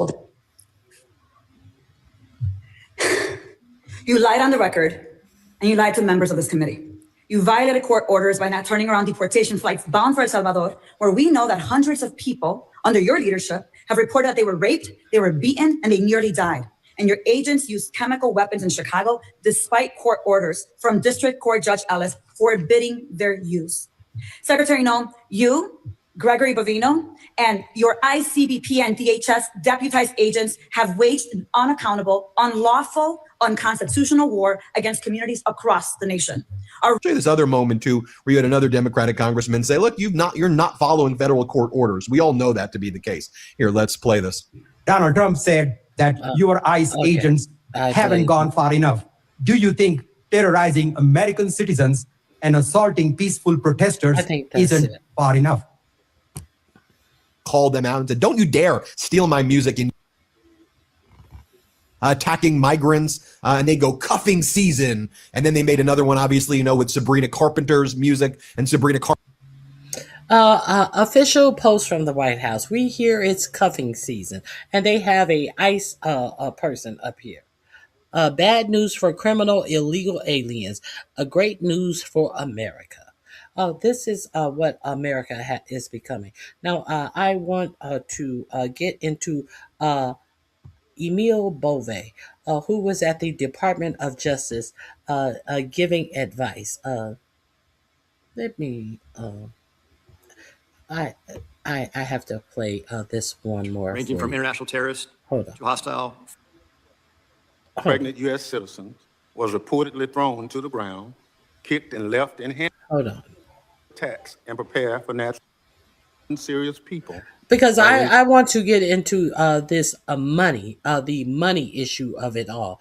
How she is doing what she wants to do, and Democratic cities are not getting FEMA relief money. And they are clawing back money that has already been approved for projects by Congress. At the same time, this numbnut is hiring the liar who is the spokesperson for DHL. She's hiring her husband to do all of these shots and publicity shoots for her, and saying that she had to award the contract to her spokesperson husband because it was a rush and there was no time. Why isn't there any time to put the contract out there and have individuals bid on the contract? So she's funneling the Department of Homeland Security money to somebody who is close to her, a friend of her who she has hired to be the liar, to go out and tell lies about what your eyes have seen ICE do. The Trish McLaughlin chick, her husband suddenly got I think it was a $210 million contract to make some shitty ass commercial with this bitch riding on a horse and looking out over buffaloes. What does that have to do with Department of Homeland Security? And he just created his company, his Delaware P.O. Box company 1 or 2 days before he was awarded your government dollars. This is what Kristi Noem is doing in the Department of Homeland Security. You remember all of those children who died because anything over $100,000 had to be approved by the Department of Homeland Security, and it took days for all of the 23 or so children who had already died. It was 3 days later when she approved the rapid water response. The water had already dried up, and the bodies of children were hanging in trees under logs and all of this before this dumb bitch had even approved the funds to get boats in water to look for people who may have gotten swept up in this storm. But she had no problem purchasing 2 private jets with the Department of Homeland Security money. And now the Department of Homeland Security have, I think it's somewhere between 3 to 7 737s she has purchased so that the Department of Homeland Security can just fly these people all around the world and drop them off wherever she chooses. They don't have to. They no longer have to rent planes. They no longer have to waste money using aircraft carriers to fly 7 people to Africa, like this Department of Homeland Security has been doing with your tax dollar. Let's get into the money shit. Thank you very much, Mr. Chairman. And before I start, let me welcome Mr. Van Epps to the committee.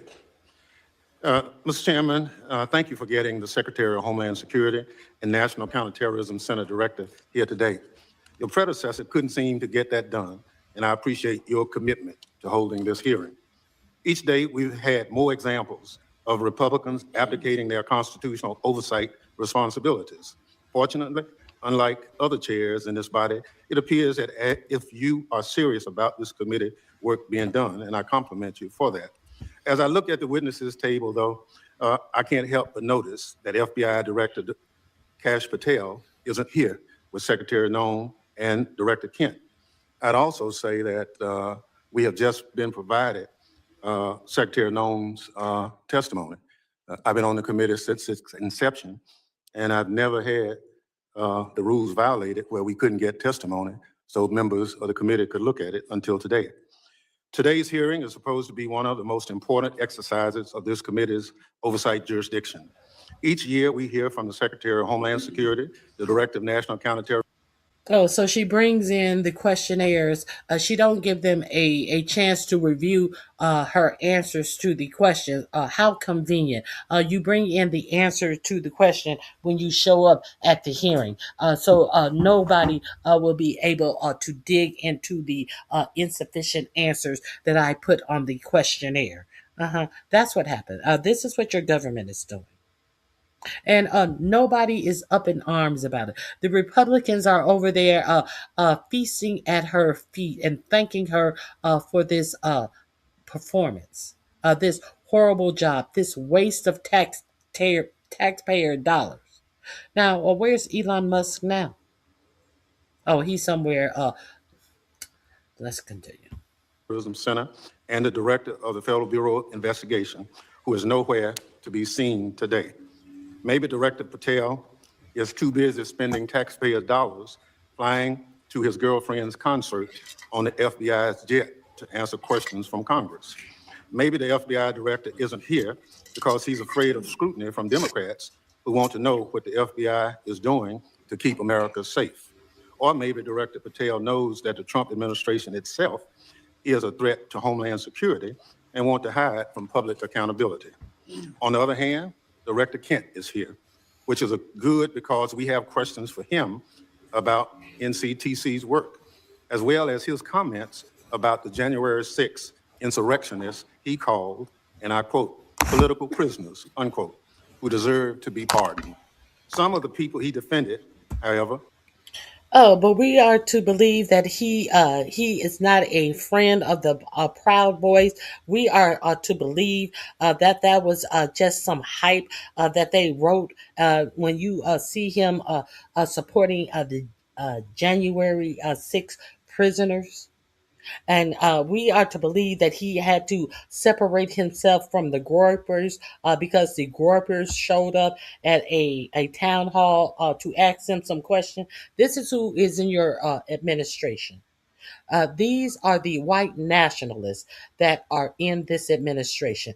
I guess this is their way of showing meritocracy, the merits of racism that are in this administration. Are back in jail for crimes like plotting to murder, I quote, political prisoners, unquote, who deserve to be pardoned. Some of the people he defended, however, are back in jail for crimes like plotting to murder FBI agents and possession of child pornography. It's scary that these unserious people are in charge of keeping America safe from terrorism. But what's even scarier is that they work for an unserious and unhinged president who spends most of the days designing monuments to himself and finding new ways to hide the Epstein files. All of this puts America and its lives, people who live here, at risk every day. Now, Secretary Nome, everyone knows you love the spotlight. We've seen your commercials, but what you haven't provided to the committee, despite our many requests, are the questionable contracts that you've awarded to your friends to film you on the 2028 campaign trail. Unfortunately, this is nothing new. In their one big ugly bill, congressional Republicans gave you a blank check, Secretary Nome, and you have wasted no time spending it on yourself. Instead of deploying Homeland Security grants to protect churches and synagogues from terrorism, you handed your friends a $220 million contract so they could follow you around the country with a camera. Instead of fully funding the DHS agency that protects our hospitals, schools, and electrical systems from cyber attacks, you spent $200 million to buy yourself new private jets. And instead of paying your way like the rest of us, you're living rent-free in a taxpayer-owned property that is supposed A whole welfare queen, living in public housing, but no complaints about her public housing. to be reserved for military leaders. Every penny that you spend on yourself represents the blood, sweat, and tears of hardworking Americans who expect their tax. And something I found very curious in this her introduction, she introduced her husband. I thought that her and Corey Lewandowski were screwing each other. Corey Lewandowski, remember he was the former guy in the Trump administration that ran his campaign, and he had to get out of the White House because Lewandowski did something lewd in the way of touching or showing his peen. I can't remember which one it was, or inappropriately touch the wife of a guest in the White House. That's who is second in command at the Department of Homeland Security. One jet for him and one jet for her. And he also has a sign-off privileges from the Department of Homeland Security. An unelected bureaucrat who didn't go through Senate confirmation is the number 2 at the Department of Homeland Security. But this bitch think we give a fuck about her coming in here and talking about her husband. She brought her husband with her. Let's continue. That's the word on the street. Dollars to be spent on Homeland Security, not promoting you and your interests. Apparently, you haven't noticed that regular people are suffering under President Trump's affordability crisis. Or maybe you, like him, thinks it's a hoax and just don't care. Either way, such corrupt behavior hurts Homeland Security. But it's not just the corrupt behavior, Secretary Nome, that hurts Homeland Security. It's also your blatant disregard for the law. You cut programs and withheld congressionally appropriated money to prevent terrorist attacks and prepare for natural disaster. You eviscerated the Office of Civil Rights and Civil Liberties, which was supposed to keep DHS from violating Americans' constitutional rights. Within your own department, you illegally fired employees and retaliated against whistleblowers who reported wrongdoings at DHS. And during a shutdown, when frontline employees were working without a paycheck, your press shop never stopped using its social media accounts to push out racist and xenophobic posts. Throughout your tenure, you diverted resources from critical Homeland Security agencies and programs to carry out an extreme immigration agenda. You illegally ordered people deported to El Salvador, despite a federal court order and Department of Justice counsel instructing you to not do so. You illegally ignored a federal court order and shipped people off to South Sudan without due process. South Sudan is where she wanted to send what is his name? El Grego Garcia. That's where she wanted to send him, to South Sudan. Somebody who is where he's from. Somebody who's from El Salvador. She was trying to send him to South Sudan after saying they initially made a mistake by deporting him at all. And he's at home now.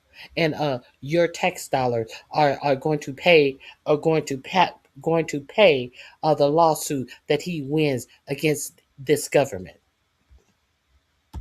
You are illegally blocking members of Congress from conducting oversight of ICE detention facilities, even though federal law demands that we have access. In the process of carrying out this extreme agenda. At your direction, DHS has terrorized, beaten, and detained hundreds, if not thousands, of American citizens. At your direction, DHS has illegally detained and deported American citizens, including U.S. citizen children with cancer. At your direction, DHS has illegally gassed, pepper sprayed, and put their knees on the necks of Americans, including military veterans and clergy. At your direction, DHS has illegally tackled, beat up, and humiliated United States citizens, including senior citizens. At your direction, DHS has illegally tased, maced, punched, and even shot Americans. Black and brown Americans, in particular, have been racially profiled, detained, and locked up, and sometimes with tragic consequences. It's just one awful incident. A pregnant U.S. citizen was reportedly thrown to the ground, kicked, and left in handcuffs for hours after immigration officers did not believe that she was an American. She later lost the baby. You cannot enforce the law by breaking the law, Secretary Noem. So you mean to tell you this no abortion administration caused a woman to lose her child, an American citizen? The Department of Homeland Security, ICE people did that to a child? Shouldn't they be under some of these laws that Texas and other far right states want to enact murder charges on a woman if she gets an abortion? Well, what should happen to DHS agents if they throw a pregnant woman, obviously pregnant woman, to the ground and she lose her child? Should they be up on murder charges? They definitely should be up on murder charges. This is ridiculous. This is your administration. As she sit up here with this poison pumped face and act like a whole fucking idiot. That's not how justice works. It's not right, and it's un-American. And when Congress tries to carry out its constitutional oversight responsibilities to question you about your department actions, you hide, often with the help of congressional Republicans. Never in the history of the committee has a Secretary of Homeland Security hidden from congressional oversight like you and your department have, Secretary Noem. Our oversight letters to you go unanswered. You owe us by extending the millions of Americans who sent us to Congress as their representatives a response to over a dozen letters. Your predecessor came before this committee regularly under administrations of both parties. But under President Trump, you and other department officials have rarely shown their faces at committee hearings. In the first year of President Biden's term, his administration made 28 appearances before this committee. 28. Under President Trump, DHS officials have appeared only 3 hearings before this committee, just 3. You, Secretary Noem, have appeared before this committee just twice. That's fewer appearances than your predecessor, Secretary Alejandro Mayorkas, who Republicans lambasted for not coming before the committee more often. It's interesting how my colleagues on the other side are now. Secretary Noem, I'll give you one thing. You showed up today rather than throwing a civil servant under the bus like Director Patel did. But you have systematically dismantled the Department of Homeland Security, put your own interests above the department, and violated the law. You are making America less safe. So rather than sitting here and wasting your time and ours with more corruption, lies, and lawlessness, I call on you to resign. Do a real service to the country and just resign. That is, if President Trump doesn't fire you first. I yield back. Gentleman yields back. Other members of the committee are reminded that opening statements may be submitted for the record. I'm pleased to have a highly distinguished panel of witnesses before us today. Pursuant to Committee Rule 8C, I ask that the witnesses please rise and raise their right hand. Okay, let's get beyond. They are under oath. I hope this comes back to bite them. I think there are one or two more people.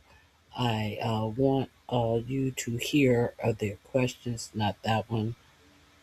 We heard that one.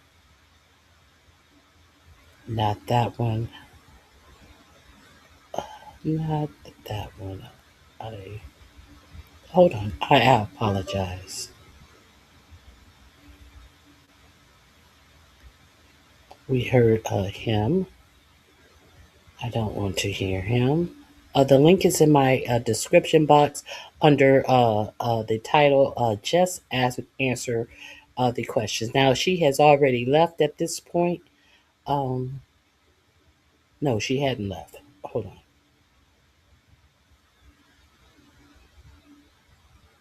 Let me get to. It's one more person. I would be. Oh, oh, oh! I know what I want to show you. Did you see the priest pop up?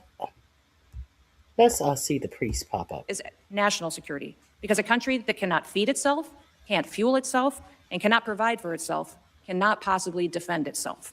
Under President Trump's leadership, we will continue to protect American interests and bolster American economic power.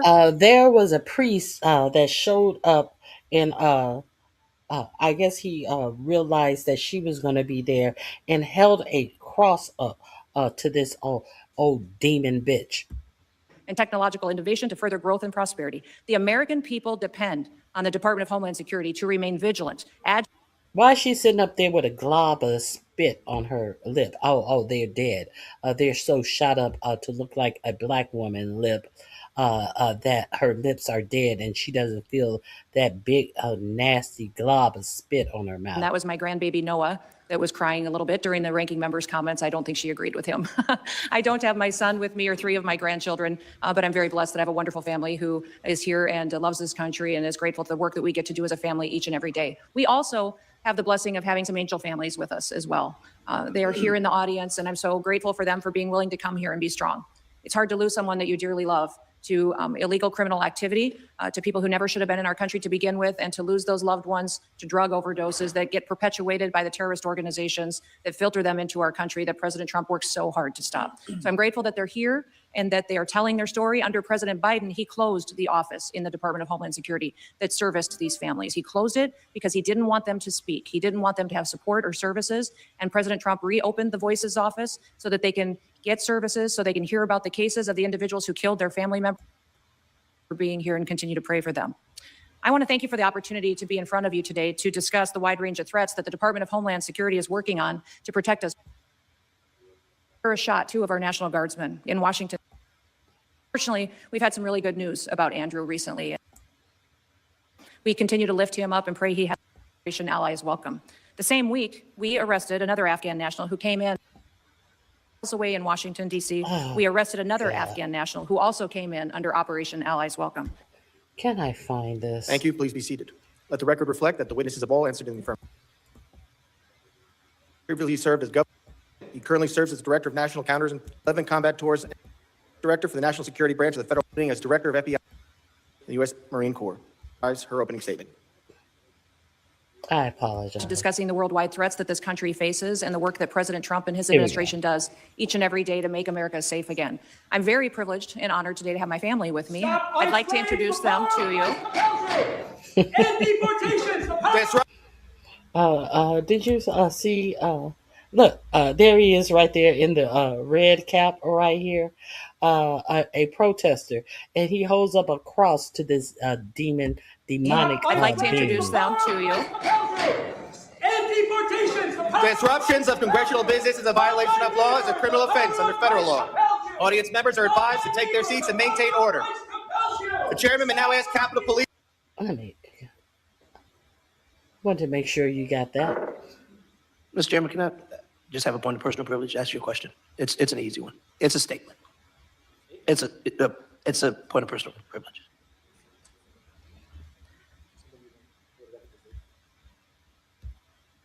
Is moving to the maritime environment on both coasts, whether that's in the Gulf of America, the Caribbean, or in the Pacific. So we're going to need a good deal more ISR, intelligence, surveillance, and reconnaissance platforms to cover that big and broad space so we can pick up these drug boats and take them off the battlefield. Thank you so much for that. So in addition to being... You don't hear that bullshit. I think it's one more person. I apologize.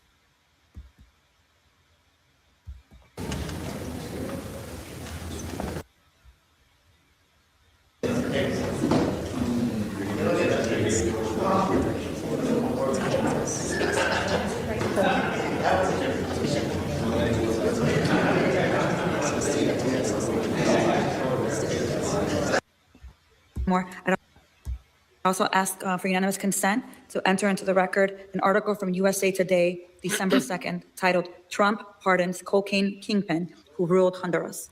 Without objection. Thank you. And last one, I'd like unanimous consent to be entered into the record a letter dated today, December 11th, after the conversation with the Secretary, with dates of availability in order to be able to meet with Secretary Noem. Without objection. Thank you.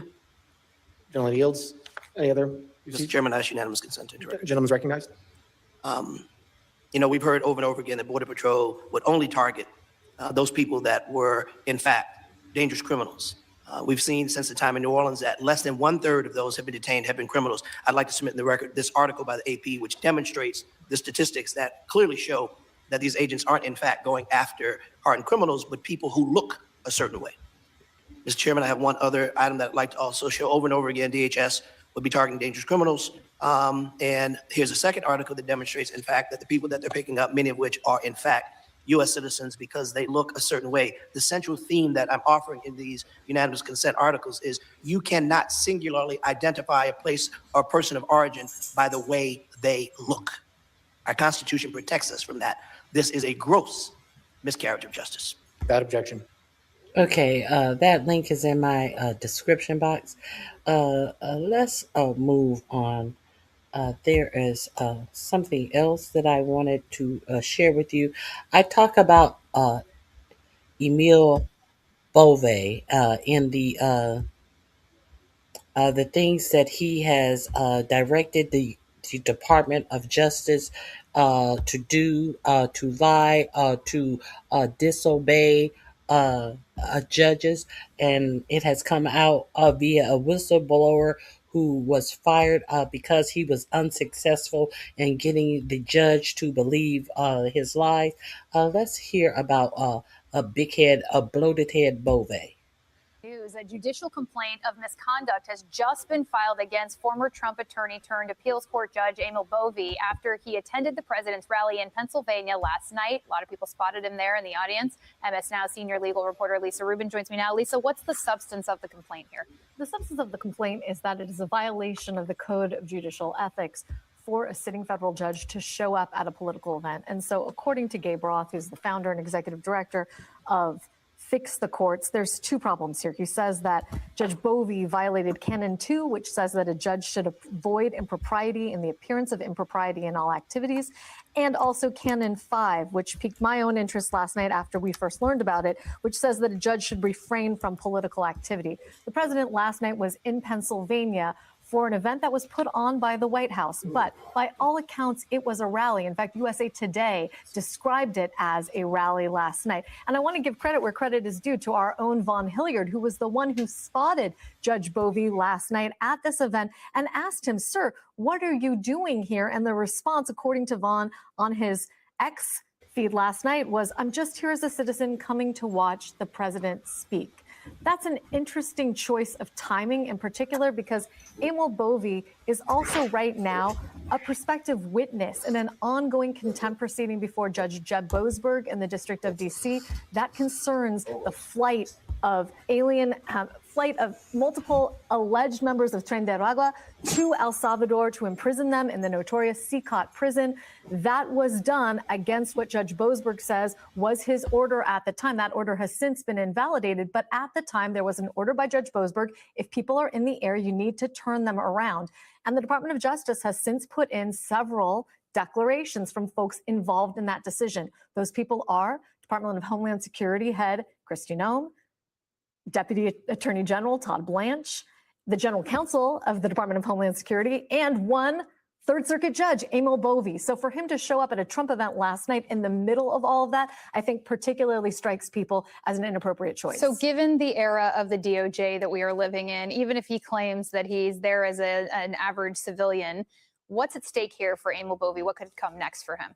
Well, look, this complaint has gone to the Chief Judge of the Third Circuit U.S. Court of Appeals, and they are asking him to look at whether or not Judge Bove violated a judicial canon, which could result in some discipline to him. I will say this would be a much stronger complaint if Gabe Roth were actually directly involved in litigation before Judge Bove and or had litigation that Judge Bovee is sitting on as a Third Circuit judge, where the Trump administration is the opposite party. Neither of those things are true. He's presenting this complaint, as he says, as an interested citizen, but Fix the Court, while it says it is a nonpartisan organization, certainly advances some progressive ideals with respect to what it thinks the role of the judiciary should be and how the judiciary should even be sort of comprised in the first place. That's an important context. Thank you so much, Lisa Rubin, as always, for being on top of that breaking news for us.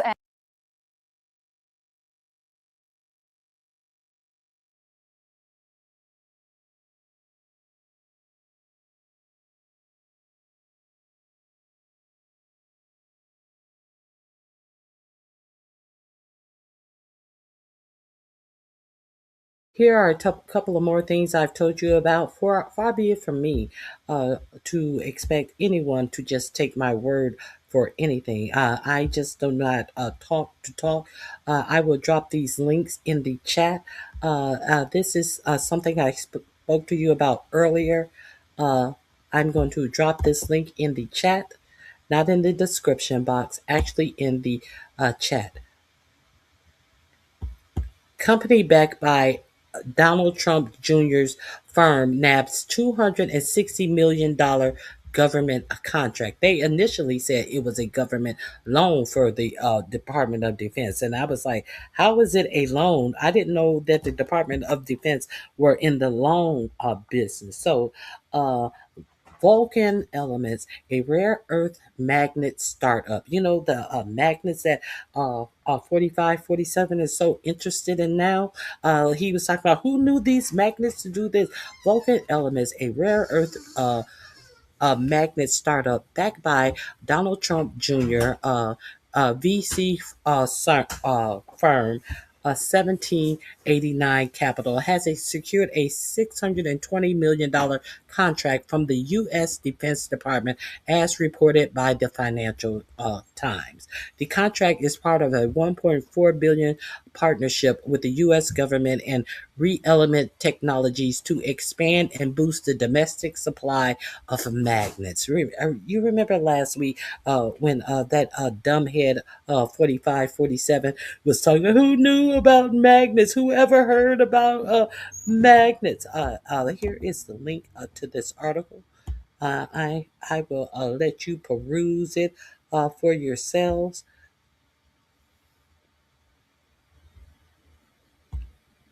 I'm so glad your complaint is filed. I am so glad that your complaint is filed.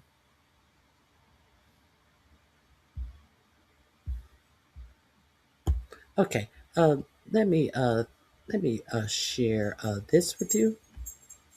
They're mad. Oh, I'm gonna cry. I have a complaint. He's complaining. Oh my God, what shall I do? What will I do? He complained about me. There is. Let me see.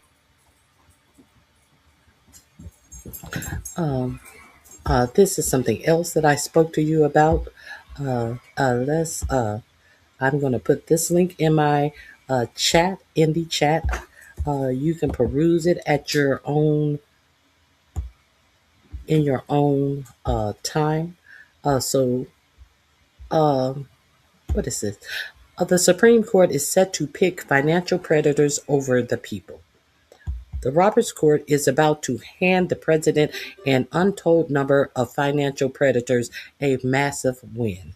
If you are unaware of this, this case was initially bought by J.D. Vance. Okay, to get Am I on the wrong thing? I'm on the wrong page. Okay.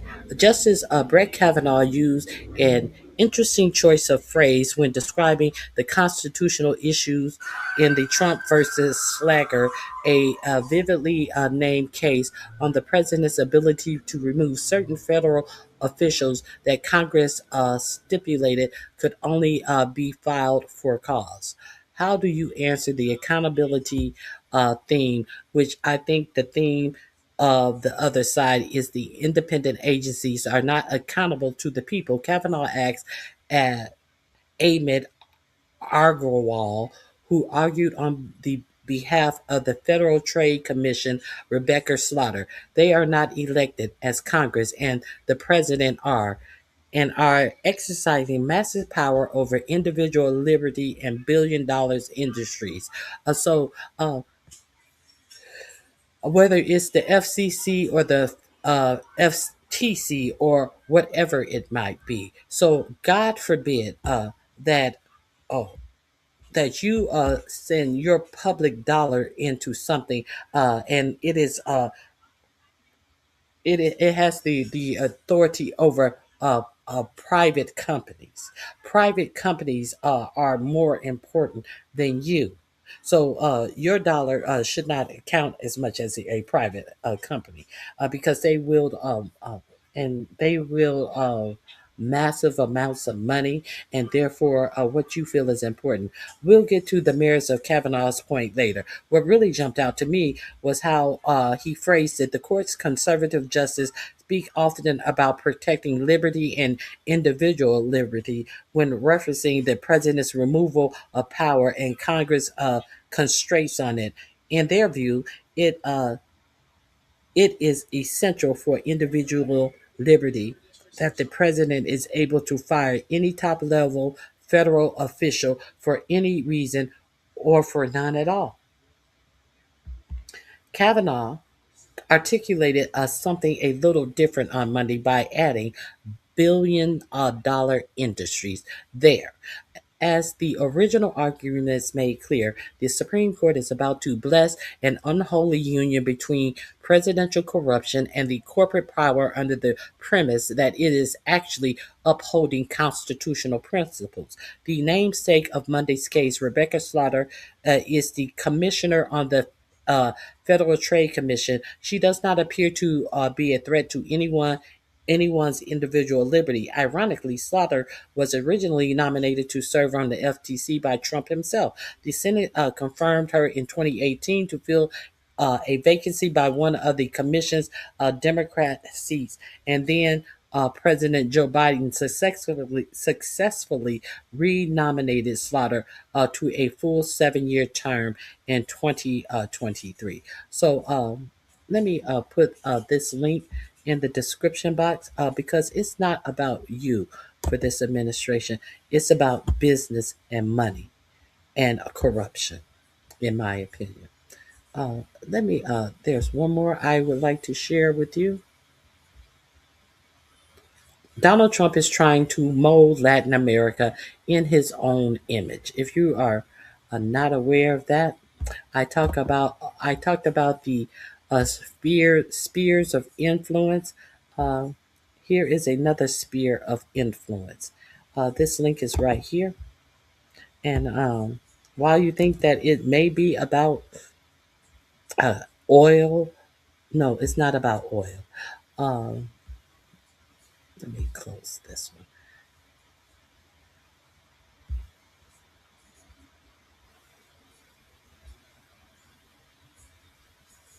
Oh, did I close it? Oh, sheesh.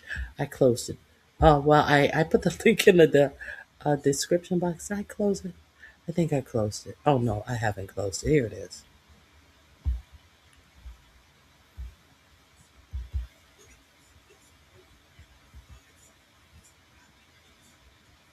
Oh, I closed that one. Okay, let me share the last one with you. Now, um if you are not a criminal, if you do not think that you have been committing crimes, would you do this?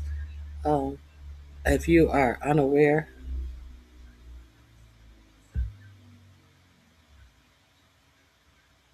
if you are unaware, oh, here it is. I found. Here we are. Donald Trump is trying to mold Latin America in his own image. Okay. When the president election in Honduras on a knife edge, President Donald Trump alleged counting had been prematurely stopped. He warned that there would be hell to pay if officials tried to change the result. He has openly backed conservative National Party candidate Narseh Afuz, who tied with the Liberal Party candidate. Now, this is all about Honduras. Um, this is about him doing the threat that he would not put money into Honduras. This is about the current president who was in the lead, who wants to shut Peter Thiel's private utopia down in Honduras, where Peter Thiel is employing few people by and not even paying the wages that Americans are paid. It was not the only. Oh, let me see. Let me see. Okay. He has openly backed conservative National Party candidate Narseh Ashrufra, who was tied with Liberal Party candidate Salvador Nasrallah. It was only it was not the only warning about pay the president has issued to Honduras. Should Ashufa not win, last week Trump threatened to withhold funds to um, uh, Tegapula. I guess that's a city in Honduras. Uh, the the intervention speaks to a broader shift in policy focus under Trump's America First movement that envisions the Americans and especially Latin America as a whole as part of the U.S. zone of interest. I think it's called zone of influence. An outlook reminiscent of the 200-year-old Monroe Doctrine that serves as the basis for U.S. intervention against European colonialism and communist expansion across the region. Trump's footprint in the Western Hemisphere is being extended via BRICS to those he opposes, such as the president of Venezuela, Colombia, and Brazil, but also via uh, bouquets to his allies. So there is that. Uh, in Argentina, October midterms delivered gains for the party of Trump, favorite president Milei, after a 20 billion U.S. currency swap, economic stabilization agreement, as well as a White House visit, one that was also afforded El Salvador right-wing leader Bukele, a MAGA favorite. That is what I was talking about earlier. I'm gonna put the link in the description box for you. So here is the link. Here you go. And is there anything else? Oh, I definitely want to share this with you. Uh, it seems like the Heritage Foundation has come up with another how to run American paper. If you are not familiar by now with Project 2025, a 900 some pages manifesto manis,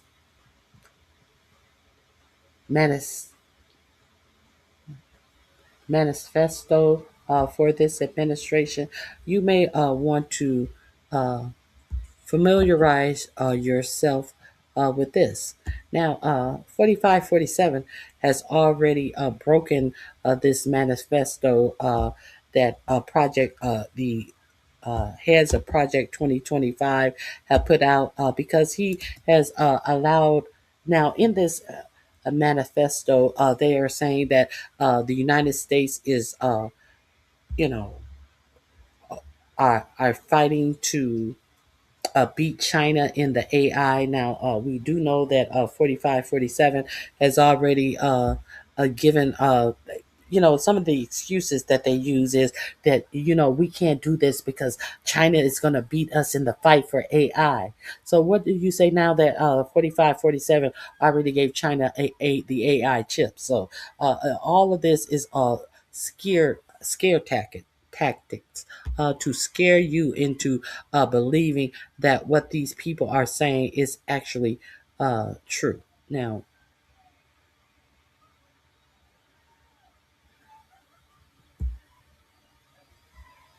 let's look at the release pictures real quick.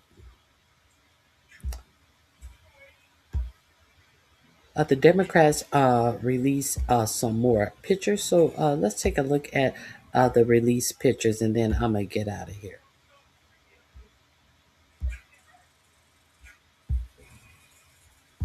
I'll throw it around a lot. This is a bombshell. Democrats on the House Oversight Committee have released photos, and there are many, many, many more to come that directly implicate Donald Trump in hanging out with Jeffrey Epstein with models, their faces are redacted, and a bowl of Trump condoms on which is printed, "I'm huge." It is no longer a situation where Donald Trump can deny his involvement and decade-and-a-half-long friendship, best friendship, according to Jeffrey Epstein, with Jeffrey Epstein. It just can't be done anymore. And Republicans are going to have a hard time here as he's losing a grip on reality itself of following this man to their certain demise. This is from CNN. I'm going to show you the photos after I read a couple paragraphs here, and then we're going to get to some members of Congress, both Democrat and Republican, who are speaking about this. And I'm also going to play something from the victim's attorney that he has no confidence in this administration to tell the truth about this. This is the headline from CNN, this breaking bombshell news. New photos released from Epstein's estate showing Trump, Bannon, Bill Clinton, and other high-profile people. I've said multiple times, I don't care who's involved in this. You're going to see photos, framed photos of Bill Gates on the walls of the home of Jeffrey Epstein. Bill Clinton, thick as thieves with these people. Larry Summers also gallivanting. It's disgusting that men of high power and influence and position and considered Hey, Sassy Francis, thanks for coming. Important in our society. Can you guys please be sure to hit the like button? And thank you for helping me meet my goals. I appreciate you guys helping me meet my goals. Would have anything to do, much less a deep friendship with a convicted rapist of girls. Democrats on the House Oversight Committee have released photos from Jeffrey Epstein's estate Friday showing that many powerful figures in the late sex trafficker's orbit, including President Donald Trump, former President Bill Clinton, Steve Bannon, Bill Gates, Richard Branson, and others.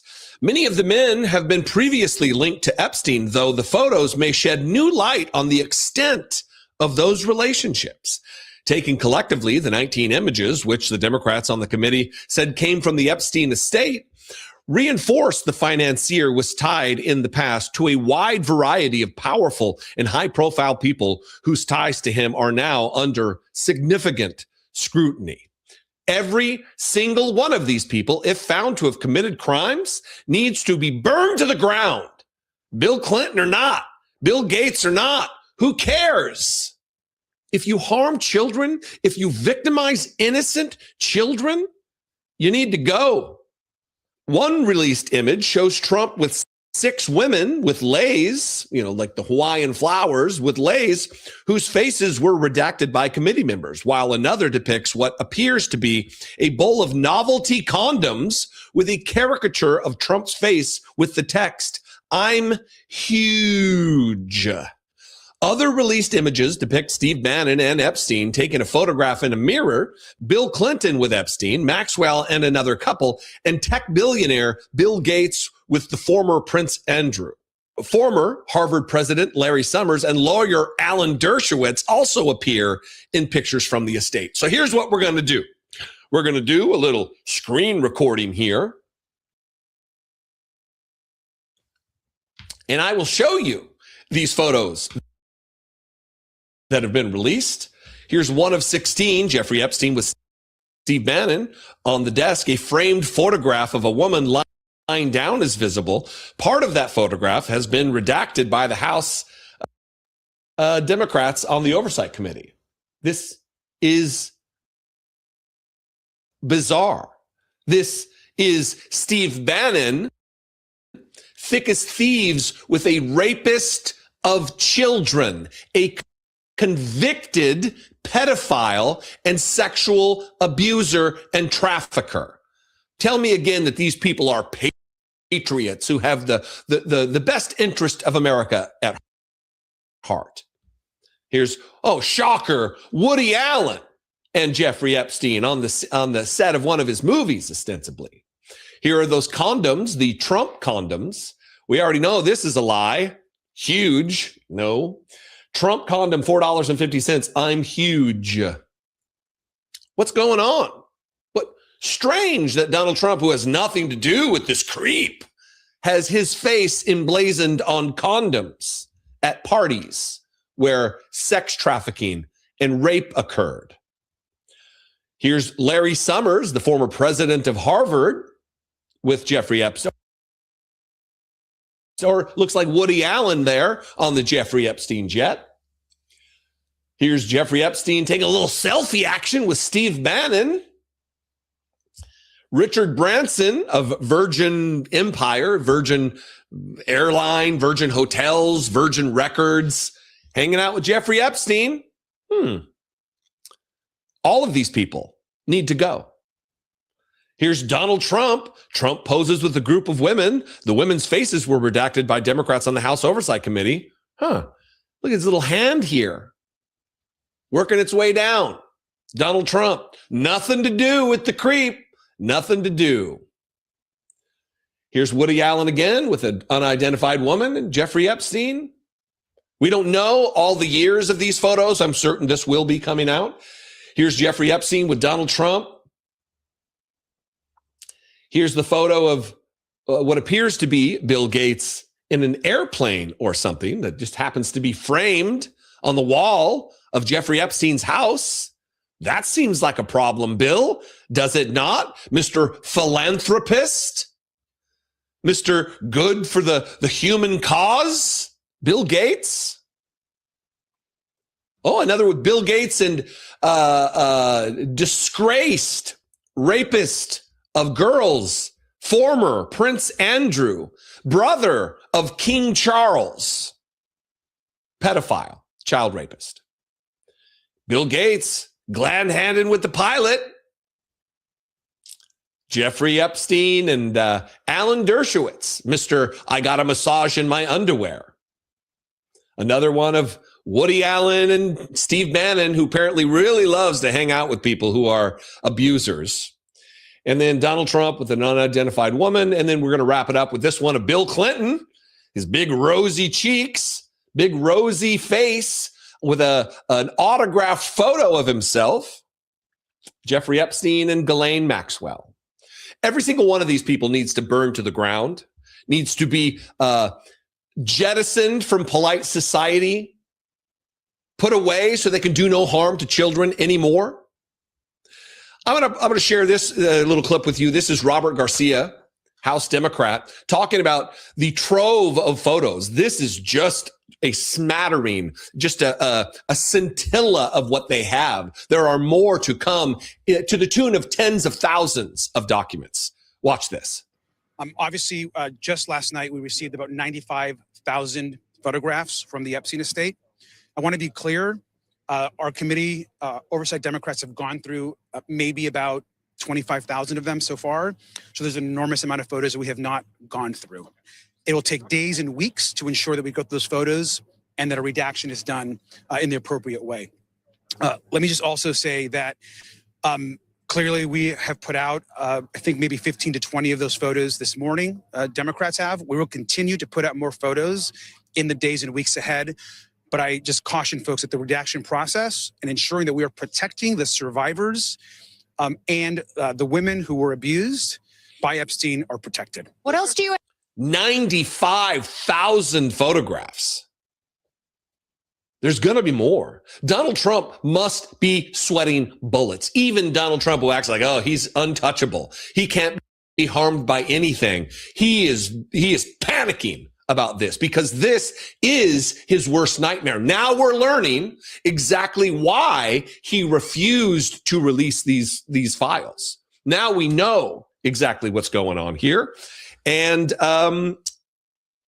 Epstein's victim's lawyer. Oh, actually, let's save that one for last.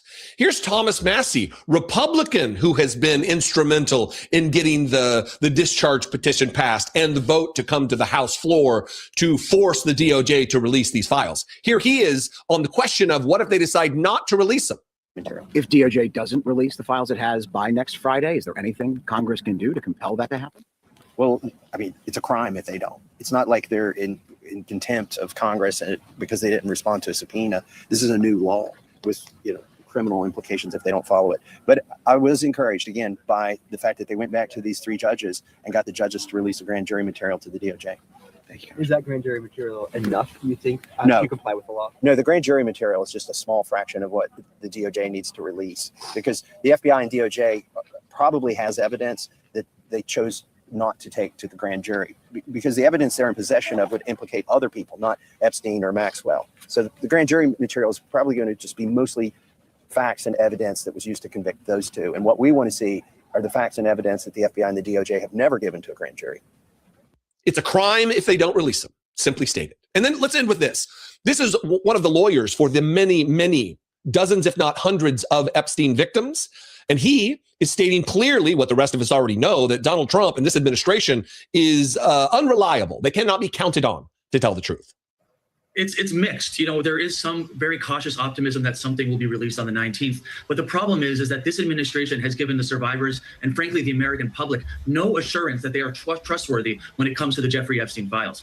As we sit here right now, Ghislaine Maxwell, a convicted child sex trafficker, is in a minimum security resort style prison playing with puppies and having special meals. There's just no trust from the public. There is certainly no trust from the survivors that on December 19th, the administration is going to be fully transparent because they've been everything but fully transparent for months and months and months. And let me end with this. The press had better do their jobs. Good luck with that. Good luck with the press doing their job. Now, how...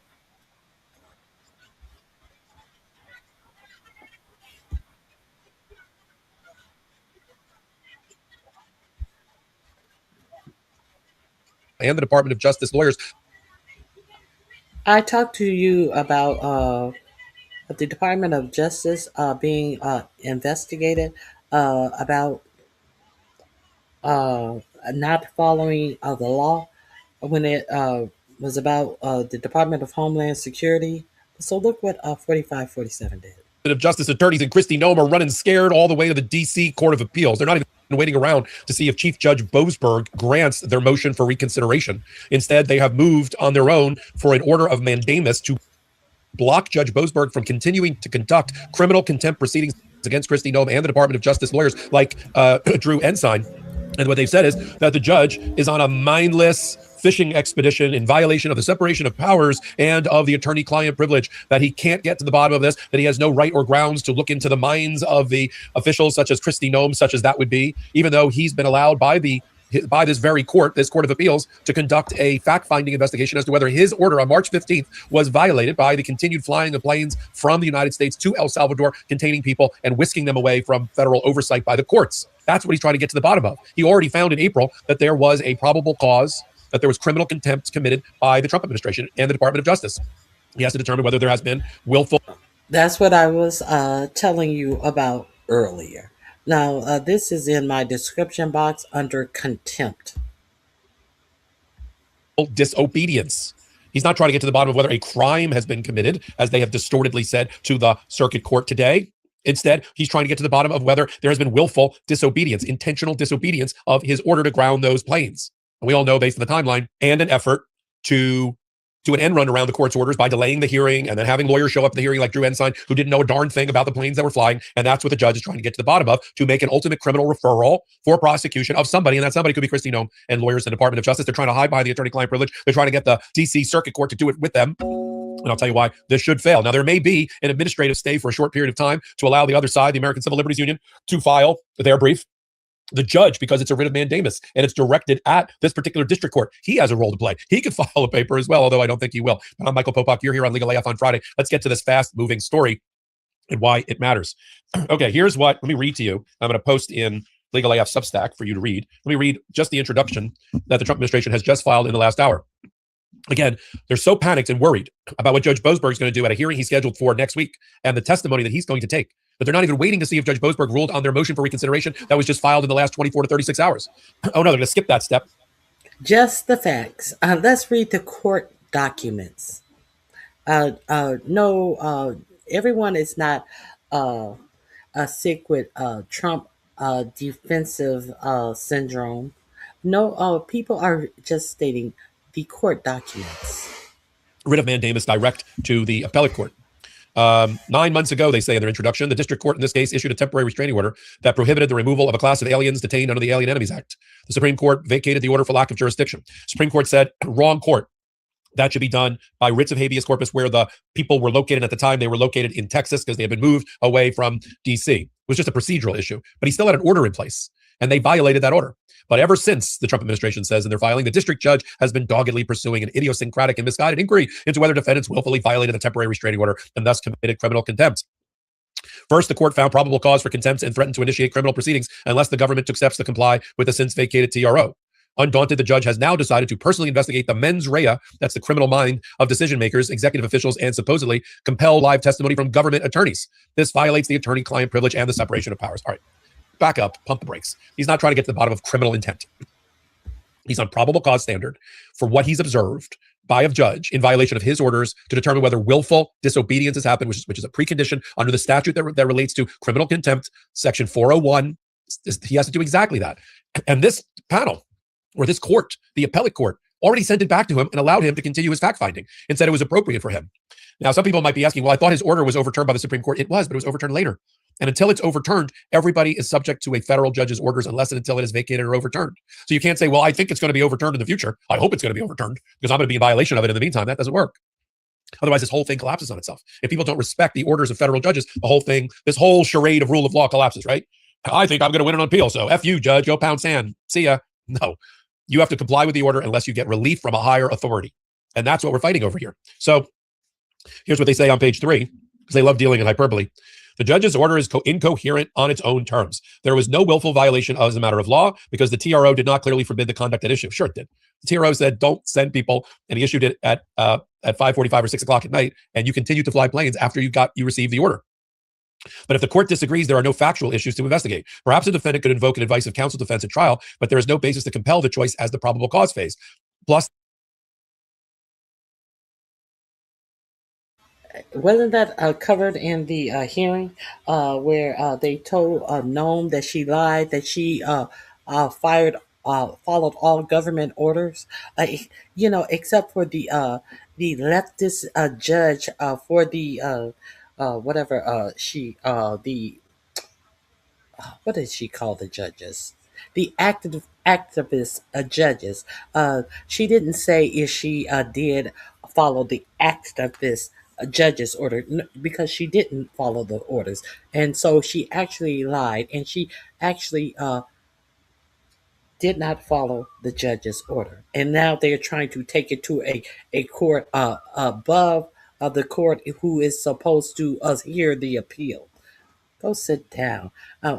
Where they're trying to get this to the Supreme Court to allow them to break the law. And if they allow them to break the law on this, what laws would they allow them to break when it comes to you?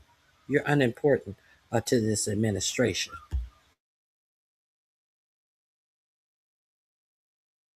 the witnesses the court has called counsel defense at trial, but there is no basis to disagrees there are no factual issues to investigate. Perhaps a defendant could invoke an advice of counsel defense at trial, but there is no basis to compel the choice as the probable cause phase.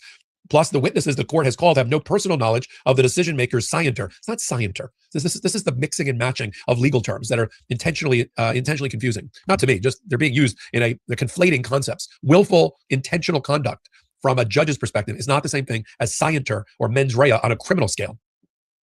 They say one is the government's lead litigation counsel, who has attested that he played no role in the decision. The other is a whistleblower. That's Erez Raveni, who now works for Democracy Forward. A 36-page whistleblowing complaint saying that the Trump administration effectively told lawyers in the Department of Justice to tell judges to go F themselves and not comply with their orders. The forthcoming hearing has every appearance of an endless fishing expedition aimed at an ever-widening list of witnesses and prolonged testimony. That spectacle is not a genuine effort to uncover any relevant facts. See, I think right there on page 3, they've lost their motion. I think right there on page 3, they have lost their motion. Fishing expedition, it's going to take too long. Where will it end? That's not proper grounds to interfere with the fact-finding of a federal judge. And the appellate court knows it. That's an admission that they don't have much of a case. And this is what they're relying on. Oh, it's overbroad, it's burdensome, it'll take too long. Whenever you hear a lawyer say fishing expedition, it usually means they don't have much substantive argument to make. And what they're asking for at the end to the appellate court, which will be randomly selected. I do not believe it goes back to any of the 3-judge panel from before, which was Judge Katsas and Rayo, 2 Trumpers. Thank God. Here's what they're asking for. This court should grant the petition for mandamus and stay the order pending resolution of this petition and assign this case in light of the serious appearance of partiality, create and reassign the case. So they're also seeking at the end to have Judge Boasberg off the case. See, that's it. It was buried on the very last page. They want to get rid of Chief Judge Boasberg. You've seen Pam Bondi come out and call him a terrorist supporting judge. This is a moderate, middle of the road Republican judge who was appointed by Democratic presidents and Republican presidents alike, who was Brett Kavanaugh's roommate in law school, who's good friends with Chief Justice Roberts. This is not a liberal, socialist, Marxist guy. But here's a clip from Pam Bondi going after this judge and trying to get rid of him. Let's play it. Americans are finally getting what they voted for. No longer will we have rogue judges striking down President Trump's policies across the entire nation. No longer. Judges have used these injunctions to block virtually all of President Trump's policies. To put this in it should concern you that she is spouting out that judges will not ever be able to tamp down Trump's order. Trump is not an attorney. A judge, has never studied the law, but it is a prolific lawbreaker. And this is what the head of the Department of Justice is telling you, that judges will not be able to defy whatever Trump wants to do. That's what she's telling you. In perspective, there are 94 federal judicial districts. 5 of those districts throughout this country held 35 of the nationwide injunctions. Think about that, 94 districts. And 35 out of the 40 opinions with nationwide injunctions came from 5 liberal districts in this country. No longer. No longer. These injunctions have blocked our policies from tariffs to military readiness to immigration to foreign affairs, fraud, abuse, and many other issues. The judges have tried to seize the executive branch's power, and they cannot do that. No longer. No. What the judges have done is stop you from proceeding with your illegal operations. That's what the judges are there for. Isn't that what the courts are there for? To stop illegal things that's going on. This is the head of the Department of Justice. This Pam Bimbo. Longer. And on immigration, on a side note, today marks 2,711 arrests on these terrorists and these gangs. Total arrest today with HSI investigations. And thank you, Stephen Miller. Thank you to Homeland Security. Thank you to everyone working hand in hand with the FBI on all of these transnational gangs. TDA has been a huge terror to our country, as well as MS-13, as well as Sinaloa cartels. No longer. No longer. These injunctions have allowed district court judges to be emperors. They vetoed all of President Trump's power, and they cannot do that. This has been a bipartisan problem that has lasted 5 presidential terms, 5 different presidents, and it has ended today. They've also filed bar complaints or judicial complaints against Boasberg, one of which is still pending. So this is all a ruse to try to get rid of a judge they don't like. I'm not sure they get a better judge in the District of Columbia. Boasberg is very well respected. He is the chief judge. Fast moving story. Stay close to Legal AF. Stay close to me, Michael Popak. We'll talk about it the rest of the day on Friday. I'm sure there'll be developments over the weekend. We'll do it on YouTube. We'll do it on Legal.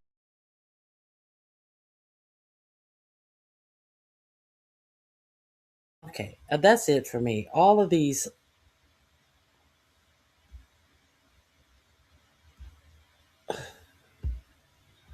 You're mad.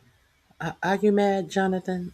Stay mad. I could give 0 fucks about what you're saying. Okay. All right, guys. This is all you see how they're angry? They're angry at the facts. it's nothing I can do for you about that. Come back tomorrow. I will maybe giving you a few more facts on tomorrow. I have missed a lot of stuff that I wanted to share with you, but tomorrow we can probably get back together and continue where I left out. I hope you guys have a fabulous day. Please hit the like button on your way out. I appreciate you all for helping me meet my goals. Very Carrie, Leonard, I thank my mods for being here, and peace out.